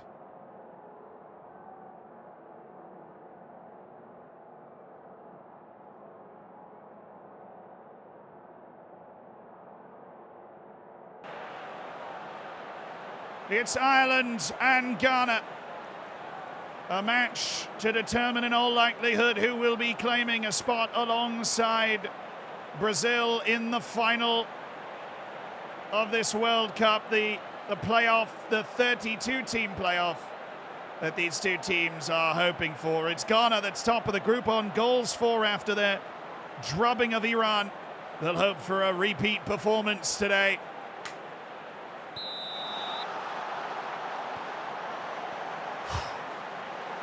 Just take care of business. We're in white.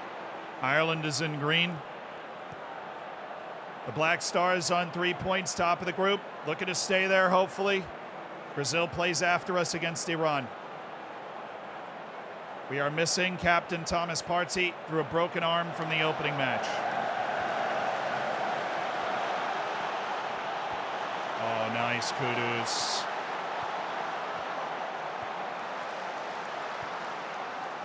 We're there. That's Tariq Lamptey. That's what he does. We got to get a little instruction in early. I hate Alfred Duncan picking up a card immediately. That is unfortunate. Okay, here we go. Music off and dialed in. Kudus.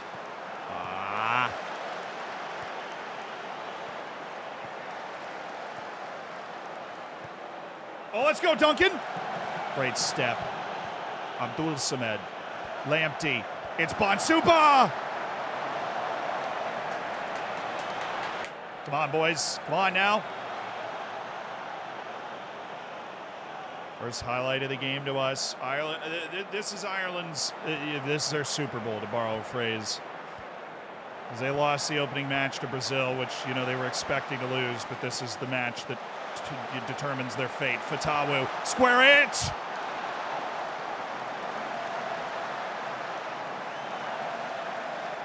Come on, Fatawu. All right, we're keeping him on the wings, which is great.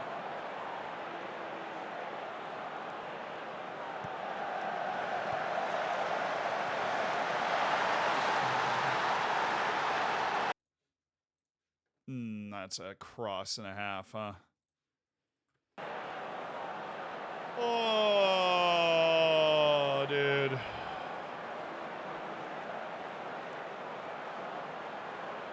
It's all right.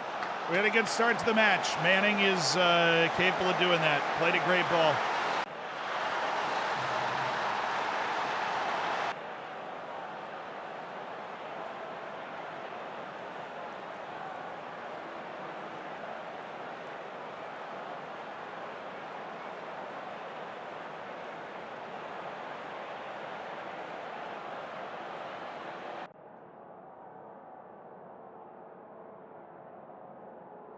Trying to lift the spirits of the team here. We are definitely going in Yaki second half. Kudus has been bad. We're going to go Nuama second half.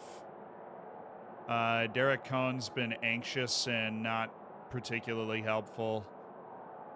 I am going to go with Gideon Mensah. No. Might be able to cure that anxiety with our easing tone. Spot ourselves a half of those two guys. Lamptey's exhausted, though, so we've only got like 10, 15 minutes of Lamptey in this second half. He's totally not going to play against Brazil, which we weren't going to do anyways because he's a really offensive fullback. That feels like a terrible idea against Brazil.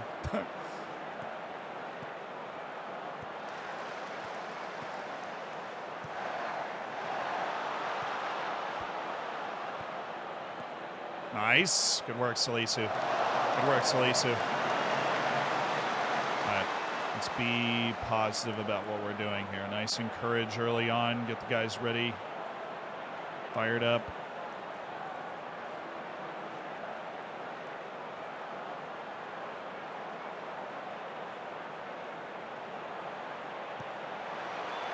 Nice. Oh, good.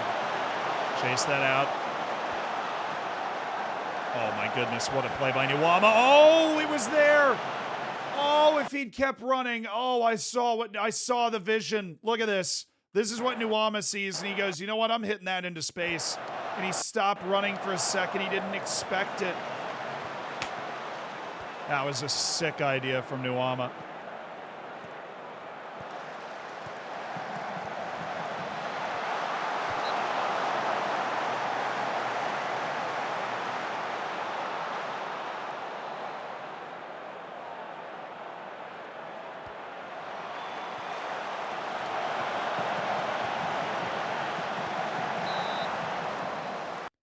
Might as well make this change now. It'll help us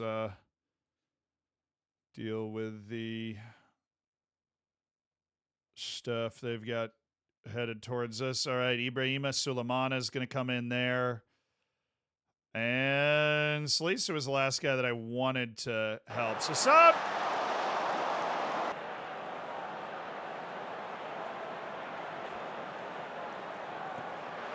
We're gonna might as well get Lamptey now. He's so short. Help us out with the set piece.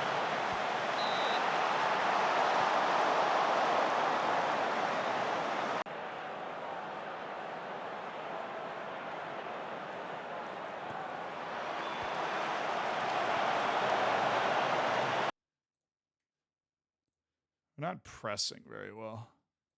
They're not beating us over the top, though. Let's try and compress the field and take away their time on the ball in the midfield. They're getting a lot of their possession middle third. Oh, Kudus, you freaking baller.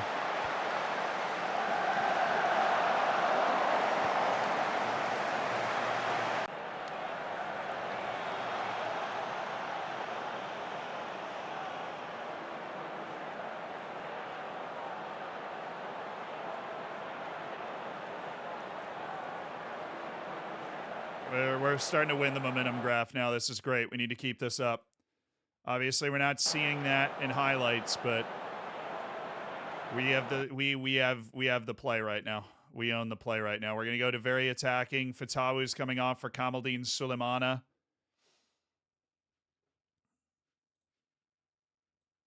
All right, and we are going to do what we know we can do, which is this.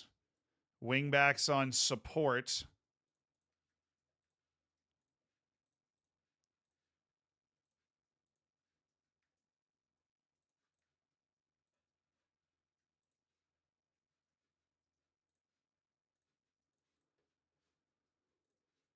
All right, come on, Kamaldeen. Do something nuts, Kamaldeen. You are so pacey. Find that punch. Oh, we're just not getting a lot of highlights. Ever since they scored their first goal, we're not getting a lot of highlights.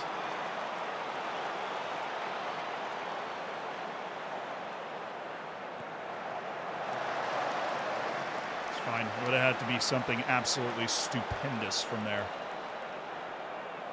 Roll it. Good. Now right in front of you. Good. Right through that front line. Okay. Sulemana. Excellent work. Nuwama. There are options here that are not that, my man. There are options here that are not that, Nuwama. And here I was hoping you'd see them. This would be nuts.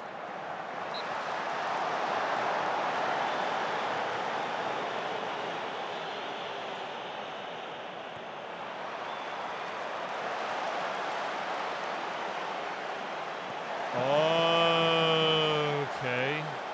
There's not a lot of good. We have not created really any good highlights since they scored. We look like the better team. They scored the goal. We have not managed to recover from that. This is a good job sweeping this up from Aidu. He's not the best with his feet, so I'd prefer this would go to, okay. This works. Nuwama, I mean, anything here. He's off. Score it, just in case, but no. Man, on, that freaking ball, dude. That ball up the field. It's there. Send these guys.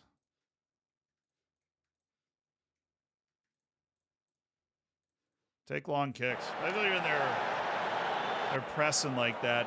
Just try and hit the ball behind them.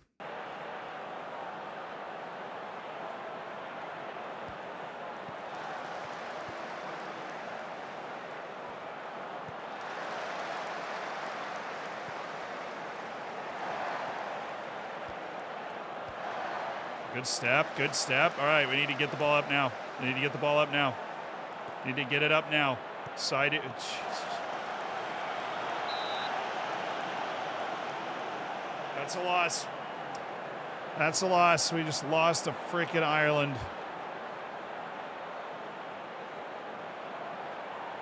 It's not creative enough. We were applying a lot of pressure in this game, and we did not get a lot of highlights.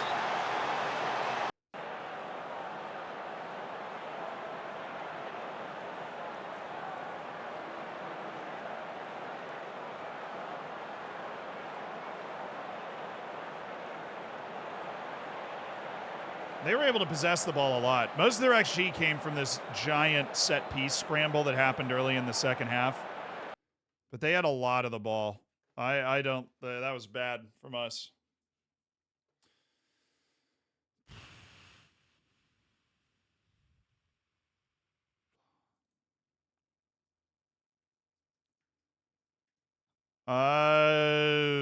We're still in second on goal difference.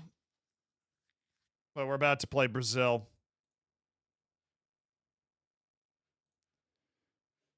That's tough. That's tough. That's tough. That's tough.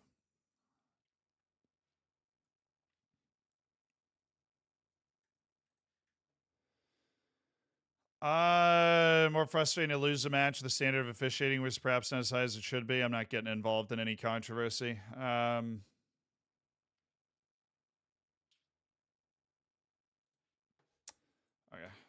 Just handling the World Cup press conferences. Brazil won against Iran, so we're, very unlikely to win the group now, obviously. Ireland have played their way into a position where they're playing against Iran and we're playing against Brazil, and it's 3 points apiece. I am now all of a sudden incredibly happy with the fact that their third place teams can make it through to the knockouts. Nigeria with a 2-1 win over Australia. Spain beat Paraguay 4-1.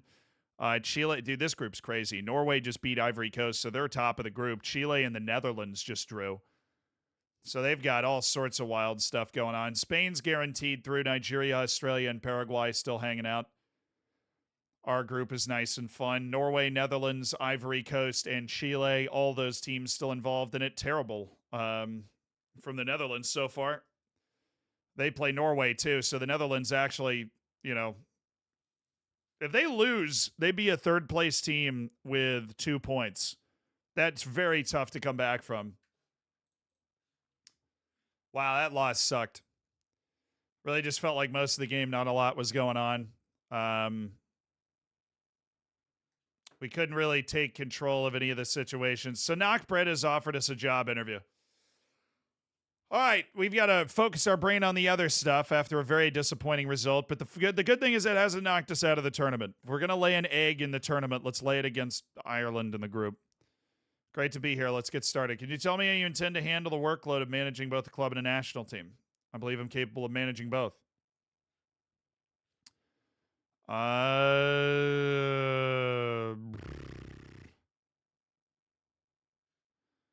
exploring my options. They asked me, here we go. Knock Breda.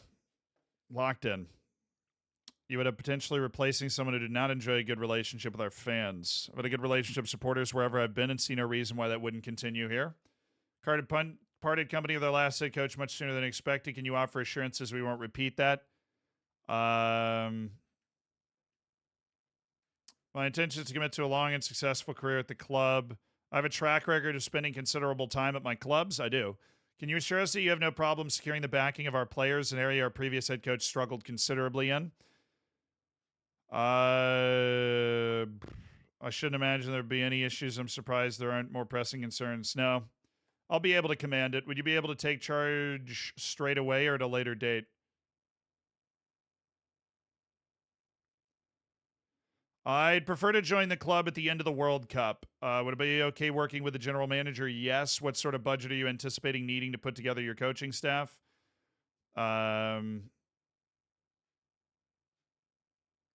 Small changes. Small changes. Play defensively, high tempo, work within the payroll budget, negative transfer budget business model. What? What is that? Sell players before buying? Oh, that sounds glorious. Sounds like we're going to have a great time. I'm happy working with these proposals. I don't think that I have any requirements. So we've done our interview for Knockbreda, team that was just relegated from the Eredivisie down to the second division. Negative transfer model, you say? Well, that sounds super interesting. And yeah, no, actually. They still want to go back up, though. Oh, look at UAE. Getting that 2-2 draw against Uruguay. Uruguay had to score a late goal just to get the draw against the United Arab Emirates. Belgium with a 3-2 over Cameroon. They had a 3-0 lead. Nearly blew it. Portugal stays alive with a 2-0 win over Algeria. Croatia beats Colombia 3-0. Germany beats Tunisia. And Peru gets a hold of the match and beats Panama 3-0. So the Germany's already through. Peru's in second. Unless they lose to Tunisia, they'll be all right. Croatia and Portugal looking good. Colombia has the win, and Algeria is still alive because of the whole third place thing. UAE is also still alive because they mustered that draw against league leading or group leading Uruguay. Cameroon and Belgium also competing super hard. It's gonna get awkward out there, dude. Dude, the third place teams, man. This is gonna be tricky. It's just gonna be really. I have no idea, dude. It's all gonna come down to all sorts of results unless we can get a point against Brazil. Oh, okay. I'm gonna cook a tactic.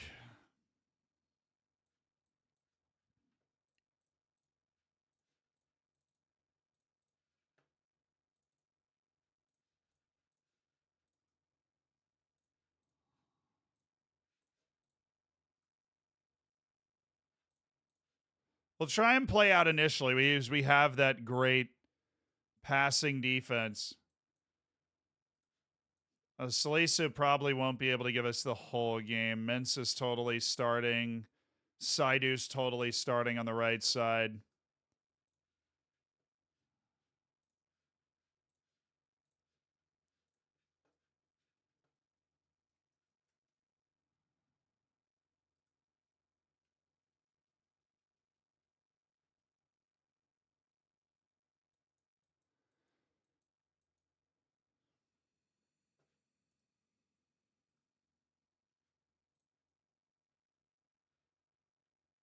Kamaldeen Suleiman is going to start. Iñaki Williams is not going to start because apparently he's freaking exhausted. Nuama should be able to start the match. I don't know. We'll see. Salisu and Kudus I'd love to have out there, but we're going to have to bring the line back. Did we win against Ireland? No, we lost 1-0. Just didn't create a lot. They were better than us on set pieces, and they got a goal from a quick snap cross and a throw-in. Japan. Oh, my. Dude, the U.S. What is going on? What is going? The United States just beat Japan 4-1, lost to New Zealand 1-0, and then beat Sweden 4-1 or 4-0. Japan just beat New Zealand 3-0. Did that knock Sweden out, or did that actually screw us and put a? So Sweden's got a +1 goal difference and 3 points in third, just to keep track of that. Austria beat Morocco 2-0. Canada beat Qatar a raucous 5-0. So hosts Canada going through. Ukraine and Poland with the draw, which sends Poland through, but is not good for us. Canada beats Qatar 5-0. Australia and Mexico with the win over Palestine. So Mexico's on 9 points. They have 7 points. Who'd they draw the first match? Yeah, against Poland. All right, so Sweden is in third with a +1 goal difference and 3 points. The U.S. and Japan are through. U.S. is through top of its group. New Zealand's officially eliminated as well. Austria through top of the group. Canada through in second. Morocco has 3 points and a -3 goal difference. Qatar eliminated. Palestine eliminated, but congrats to them for making the World Cup. Ukraine has 4 points, so they're basically through in third place because of that draw with Poland, even though Mexico and Poland are already guaranteed through. Okay, we're tracking the third place positions because we might be in third place. And, it's all about getting to the next round, so I don't care. We just want to get to the next round. I would have loved to have done it a little more convincingly, but what's my reputation now? Well, hopefully after we win the World Cup, it'll be better. That was a disappointing setback, but we've shown glimpses in our friendly against Paraguay and our opening match against Iran where we can dominate average teams. We just need to, it's a cup competition, and this is the group stage of it. We're still getting the team. Oh my God, Suriname's through. Oh my! France just beat Senegal 3-1. Senegal and South Korea are out. Suriname is going to the knockouts with France. Absolutely unbelievable. We have never seen the like. DR Congo is going to the knockouts with a ridiculous 7 points. A win against Switzerland and Jamaica and a draw against England. The DR Congo is headed to the knockouts. Switzerland is beaten. England beats Jamaica, but was losing, which is very, very English thing to do. Argentina does beat Egypt. Italy beats Saudi Arabia on an 88th minute goal. The Saudis looking very competent right now. Argentina beats Egypt after going behind in the first minute to finish third and maybe give themselves a chance to go through. They do have 3 points. But what in the world is in the water in Suriname? Their first ever World Cup. They knock out Senegal and South Korea. The only goal of the match. Becker. Bergzog! It's the unheralded nation from CONCACAF that's blazed a trail with 4 points into the World Cup knockouts. Bergzog has 2. That's really well worked. Now DR Congo's 85th minute winner. Oh, wow, they deserved it. They dominated Switzerland. This is a special generation from the DR Congo. Elia, Bongonda in the 85th minute to guarantee knockout qualification. And then, dude, the fact that Jamaica was winning. That is awesome against England. And Senegal is also eliminated. So we take a look at the way those groups are sitting. You've got France on 9, Suriname on 4. They are through. It's actually unbelievable. Suriname eliminated Costa Rica in World Cup qualifying to get here. They earned it. It was no fluky, no fluky names at all. Senegal and South Korea are guaranteed eliminated because neither of them was able to get a win. The team that is... Yeah, they're just... Well, are they officially eliminated? Yes. So is Morocco. Right now, the team on the bubble is Switzerland. So if I'm looking at third place teams right now, because this might matter a lot, you have Sweden's on a 3+1, Morocco's on a 3-. So there's 6 teams, right? And four teams are not going to make it. So the bottom 4 are who we're looking at. Ukraine's already through. They've got 4 points. They're the only third place team with 4 points. After Ukraine, it's Sweden. So Ukraine and Sweden are already guaranteed through because you have Sweden with a +1 goal difference and 3 points. Then you have Argentina, who have a 0 goal difference and 3 points. So they're on the bubble. Then you have Switzerland. Then you have Morocco. Then you have Senegal. So those are the 4 teams that are waiting. Senegal is already officially eliminated because there is because of our group, because there are already 2 teams that are already at 3 points. So Senegal is officially eliminated. Nobody else is yet. Sweden and Ukraine are guaranteed through, which means if we end up with a 0 goal like if we only lose to Brazil by 2 goals, we are through. Obviously, we would love to get like a draw or a win and pull off something amazing, but it is looking likely that we can get to the World Cup knockouts in this situation.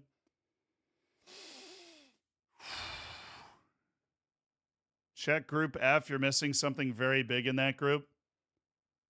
Okay. It's hard to do all that group math on the fly. What'd I miss? E, F. I'm not. What am I missing there? Italy, Saudi Arabia, Argentina. I factored in Argentina.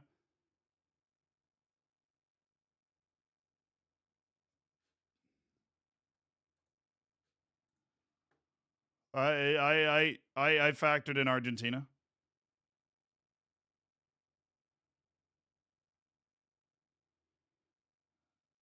Argentina is very, very likely to go through, yeah. But I'm saying the only 2 teams that are guaranteed through right now are Sweden and Ukraine.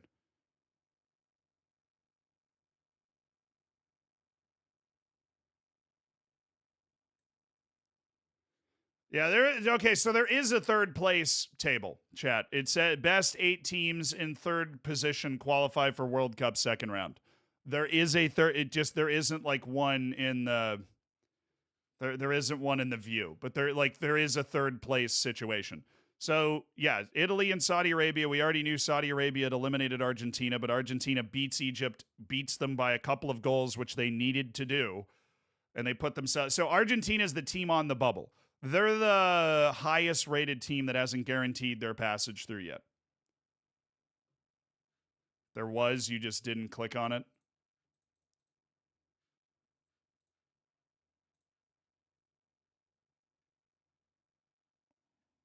Under rules. Well, yeah, it doesn't actually show you the third place table.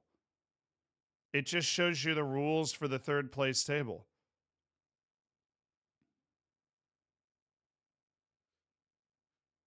That's also third place playoff rules. Chat, what are you talking about? Those are the playoff rules on the right. Oh, whatever. All right, Nigeria and Paraguay, Spain and Australia. What's the situation of this group? So Spain's already through. Nigeria and Paraguay. If Paraguay wins, they actually get second unless Australia also beats Spain. Australia needs something against Spain or else they are out. A draw is not enough for Paraguay. If Paraguay wins, then Nigeria goes on to the bubble as a third place team. We'll see. That's what we got. This result will likely put Argentina through to the knockouts. Improbably. Oh, Nigeria wins. And Spain beats Australia. Oh, dude, Australia got a... What does that even look like, dude? A first-minute red card in the World Cup? Are you joking? Are you actually kidding? And Spain only won 2-0. Couple of goals from Alvaro Morata. 12 seconds in. That has to be a record. Riley McGree.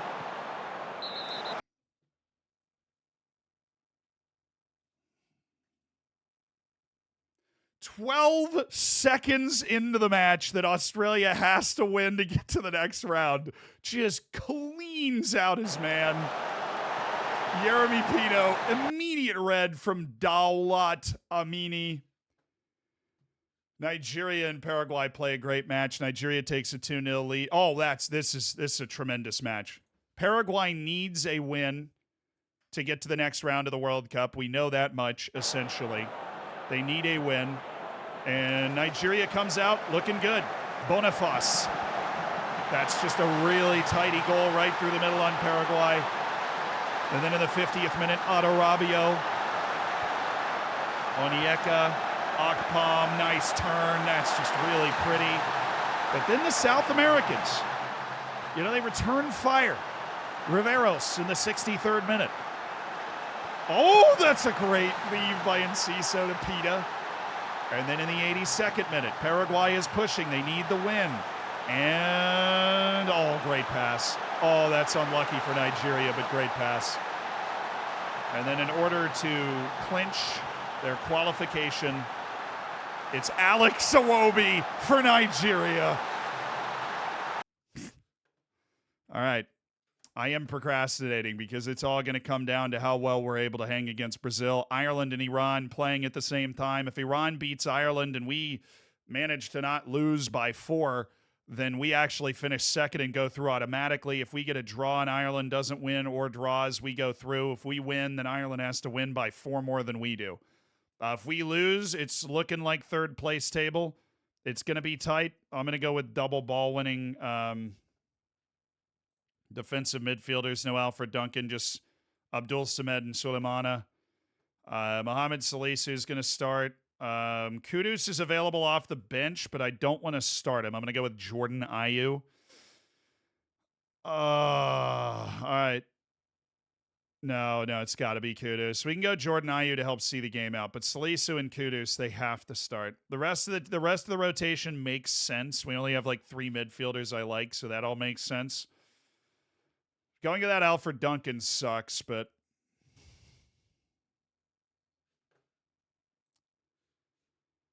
all right, here we go. They've got Gabby Jesus, Vinny, Neymar, Martinelli, Casemiro, Fabinho, Caio Henrique, Gabriel, Eder Militao, Marquinhos playing right back, and Ederson in goal.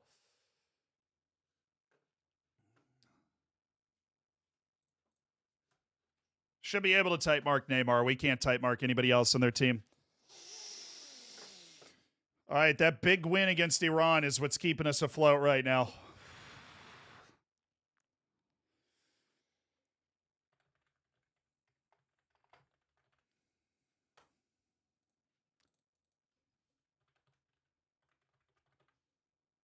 Team is set, chat.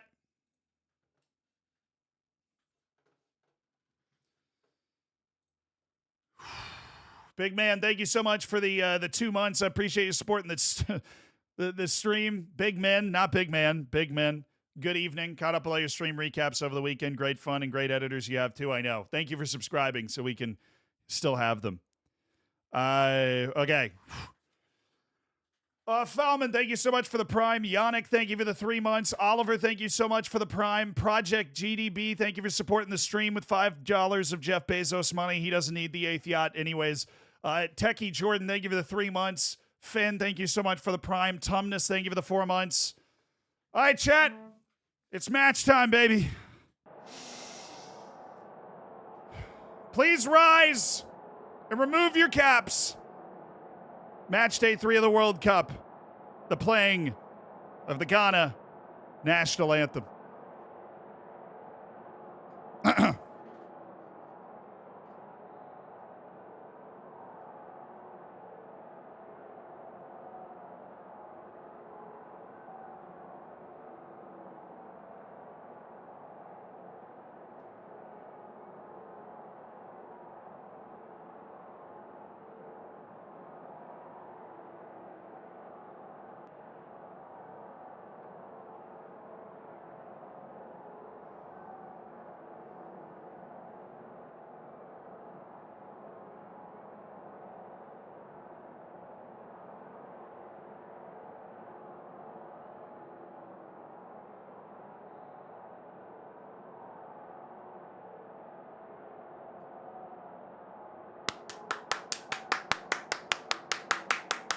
Come on, boys! It's Brazil in the World Cup. How could you not want this?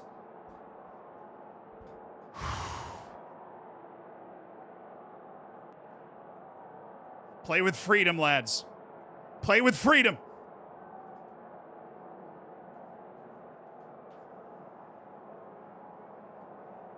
We destroyed Iran, suffered a setback against Ireland. But we can set the tone for a World Cup winning run with Ghana right here. Let's go, baby. I mean, Suriname made the knockouts. We can do this. Suriname made the knockouts. We can do this. Come on. It's easy. Big man, thank you for gifting a sub to Super Frank, my dude.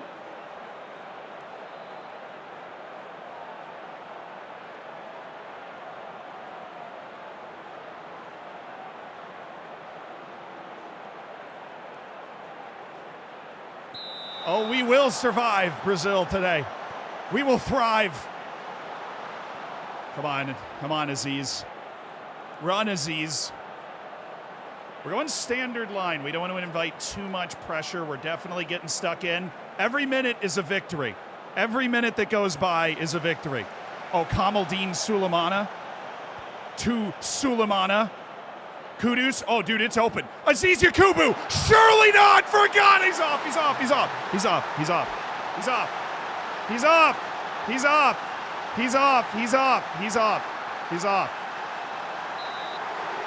He's offside. I was fairly certain he's flagrantly offside. Fairly flagrant. A little off, just a little offside. Okay. Every minute is a victory. Yes. Yes. Yes. Yes. Okay. Yes. Get there. No shot you're calling that, and we're fine because they didn't. Oh, that's all right. Get back. Play some defense now. Play some of that D. No. Push him wide. Force him wide. Cover that up. Oh, what a save by Lawrence Sigi. Unbelievable. The man from FC St. Gallen from Switzerland with a massive save. Away. Yeah. Oh, it's only Neymar. We're fine. Lawrence Sigi is actually the best goalkeeper in the world, so we're totally fine.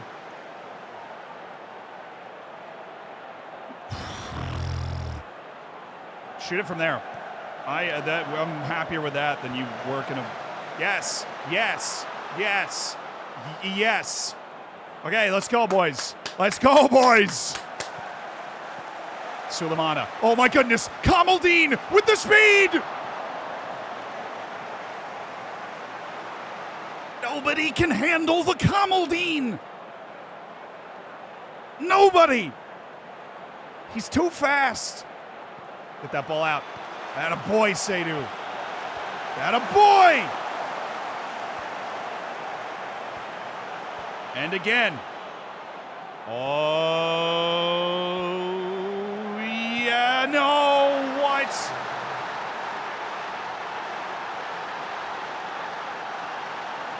What is that? We had it. We had it. We had the ball, brother. We were there. We got a foot on the ball. Oh, it went right through Salisu. Oh, Martinelli just poked it on frame.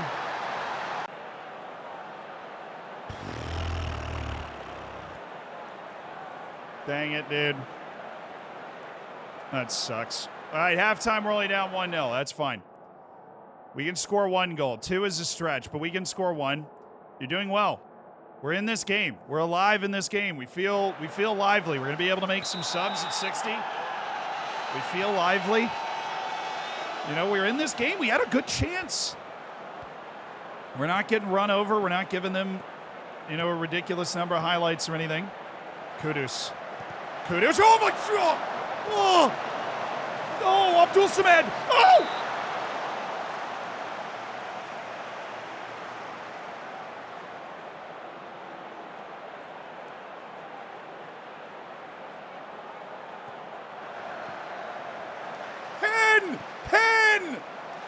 Penalty! I'm going to scroll. We're going to check. Oh, my goodness. Ireland smacking Iran. They're up 3-0 at halftime. That means we're really just, like, if we can get a draw, then we are guaranteed to qualify from third place. That's really what that means, because Ireland is not going to lose to Iran. Let's push them wide. Make the save easier for Ziggy, and it was. Good. Oh, we had some friggin' chances. As long as Ireland doesn't win, but that's if we win. And honestly, our whole goal here is to get to the knockouts. Finishing second or third in the group, obviously second would be nice. We get a bit of an easier draw. If we finish third, we're going to get a group winner. Hopefully it's a group winner like the U.S., you know. But, oh, good save, Lawrence. Good save. The most important thing is to stay on the dance floor, right? You never know who you're going to end up playing against, but you got to stay in the game. And yeah, we can do that. So Ayu, Abdul Fatawu's coming in for. No, I'm going to go with Bonsuba. So Bonsuba's coming in. Abdul Samed is tired, so we're going to bring in Alfred Duncan, and we're going to actually play with a deep lying playmaker now. Where's Lamptey? He's actually okay. Maybe we can get 30 minutes out of Tariq because these fullbacks are under siege, dude. I'm actually gonna get Salisu because Idu's a good defensive player. I'm gonna get Idu in there. We're not really passing out of the back anyways, which is what Salisu's a god at, like that right there. I guess we are. We're not supposed to be, but we just did. And then messed it up. Oh, brilliant. Brilliant from Nuama.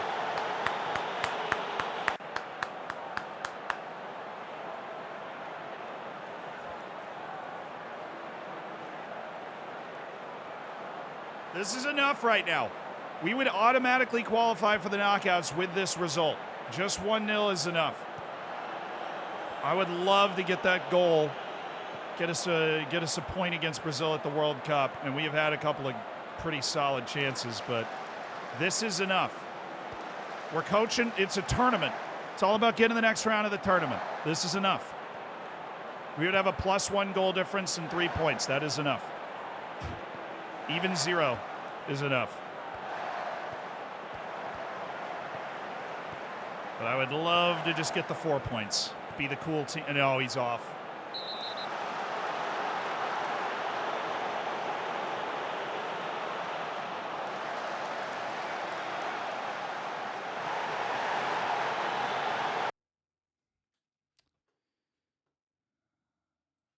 I'm going to get Kamaldeen off. I know Ayu can play out there. Pressing forward on support, and we're going to bring in Derek Cohn.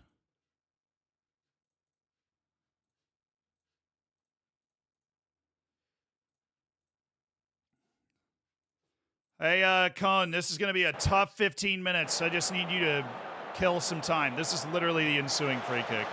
I hate it here.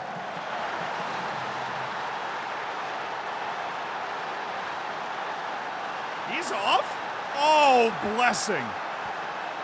He's offside. Gideon Mensah got red carded.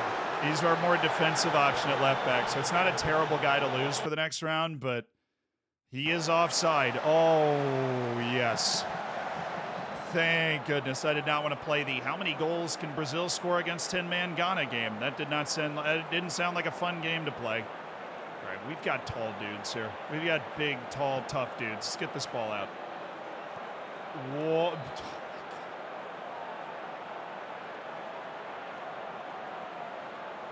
Really?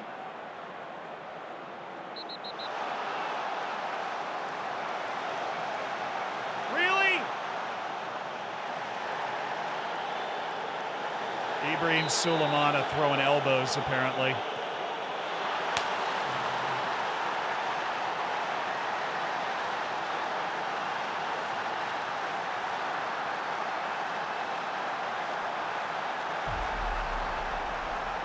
I know both my wingers are on attack. That's for the counter, my forwards on support. My pressing forwards on support.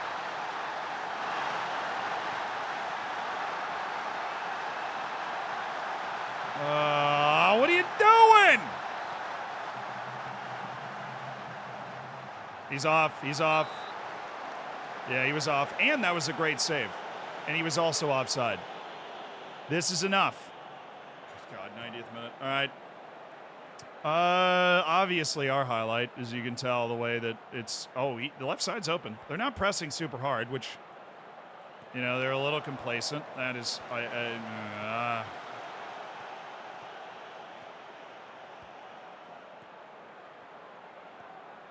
The fuck's our play down the wings? Do not call that.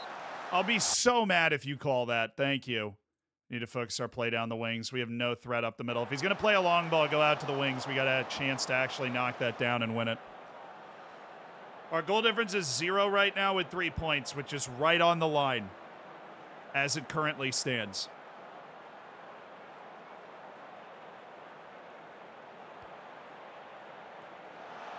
Ha! It wasn't even a highlight. Love that.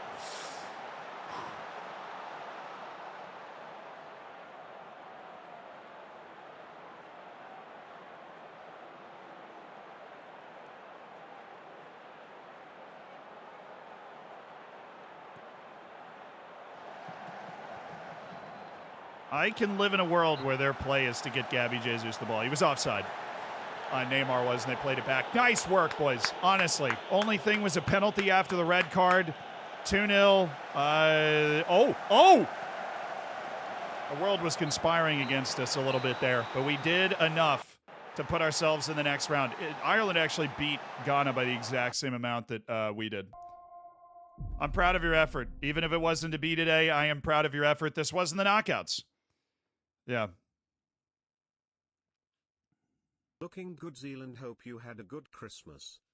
I'm going to sidestep the question. They're like, why didn't I bring somebody in? Made things difficult when Mensa was sent off. Thank you. Also, I appreciate that. Random John, thank you for the 38 months, dude. Keep calm and play games. Thank you for the 6 months. Appreciate you. Ireland beat Iran is what I meant to say. All right, we're in third, 3 points and a 0 goal difference. Ireland beat Iran 4-1, which is the same score we beat Iran by, so Iran was bad. Our loss to Ireland was highly unfortunate. Gideon Mensah is out. We're guaranteed through, though. I'm fairly certain. We're right on the line. Argentina has more goals for us, so I think we're not guaranteed through yet, but I think we're the team on the line. So the 4 worst teams are Senegal with the 2 points, Morocco with the 3 points -3, Switzerland with the 3 points -1. And Australia with the 3 points -3. We're in. There are already 4 teams worse than us in third place. We're already through.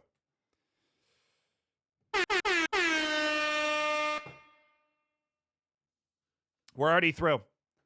We're into the knockouts, chap. We did enough.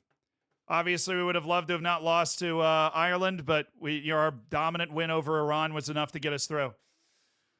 And we didn't get blown out by Brazil. We hung around, even after a red card.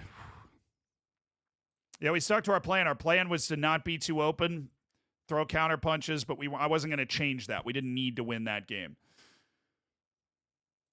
Okay, press conference handled. Chap. We fluked our way through the group stage. Hey, I don't care.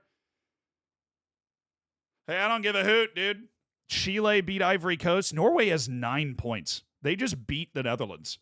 And Chile went from losing its opening match to Norway to sailing through in second place. Netherlands is out.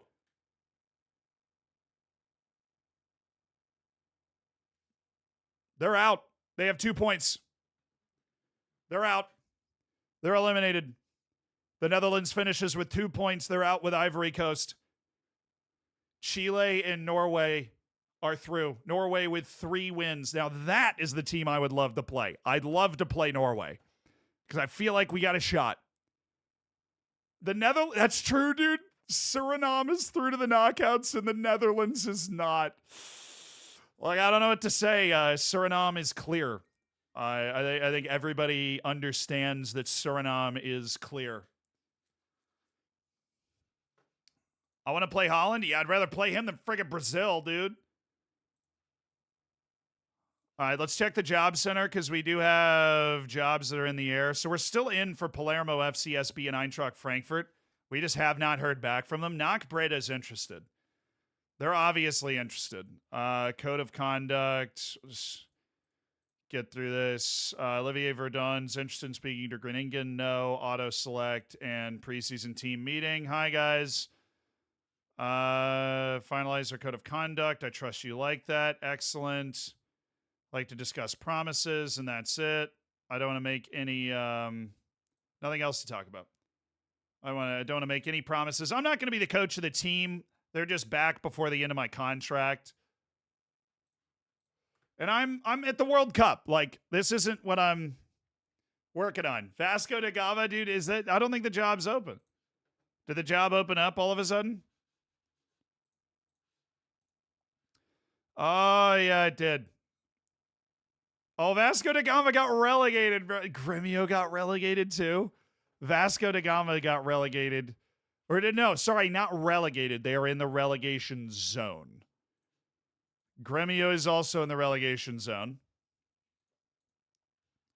And Iperanga is there. They're hanging out. So some new jobs have opened up for us to apply to, which is fun. Tigres in 18th. I'm sorry, I forgot their season was literally going on right now. Lots of Bulgarian teams available. Chinese League, Chile, Junior FC. England's 2 relegated Premier League teams are still hanging out there.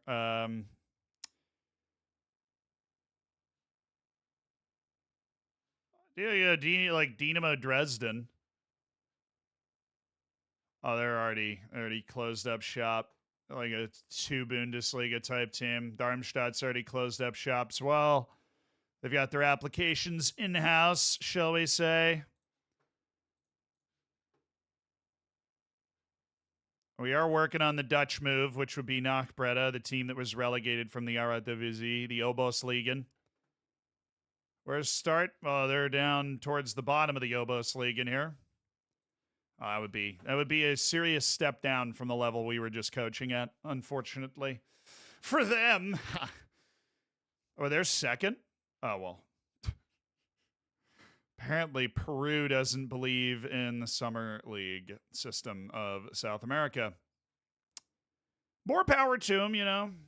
Great for them.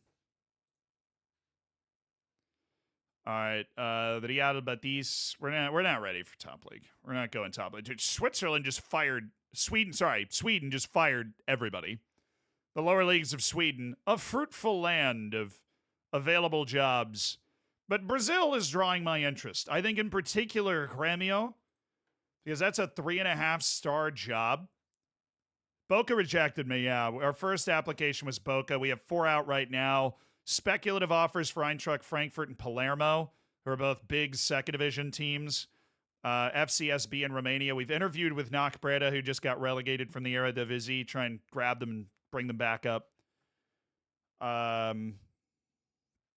Yeah, you got Iparanga is there, but you have Gremio is in Libertadores Group F. And they did make it out. So there is a second round of the Libertadores that Gremio is in the Copa Libertadores.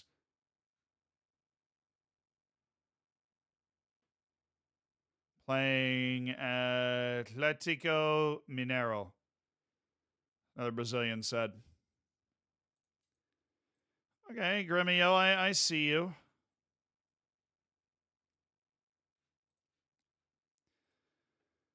Yeah, look at that money. And they're rich. Absolutely. Absolutely, we are applying to Gremio. Any Brazilian top league job based off what I just saw from that with the amount of money they're working with. Vasco da Gama. Well, they are in not a great position. Then there's also Iparanga. Dude, how are they in 15th? They have no money and poor facilities. I'm more interested in Vasco da Gama and Gremio. I think those are the ones that we want. No offense to Iparanga. Whoever was coaching them before probably got hired by a big-time club because that dude's killing it. All right. Applications have been sent in. And meanwhile, we're still in the World Cup and we believe are set for the knockouts based off our understanding of the rules. But let's take a look at this first. Belgium and Uruguay beat Cameroon. Uruguay and Belgium with the oh my, what? They almost lost this, dude. Belgium and the United Arab Emirates, they didn't almost lose it. But the United Arab Emirates against Belgium, and it's your boy Fabio Lima for the UAE. 1-0 United Arab Emirates. And then all the way in the second half, 56th minute, here comes Belgium, the Red Devils. CK. To Romelu Lukaku, not even he can miss from there. And then it's 1-1, and I'm not kidding. I think Belgium needs this goal to go to the knockouts. And it's the 90th minute against the UAE. They need a goal to go to the knockouts, and it's Kevin De Bruyne.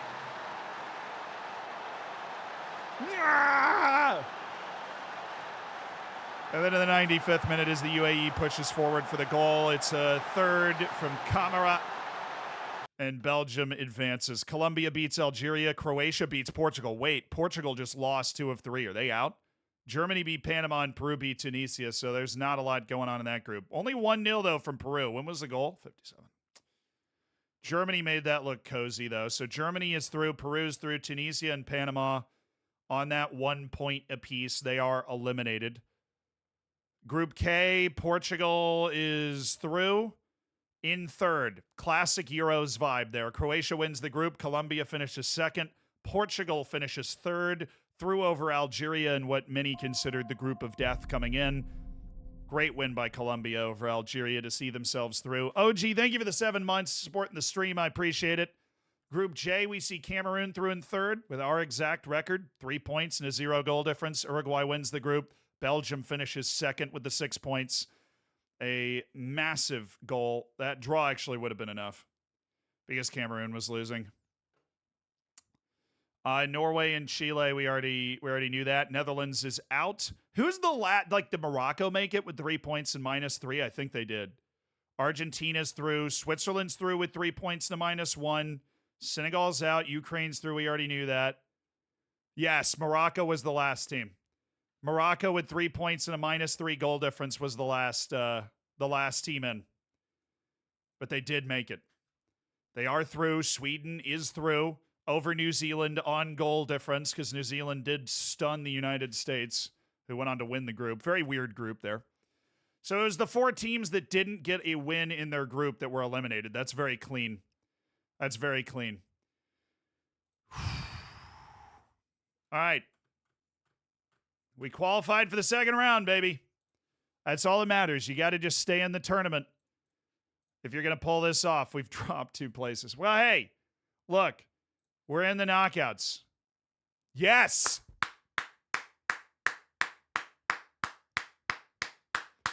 Oh, dude, we're playing in Kansas City at Arrowhead Stadium. We just drew Austria after finishing third in our group. That is a match we can win. Oh, my God, chat. The door just got thrown wide open. You will not, if you can't read that, you will not believe the draw we just got.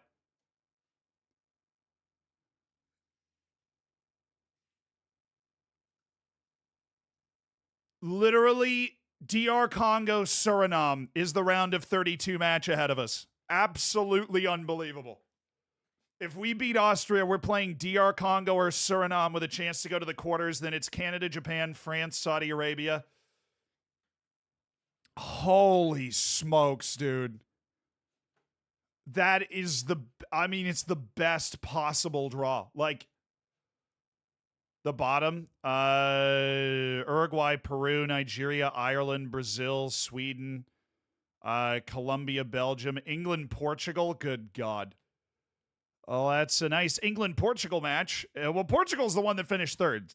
England just got really unlucky. Argentina, Mexico, Italy, Cameroon, U.S., Poland, Switzerland, Croatia, Morocco, Norway, Germany, Ukraine, Spain, Chile. Our spot in the semifinals, the only massive team in our way is France. And they've got 2 rounds to go through before we have to play them. So we get 3 days off, and then it is Austria time, baby. That is an unbelievable draw. Like, actually, so unbelievable. I am kind of in shock at how... Well, one, the fact that there is a knockout match at the World Cup that is DR Congo against Suriname. 2 second-place teams. That's crazy.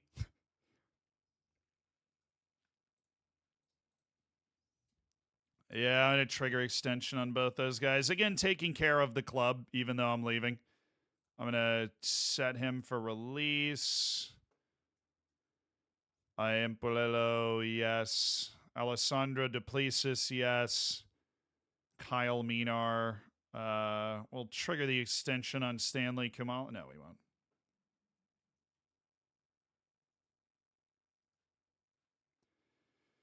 Anybody else? Oh, Ali Hamada. Sorry, bud.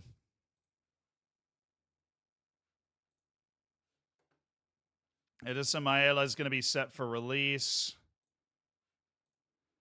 Tapella Morena's leaving. Malusi Butalese, who's comfortable being the backup, actually will stay.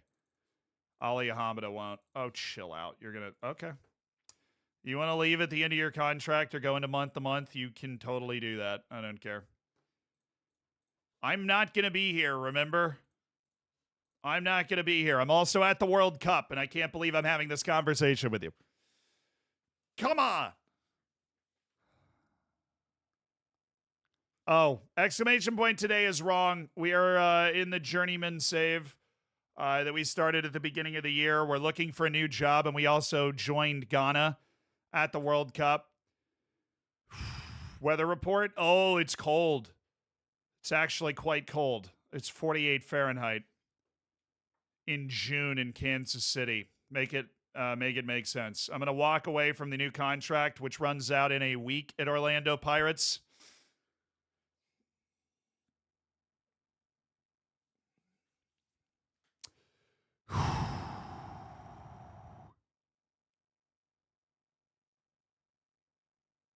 $49 Fahrenheit is a little chilly. Oh, FCSB. Dude, the day of my World Cup match, FCSB have showed up and been like, hey. So wait, we play our match is on the first day. Wow. Our match is the last one on the first day. Italy, Cameroon, US, Poland, Suriname, DR Congo, and an unbelievable knockout match. And then Austria, Ghana. Okay. I will attend the interview for FCSB. Correct. Gigi Bicali, what's up? This is one of the biggest teams in Romania that is looking for a new manager. I can learn the language in time. Yes. I've had some reservations regarding the fact you've never managed in this country. You can explain why that shouldn't be an issue. My experience in international soccer more than makes up for any shortfalls. Hopefully. I mean, I'm managing at the World Cup, Gigi. I should be able to communicate with this team. How you intend to handle the workload of managing both teams. I'm capable of handling the Ghana job and this job, although I'll probably leave Ghana after this. Maybe I'll play an AFCON. Why have you felt it acceptable to apply for a multiple number of jobs? Can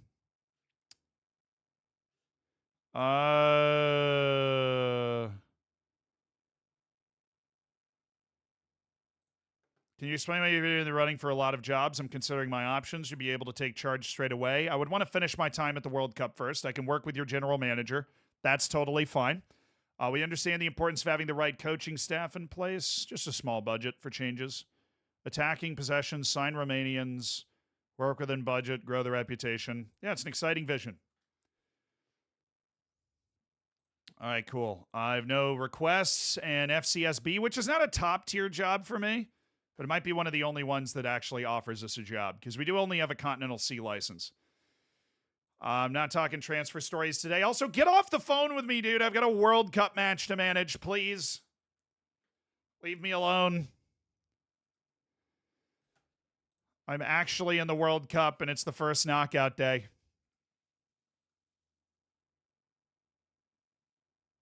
Gigi's mental. He should be behind bars. Well, he sounds like a nice guy. The United States! Italy beats Cameroon 1-0. A 58th minute penalty for Domenico Berardi, and the Italians avoid the upset. There was an injury on the Cameroonian side, and the knockouts will watch at least every goal in the knockout period. So it was Berardi, tidy enough pen. Was it a penalty or was it a tough call? Was it fortunate or unfortunate? Was it deserved or undeserved? That is the question. It's just silly tackle from Basagog. Jeezy is a worthy successor to Screamer Shabalala. Understood. Yeah, it was a foul. That was a stupid foul. That was a foul. The United States into their own World Cup's round of 16 with a 2-0 win over Poland, led by 38-year-old Robert Lewandowski. See you later. Anthony Robinson. Oh, great hustle. Great heart in front of the home fans. Oh, 0-0 to Sowies in the midfield in 2026. I'll take that. Yunus Musa. Timothy Weah. Weah! And it's the United States into the round of 16 to take on Italy. And then look, chat, I'm standing ovation. Standing ovation. Suriname made the knockouts, chat. Beyond anything I've ever seen from Suriname in Football Manager. They got to the World Cup knockouts with 4 points and a win at the World Cup.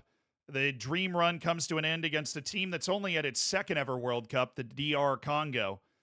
And they gave it a good account. They weren't blown away by DR Congo either. DR Congo just scored the goals, as we'll see. But what a tournament from Suriname. They captured hearts and minds. Oh, it's just big man. That's big man ball right there. Oh, and the penalty for Silas Wamungatika, right?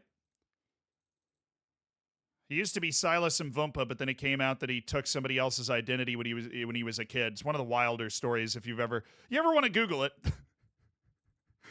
But Silas used to be Silas Mvumpa and then just came clean and said that he had taken somebody's identity to appear like 2 or 3 years. Is the other way around? You sure?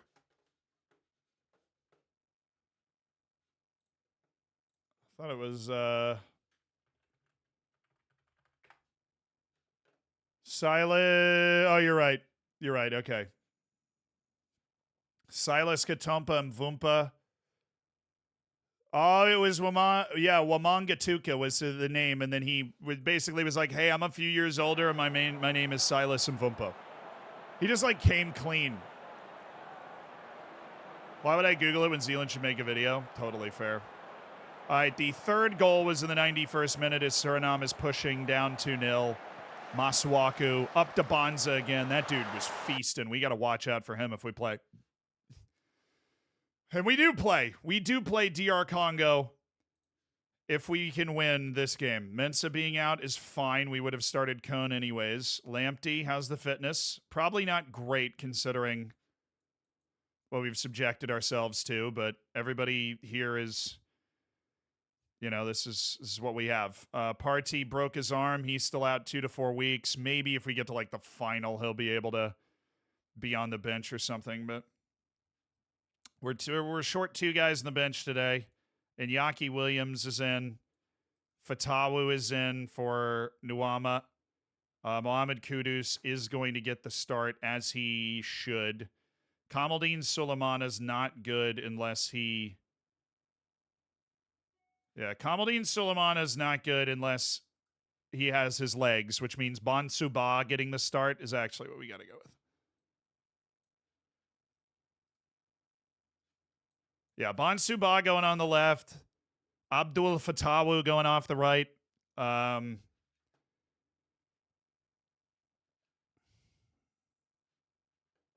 on, Kudus. You can make it through this game. I freaking believe, Kudus. Not attacking, but we are going to try and play the way that we like to play. What are they doing? 4-4-2. Oh, with Junior Adamu as well. I did coach the Austrian national team for 5 years in the Floridsdorfer Saves, so I have a pretty good familiarity. They're a very defensively solid team. Grigoric is a physical guy. Amarty and Salisu should be able to handle that. Salisu's actually been managed pretty well. Kudus is actually going to be super important based off the way this game should go.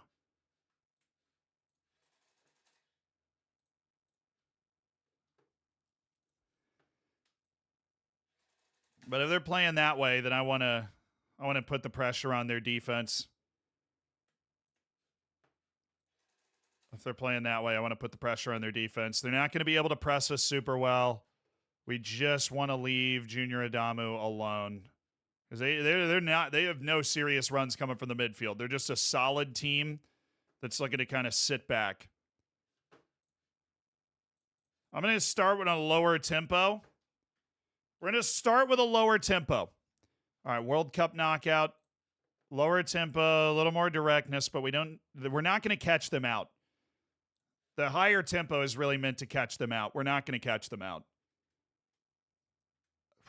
Kudus may struggle to see out the match. I'd rather have him for the second 45 than the first, because then we might have extra time as well. So I will start Jordan Ayew, but so help me, he's coming off at halftime unless he has a brace. He is coming off at halftime. Wing back and attack. All right, wing back and defend. Every role is good. We've changed everything back to what it needed to be. Yes. Yeah, so I saw Lamptey late, but I did get Lamptey back.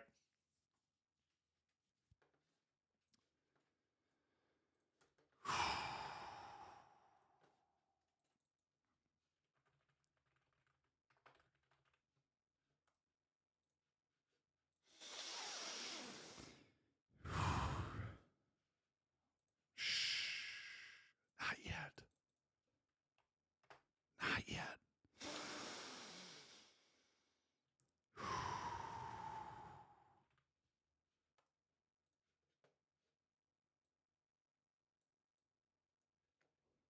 It's time. The World Cup knockouts, the round of 32, Austria and Ghana for a spot in the round of 16 against DR Congo. What an opportunity is before us.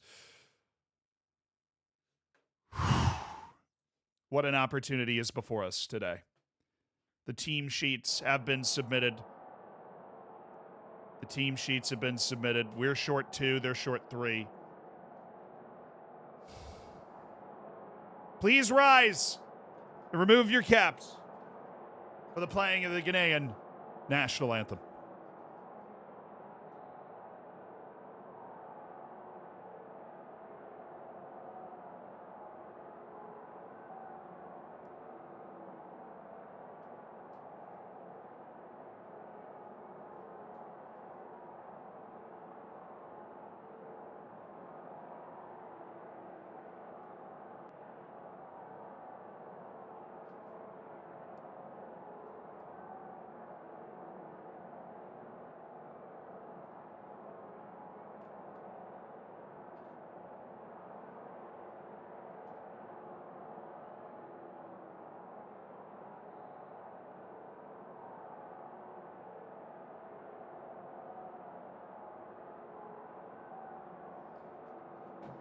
All right, here we go, baby. Here we go. Austria and Ghana.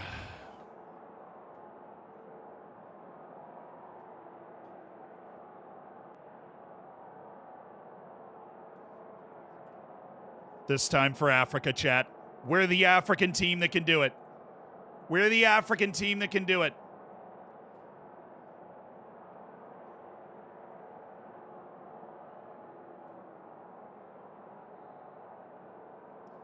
Ghana and Austria, round of 32 with the 2026 World Cup at Arrowhead Stadium in Kansas City, Missouri.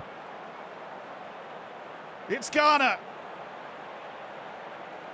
back in the knockouts against an Austrian team that have long desired their spot in the World Cup knockouts themselves. Here we go.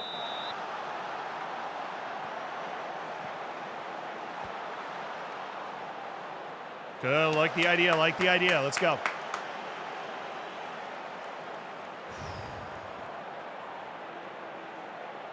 Claudio Ranieri's the manager for Austria. That's actually incredible. Oh, great chance. Fatawu, Abdul Samad!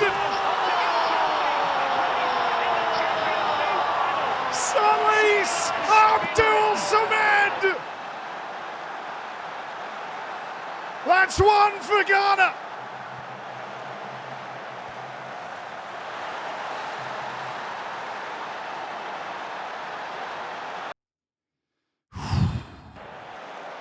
Let's go, baby.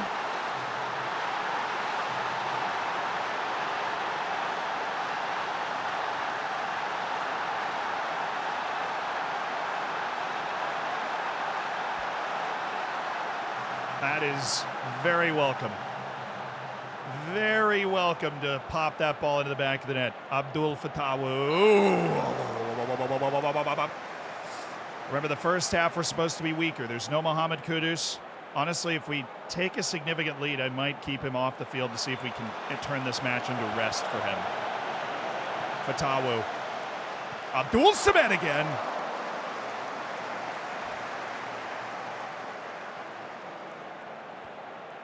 Jordan Ayew. Mohamed Salisu. Lauren Ziggy.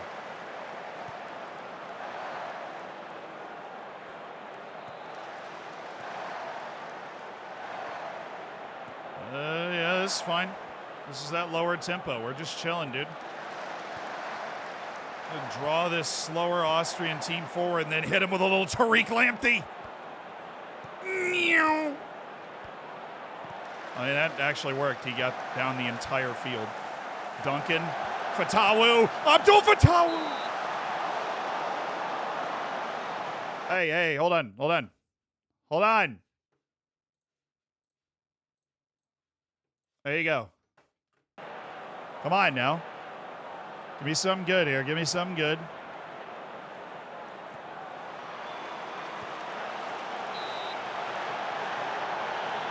The difference is Salis Abdul Samad, the ball-winning midfielder, on a set piece.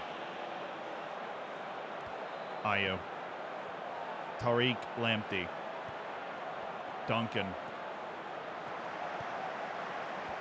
Kern. Bonsuba. Ayew. That would have been something.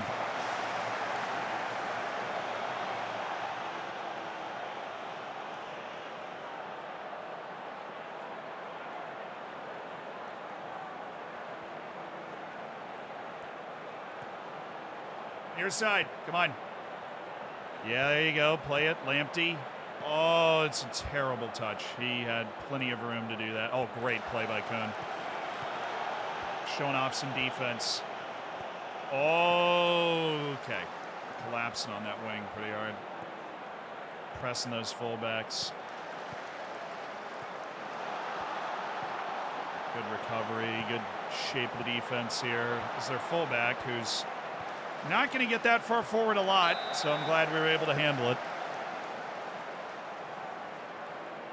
Now, we want Lamptey to dribble. He just took a bad first touch. We want both those guys to dribble. They just both failed at it.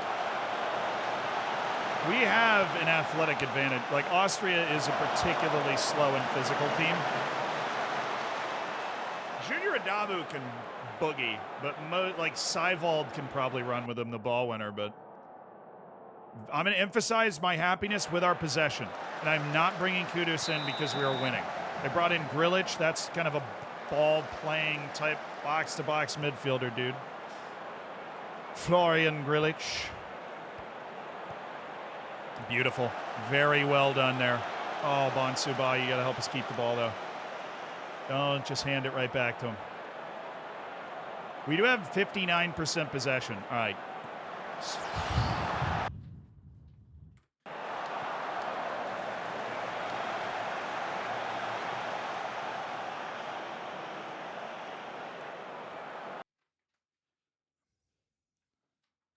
Who's tired? Abdul Samad. Jordan Ayew's being terrible, so we are going to go with Kudus for 30 minutes.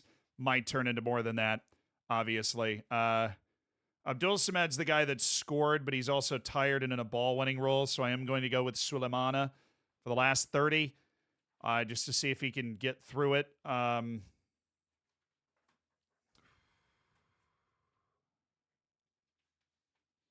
Kamaldeen Suleimana is going to get Abdul Fatawu. Bonsuba is going to come in, and Suleimana is going to be throwing those counter punches. That also gives us a chance to rest Abdul Fatawu for a potential round of 16 clash.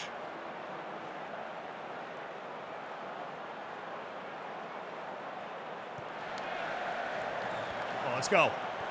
Oh.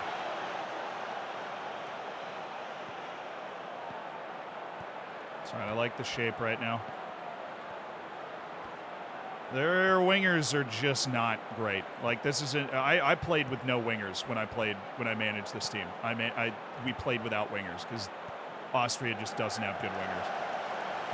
Yeah, Lamptey going for the header is not a winning formula. Oh, that's fullback. Come on, boys! 20 minutes now. 20 minutes now. Oh, this would be huge. Duncan on the set piece. Oh, Kudus. Sulemana. Ibrahim Sulemana. Skied it. All right, who else we got off the bench? We got Alfred Duncan's tired. Salisu's dragging. Let's stop playing out of the back. Although we are possessing well. I don't know if I like pulling that off. But Salisu is tired. We have to get him off. And Alfred Duncan is also tired. We're going to get him for Jeffrey Schlupp. I don't like any of these moves, but our team is tired and we have the lead, and these guys we're bringing in are good enough. Oh, those are some gutsy substitutions. They're good enough to see this out. Aidu in particular is the strongest defender we have. Oh, no. Cover the middle. That was precarious. We did not mark well on that. Great header by Kudus. Bonsuba. I like this. I like this. You can just take him all the way to the corner. That's fine. Wins us possession. Good spot in the field. Relieves all the pressure. Long throw. Okay. Kudus. Oh, my goodness. Bonsuba. Oh, he missed the pass. Oh, he hit the pass. It was there. Nice defense by Kohn. Kamaldeen. Schlupp.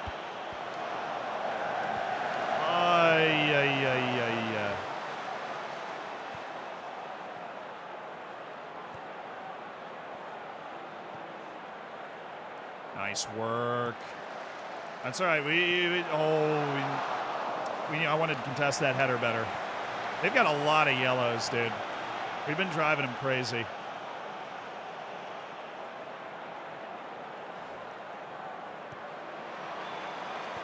Oh, no. Good block.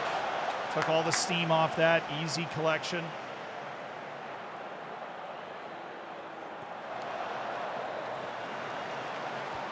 Oh, my goodness. Oh, Kudus. The midfield, those midfield too, they're really sunken.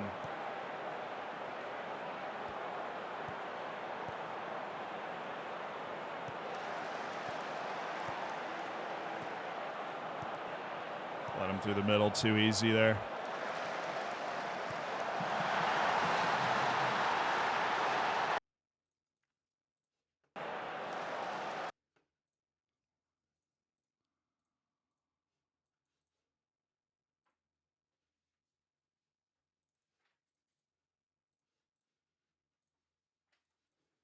Sasha Kalajdzic is a huge dude.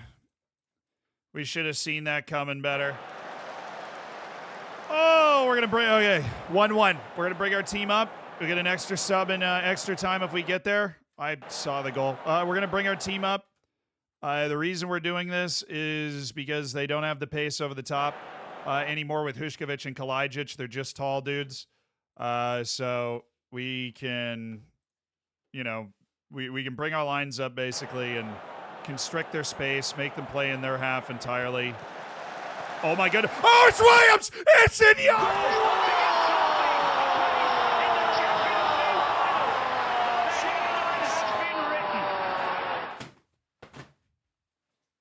It's Inyaki Williams for Ghana!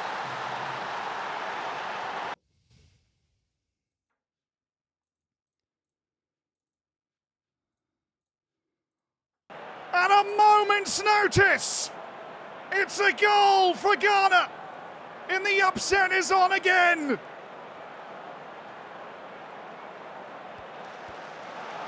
We're staying high. What a cross, what a goal. Inyaki Williams to power Ghana to the round of 16. 5 minutes.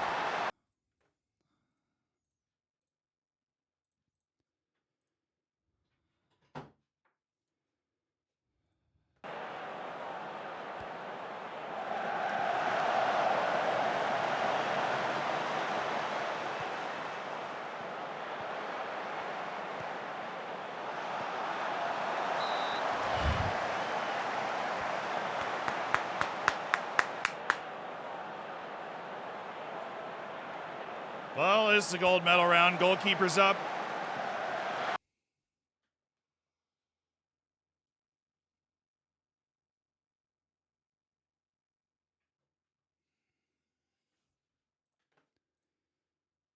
All right. Still doing what we were doing.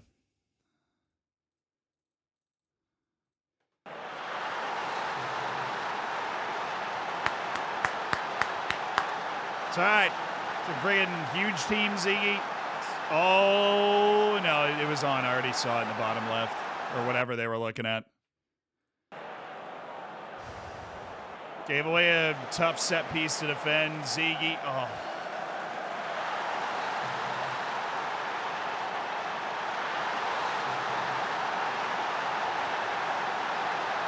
Ziggy couldn't quite hold it. All right. You're doing well. We're doing well. Yes, come on. All right, we have that extra sub. I'm going to make it now. Yes. Bonsu Ba is off. Ernest Nuama is in.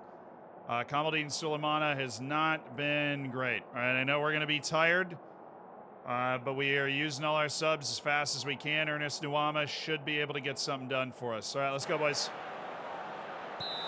I liked what Bonsu Ba did, but all right, also, you're off playmaker. You're just on support. Okay. Let's go, Kun. Let's go, Kun. Kun. Fouled by Juskovic. Yes. What a match. What a match. It's what the World Cup's all about. Got to get to the round of 16. We got to win this game.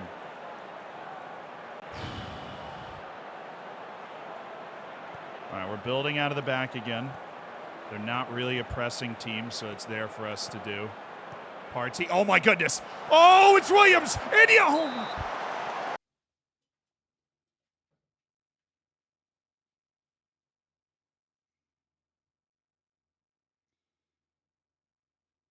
Great look.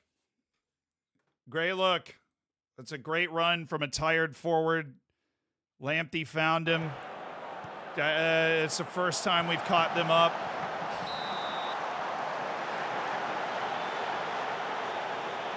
Oh, that was a great pass. I didn't think Iñaki Williams was still going to be going for that because he's tired, but he's got that work rate, man. He doesn't quit. Kamaldeen, offside. That was close.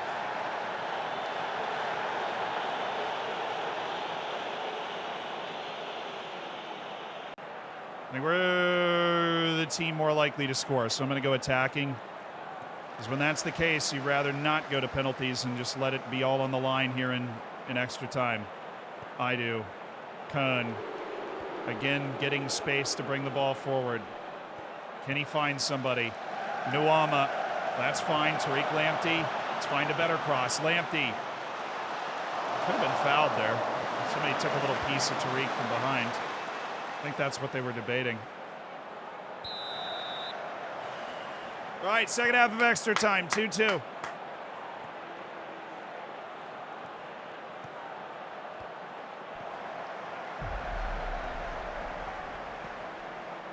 Ziggy, you're there. Yeah, we're good.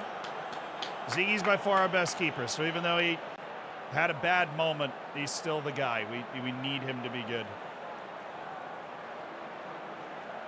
I'm not going to go very attacking. We're going to, oh my goodness, it's a corner. Kamaldeen Suleimana.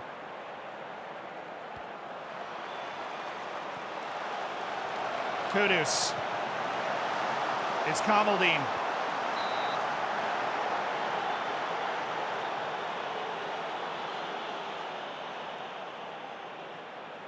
That was a good play. Kamaldeen Suleimana. Amarty, Kamaldeen Suleimana, Amarty, Lamptey. It's another corner. Let's go, baby. Come on. Come on. We're looking for Idu again.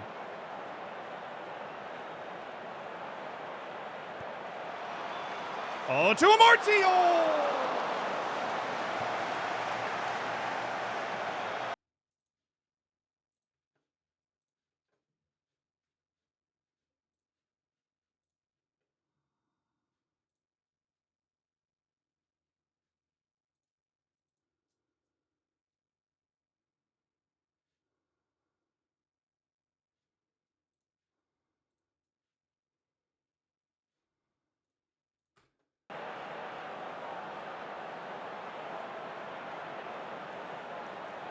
Pens.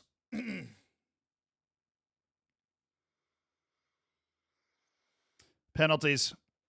Round of 32 at the World Cup. We're going to pens. Kudus, Suleimana, Nuama, Schlupp. Iñaki Williams is 5. Then Tariq Lamptey. Then Daniel Amarte. Ibrahim Suleimana, Derek Kuhn, Joseph Idu, Lawrence Zigi.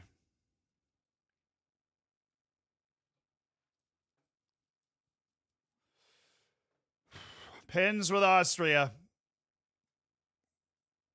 Crazy game. So many chances to win. So many scary moments. There's only one thing that can save us now.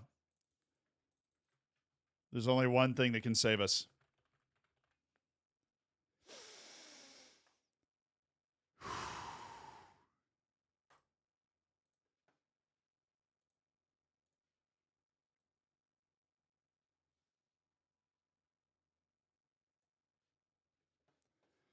World Cup round of 32. Knockouts.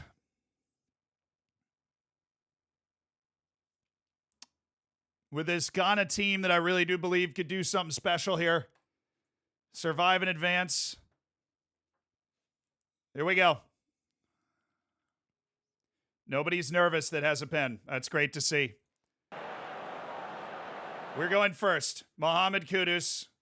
Full match behind the goal. You know how this works.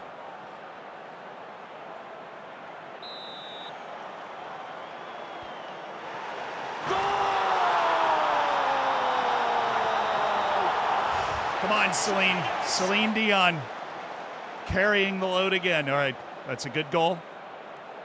Now Lawrence Zigi against Sasha Kalajic. Great finish by Kudus.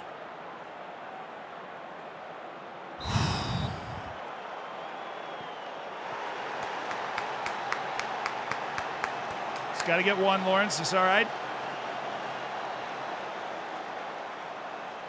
Kamaldeen Suleimana.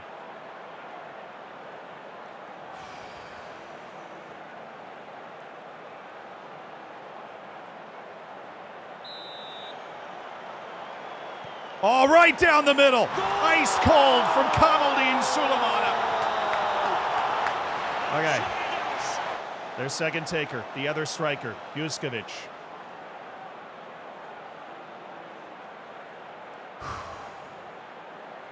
Against Lawrence Zigi. Juskovic. And it's saved!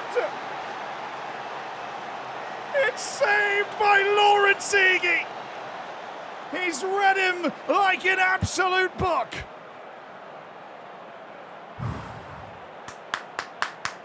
Nuama. Nuama from the spot. That's all right. We're level right now. They still got to score one. Ziggy, you're there. Ziggy, you're there. That wasn't a terrible pin. It's a pretty solid save. Looked like he got that up pretty high. All right, Ziggy against Maximilian Weber. Come on, Celine. Come on, Lawrence. It's Ziggy! Come on, baby! It's Lawrence Zigi! With his second straight save. Schlupp. The onomatopoeia himself. Schlupp.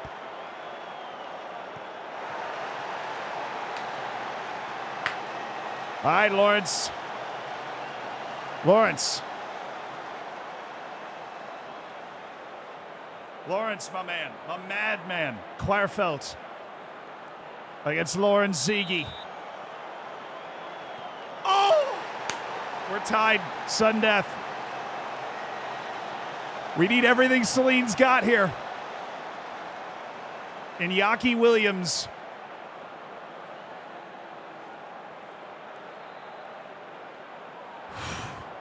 Come on, Iñaki.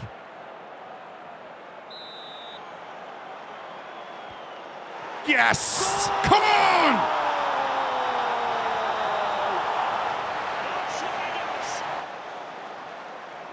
Great finish from Iñaki Williams to restore order after 4 consecutive misses in the shootout. Ziege has 2 saves. He faces Kevin Danso, the center back. If Ziege saves, Ghana wins, but Danso scores.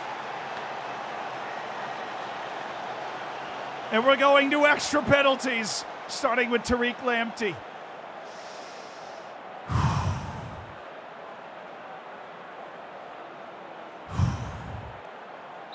Had a heck of a game, Tariq Lamptey.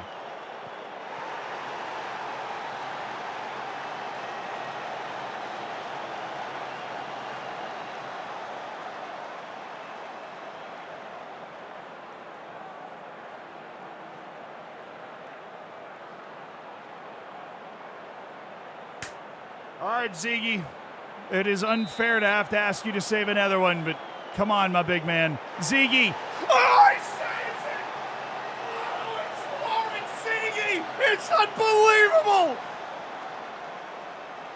Lawrence Ziege keeps Ghana alive!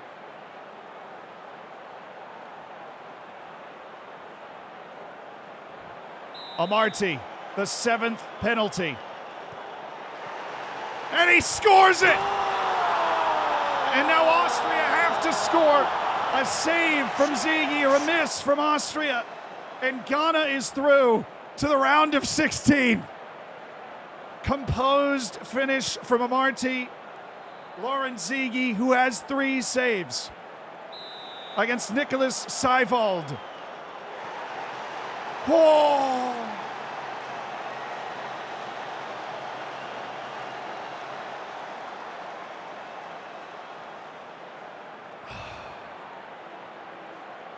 Ibrahim Sulemana, who scored the first goal of this match. The 8th pen. And he scores! Come on! It's Konrad Leimer. The 3rd instance in which Austria has to score to stay alive. The 3rd instance in which Ziege saves it. Ghana go through. Leimer. All right, 9th penalty. Here we go. 9th penalty. It's Kuhn.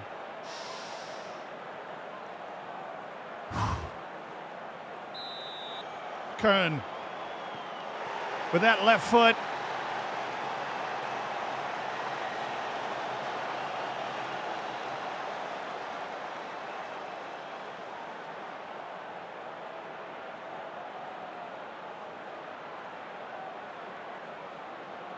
And once again, it's Lawrence Ziege who steps between the posts to try to save Ghana. I will. Saved again!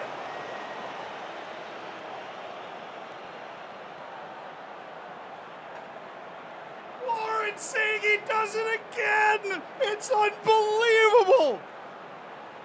The 10th penalty. Ziege saves Ghana twice. I do, the center back. Score, we skied it.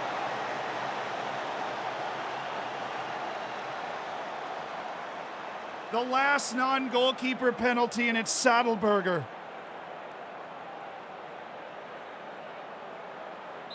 Ziege has to save it for Ghana. Oh, it already popped up at the bottom.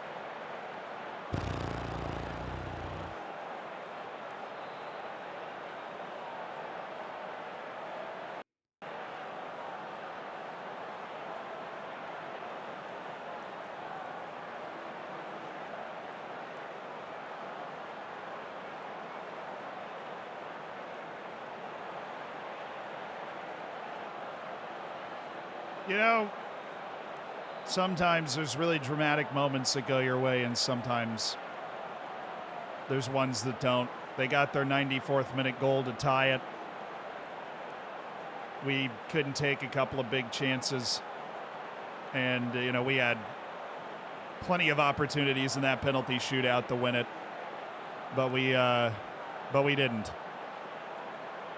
We just I don't blame somebody like I do for missing. Dude's my 10th penalty taker, but Nwama and Schlupp both missing. We wasted 2 saves in the first 5. But also, we just gave away a dumb goal in the 94th minute to tie it anyways. We played well. I thought we played well enough to win, but we just didn't win.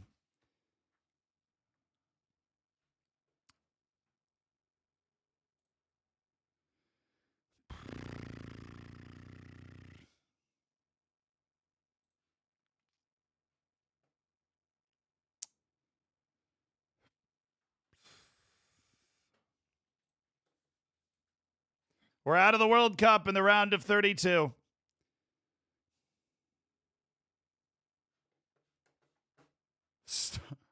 Stop the crappy music. Hold on.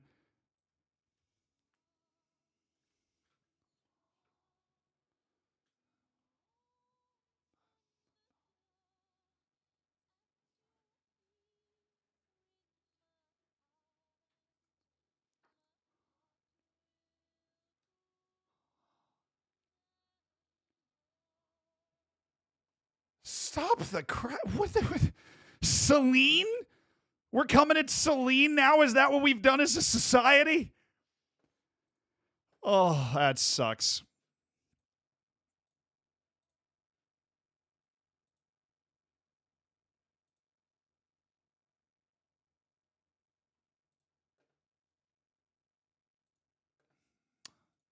That sucks.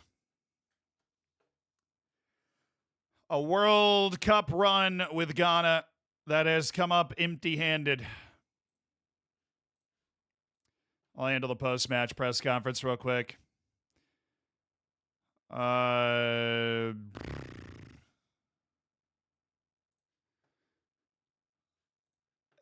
we were better than them.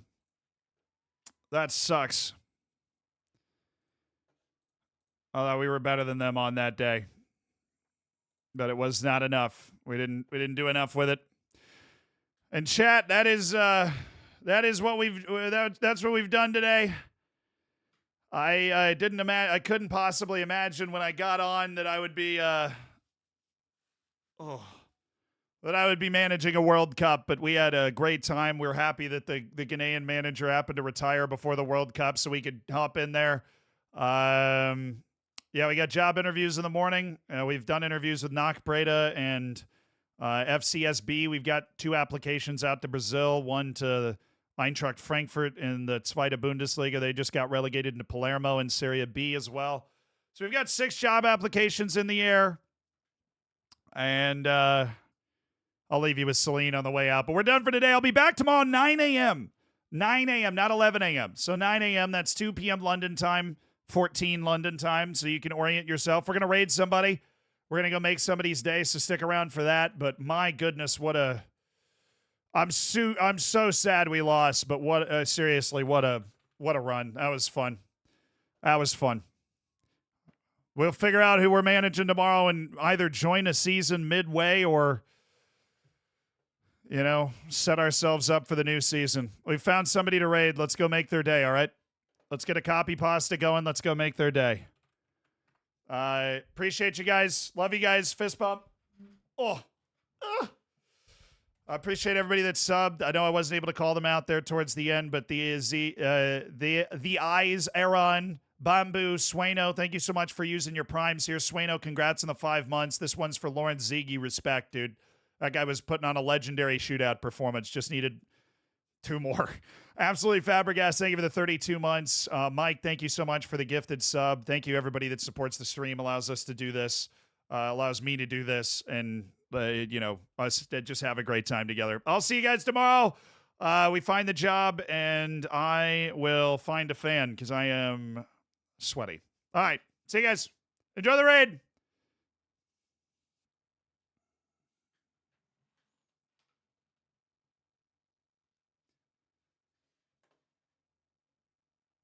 All right. Word of the day. Should be over here.